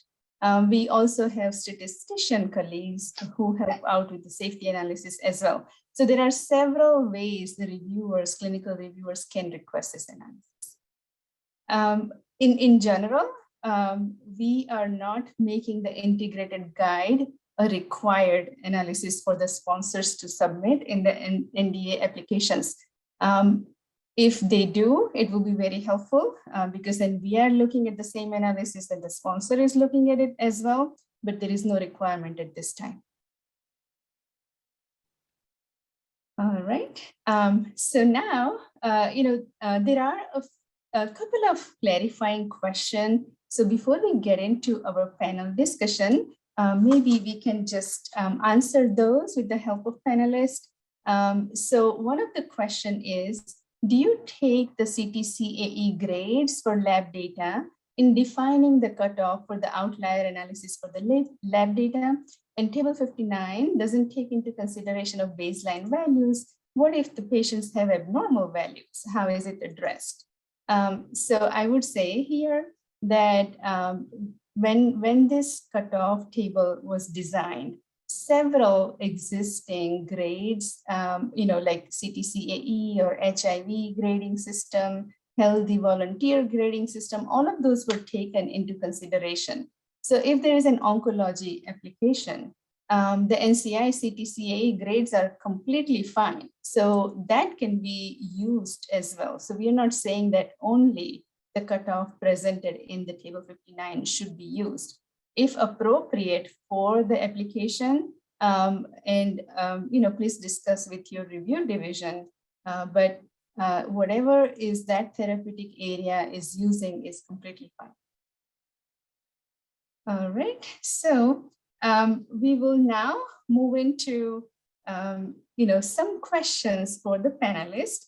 And one of the questions is, what are the strengths of the integrated guide and how can it be improved? Especially that this is sort of a first time we are making available our analysis that we do for safety to the public domain. So we would love to hear your reactions to the integrated guide. So we'll start with Mary. Yeah, so I think the main strength of the guide is really just it's always appreciated when there's transparency, right? It's always good to know what our main customers, being our clinical reviewers, find helpful and what you are doing with the data that we provide you. So the transparency is always appreciated. As far as areas for improvement, I think the one thing that our Fuse group can do when we provide comments is to provide suggestions for additional references, right? To provide references for supplementary type educational information. I think that would be very helpful to again, kind of expand on that educational concept, because we think that's important for whenever you have standards. Because if people just blindly follow standards without having the appropriate expertise to know if and when to use which standard, we think that's important. So we'll probably help with suggesting some references to help with the education piece. Great, thank you. Bess? Sure. I mean, I think just to echo what Mary said, I think people always appreciate that guidance and transparency. So we don't have to have maybe those conversations around whether things are bold or what kind of font they're in. And I think especially it gives us a really great starting point, as well as insight into what kind of the agency needs in terms of safety reporting. In terms of improvements, I think really, I think like Mary, there's really an opportunity for collaboration. I think one thing that was presented earlier was around the NASH tech spec. And I know in the tech specs, they kind of go into greater detail about maybe possible data sets. We would be very much interested in collaborating and trying to maybe establish that ADAM metadata so that there's really good traceability from the results back to the ADAM metadata. Just because you have everybody's giving you the same output doesn't mean that underlying data is the same. And so I think that's important. So I think it's exciting and there's some really good collaboration opportunities. Thank you. And Jeremy? Yeah, I think the integrative guide provides a useful set of chart specifications, right? I mean, there were no big surprises in it for me. But I think right now everybody's deriving these charts with their own set of SAS macros in 100 different ways. So I hope that having this shared set of specification will lead to more standardization and hopefully to a more automated process for generating all of these things. And that kind of goes back to some of the data model things that Bess and I both talked about a bit in our presentation.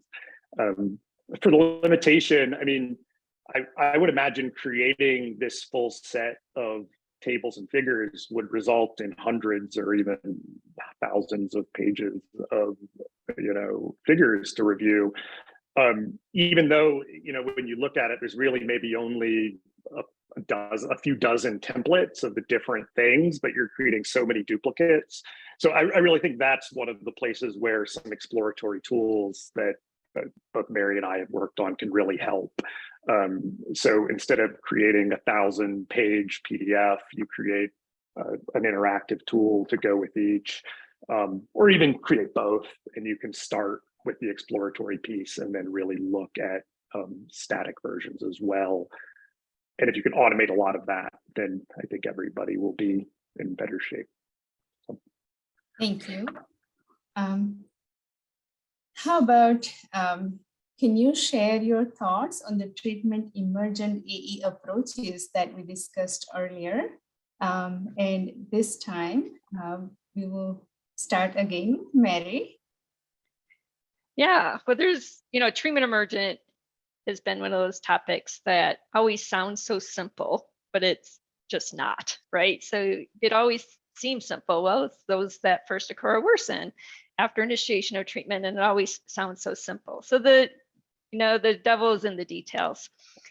So I think the definitions you provide in the slides is certainly helpful. I think, moving toward this on study on treatment type thinking is consistent with the S-demand framework, right? So the efficacy people, are very much getting into the S-demand framework, and for safety, it's just a matter of time before we start thinking in the S-demand framework as well. So that's very similar to the treatment policy estimate and the on-treatment estimate. So it really is good to start thinking in that direction.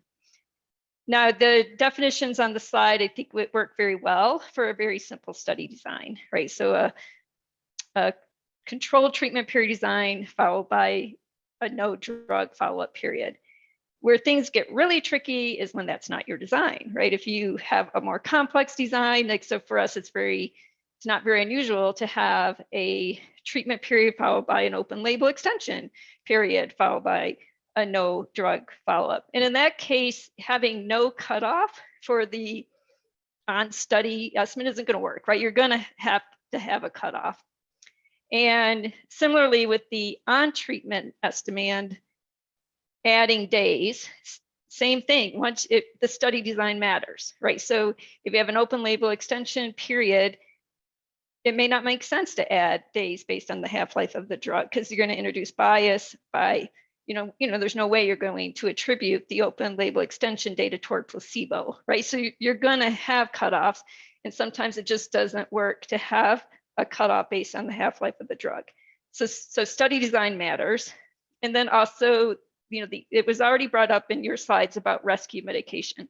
Rescue medication matters, right? So it may not make sense to add days based on the half-life of a drug if you've had the introduction of a rescue medication. Again, you might be attributing the events of the rescue medication toward placebo, right? And you can miss signals. So I think we share the passion to try to reduce the variability of how we all define treatment emergent. It's just harder than it seems. So yeah. For those insightful comments. And Jeremy? Yeah, I mean, I agree with much of what Mary said. Like having guidance is helpful, but science is hard, and there's going to be variations between studies. I thought that the definitions were a reasonable starting point for sure. It also made me think a little bit of Dr. Unger's comment about narrow versus wide FMQs and how 95% of the time doesn't lead to a different interpretation, right? And I expect that's true here as well, right? So having that exploratory layer where you can quickly toggle between on study versus on treatment, and even change the follow-up time with a little slider and see if the signal changes can be really valuable instead of having to generate dozens of displays for the different iterations. So it's another point where pairing the exploratory with the formal final analysis can help do that sanity check in an easier way than we've done in the past, maybe. Great, thank you. I also like to mention that, this was noted earlier that, many organizations, they have their own macros for tables and figures. And I wonder if your institution has that, and if it is, then what were your lessons learned, or what obstacles did you have to overcome to develop, such an effort to create a standardized set of analysis results? And in this one, I would say, if we can start with Bess. Sure, and I can just speak to our group in terms of trying to think about the most common safety displays. So kind of gathering them up from kind of various sponsors, as well as the Fuse group, and we spent quite a long time trying to come to, again, agreement as well. And I think what we have is very close to Fuse, and I think that's also very close, what you presented. But yeah, I mean, I think having that, that common ask around, the type of metadata that should be presented will be incredibly helpful to reduce that variation between, do I want this horizontal or vertical, or all of those kind of conversations. Thank you. Mary? Yeah, so yes, in my organization, we do have standards in place for both, for the data and also for the standard safety analyses. And at my company, we have very much aligned with the Fuse white papers. And so we have certainly leveraged that material to get to our standard tables and figures. And certainly that it's still challenging since we're involved in lots of therapeutic areas, and it is hard to always get alignment, but having the Fuse white papers have really helped, because that just turns into our default place to look. So we do try to maintain. So yeah, it is a difficult thing to maintain, and certainly with the new guide and possible updates, we'll be working overtime to make any necessary updates. So it is a constant maintenance challenge. Thank you, Mary. Jeremy? Yeah, the macros at my organization predate me by probably a decade or more. So they've been around for a very long time and have changed constantly. I will say it's been interesting working in the open source world, in the cross-functional, like the cross-company space, and seeing more and more collaboration there, because things really are, like, the implementations may be different and the code is certainly different, but I think the core outputs are quite similar. So I'm very encouraged to see more and more companies sharing code. I think it's still early days for sharing safety visualization, safety TLF code, but there's more and more code to generate ATOM data, for example. There's a big new R package that's a multi-company collaboration to derive ATOM, which I think is pretty incredible. So I think more and more, hopefully there will be shared code across companies instead of these monolithic macro libraries that we all spend years and decades maintaining and updating. Thank you, Jeremy. So one more question, and I think this is right, up on your alley, Jeremy. So what new approaches or technologies or methods can enhance identification of pre-market safety signals in clinical trial?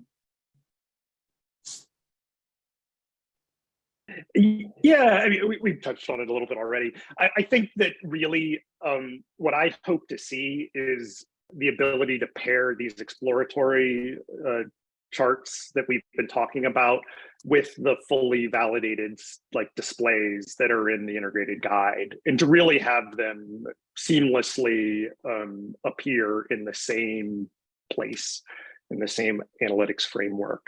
So I think that the foundation to do that is largely built on Bess's team's work at Cdisc, and that paired with some technological improvements in our industry, now that we're moving away from storing everything in folders on a file server and putting things into databases, clinical data repositories with clinical metadata repositories and statistical compute environments. Those things are becoming much more possible as we kind of modernize our tech stack and pair that with the robust data standards.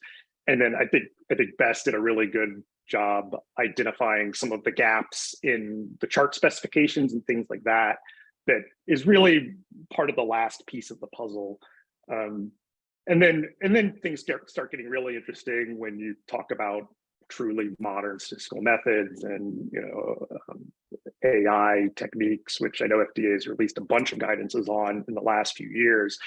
But I feel like the foundation to do some truly innovative technology in our space is in place now, when maybe it definitely wasn't 10 years ago or even 5 years ago. So I think we're trending in a really good direction there.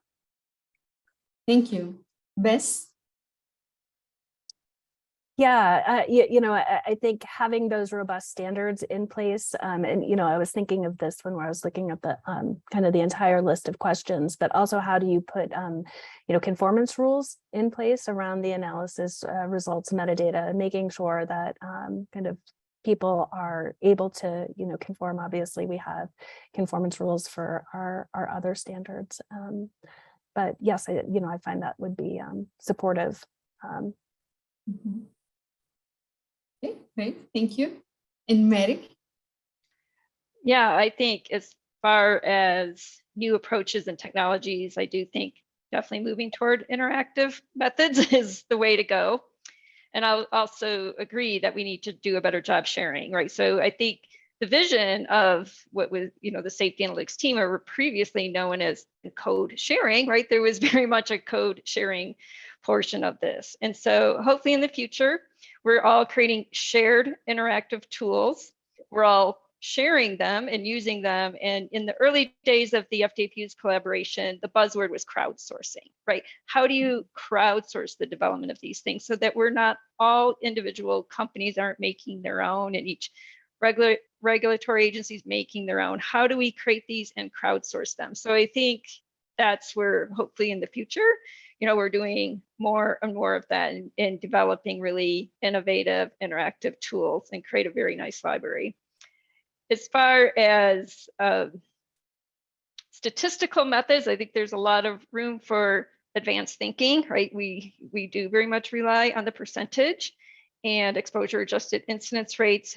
There is likely other statistical tools in the toolbox to maybe more widely use, and some of which Matt already alluded to. So maybe some of our time to event based approaches might end up being better, because the exposure adjusted incidence rates do suffer from that constant rate ratio type, the constant risk over time, which we don't always have. And we're well aware of some of the limitations of percentage. So I do think there's room for innovation with statistical methodology as well. Thank you. I like to also just, answer one of the question that may be sort of brewing here, is that, what about the interactive graphics, and I would say that right now, internally, we do have tools to really help us drill down into the data points to the subject level data from the high level summary statistics. So we are also internally using both the static and the interactive visualizations.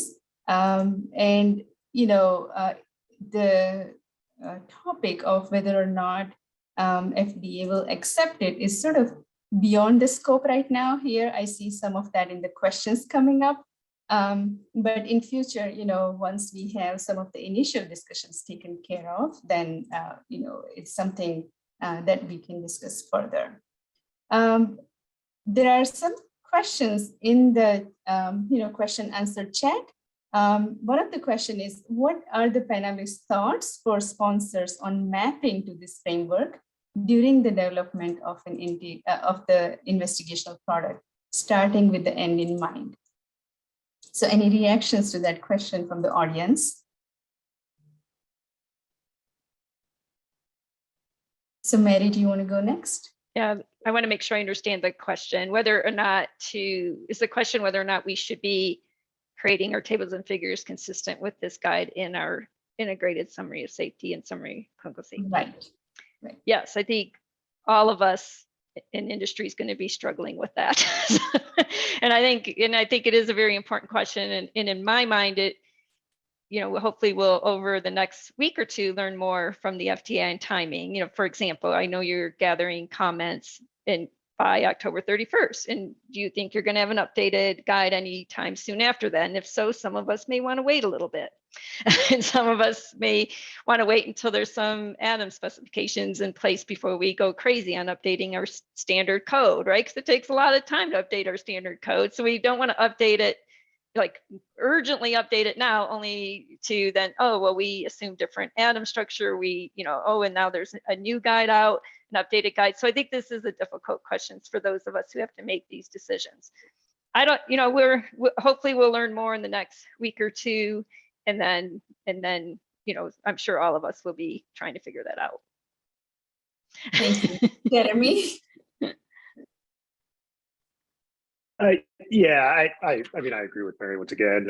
I guess I would say what's been published now might be a good time to do some baseline analysis and gap analysis of what your standard safety submission looks like. And if there are big chunks of the guide that are not covered at all, maybe add them in, but don't worry about the formatting just yet, So I think it's really helpful to see the approach that's used internally so that we can start aligning now, and then we'll see how everything evolves.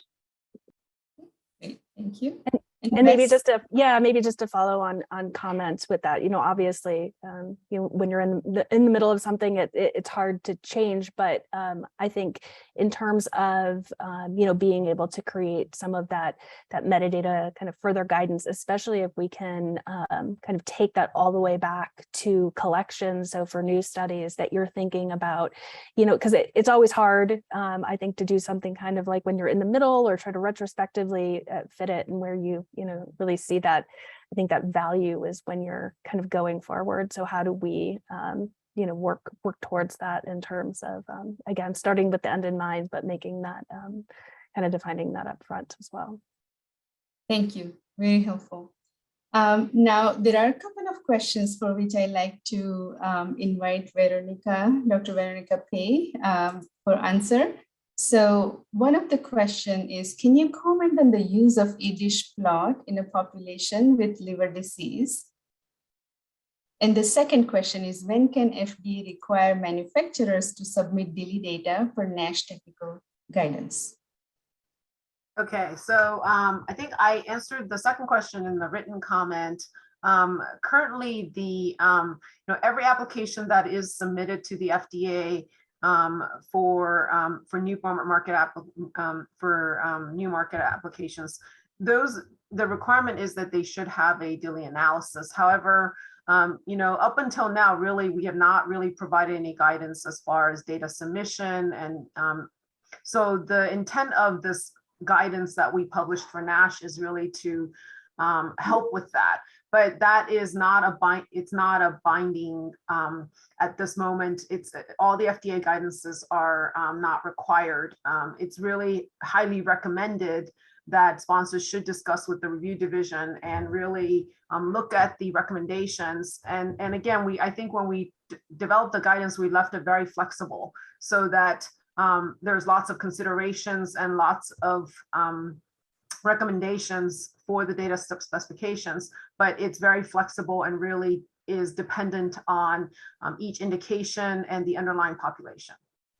As far as for the population with liver disease, and I think, it's still debatable right now, even within our own SMEs, what cutoffs that we are using to assess specifically for potential DILI. And so what we presented, the default cutoffs were for, in general, for patients with normal underlying liver function. And we think that, in patients with underlying liver disease, they're not necessarily at increased risk for DILI, but when presented with, when they experience a liver injury, perhaps they're at more risk for more severe liver injury. So the question is then, what cutoffs should be used? And again, I think that should be discussed with the review division, specifically, for drug products that do have potential DILI as already suspected through preclinical studies or in phase 2 studies. Then in general, we do recommend that the sponsor discuss with the review division early on, and they can also consult the DILI team to reach agreement on the specific cutoffs to use for the analysis. So I think the FDA is very open to proposals from the sponsor to kind of reach agreement on those. Thank you, Veronica. And the last question here we have is, what about shift tables for lab parameters? And what I would say here is that we do use them when it makes sense clinically. So for example, if you have patients moving from pre-hypertension to hypertension, from hypertension to, hypertensive urgency or emergency, those clinically meaningful brackets, it really helps to have those shift tables. So we have considered them and they are part of the follow-on guide. So I know we are running out of time now. There are lots of other questions. We would invite everyone to sort of send those questions to the docket so we can answer those questions later on as well. But thank you, everyone. And back to Marianne for closeout of our workshop. All right, thank you so much. Thank all of the panelists. So for just a few closing remarks, the FMQs and the standard tables and figures integrated guide represent efforts to enhance pre-market safety evaluation of submitted clinical trial safety data. These efforts by the FDA are complementary to ongoing initiatives taken on by other multidisciplinary stakeholders and organizations leading the safety assessment ecosystem forward. As you've heard throughout the day, FDA welcomes your feedback on both the FMQs and integrated guide and continuing the conversation around pre-market safety analytics. We were just very happy to see that was such a volume of audience submitted questions and such a lively panel conversation. And there's so much interest in the development occurring in this space. So one more time, we'll plug. I want to encourage all of you, both in the audience and on the panels, to contribute your comments to the docket that FDA has established to receive input from stakeholders. The docket will be open until October 31st, and the link can be found in the chat. It can also be found on the workshop event page. So with our last few minutes before you go, I'd like to take a moment to thank everyone who contributed to this excellent workshop. First, all of the speakers and panelists who continue to do great work in this space and who took the time to share their expertise with us over the course of this workshop.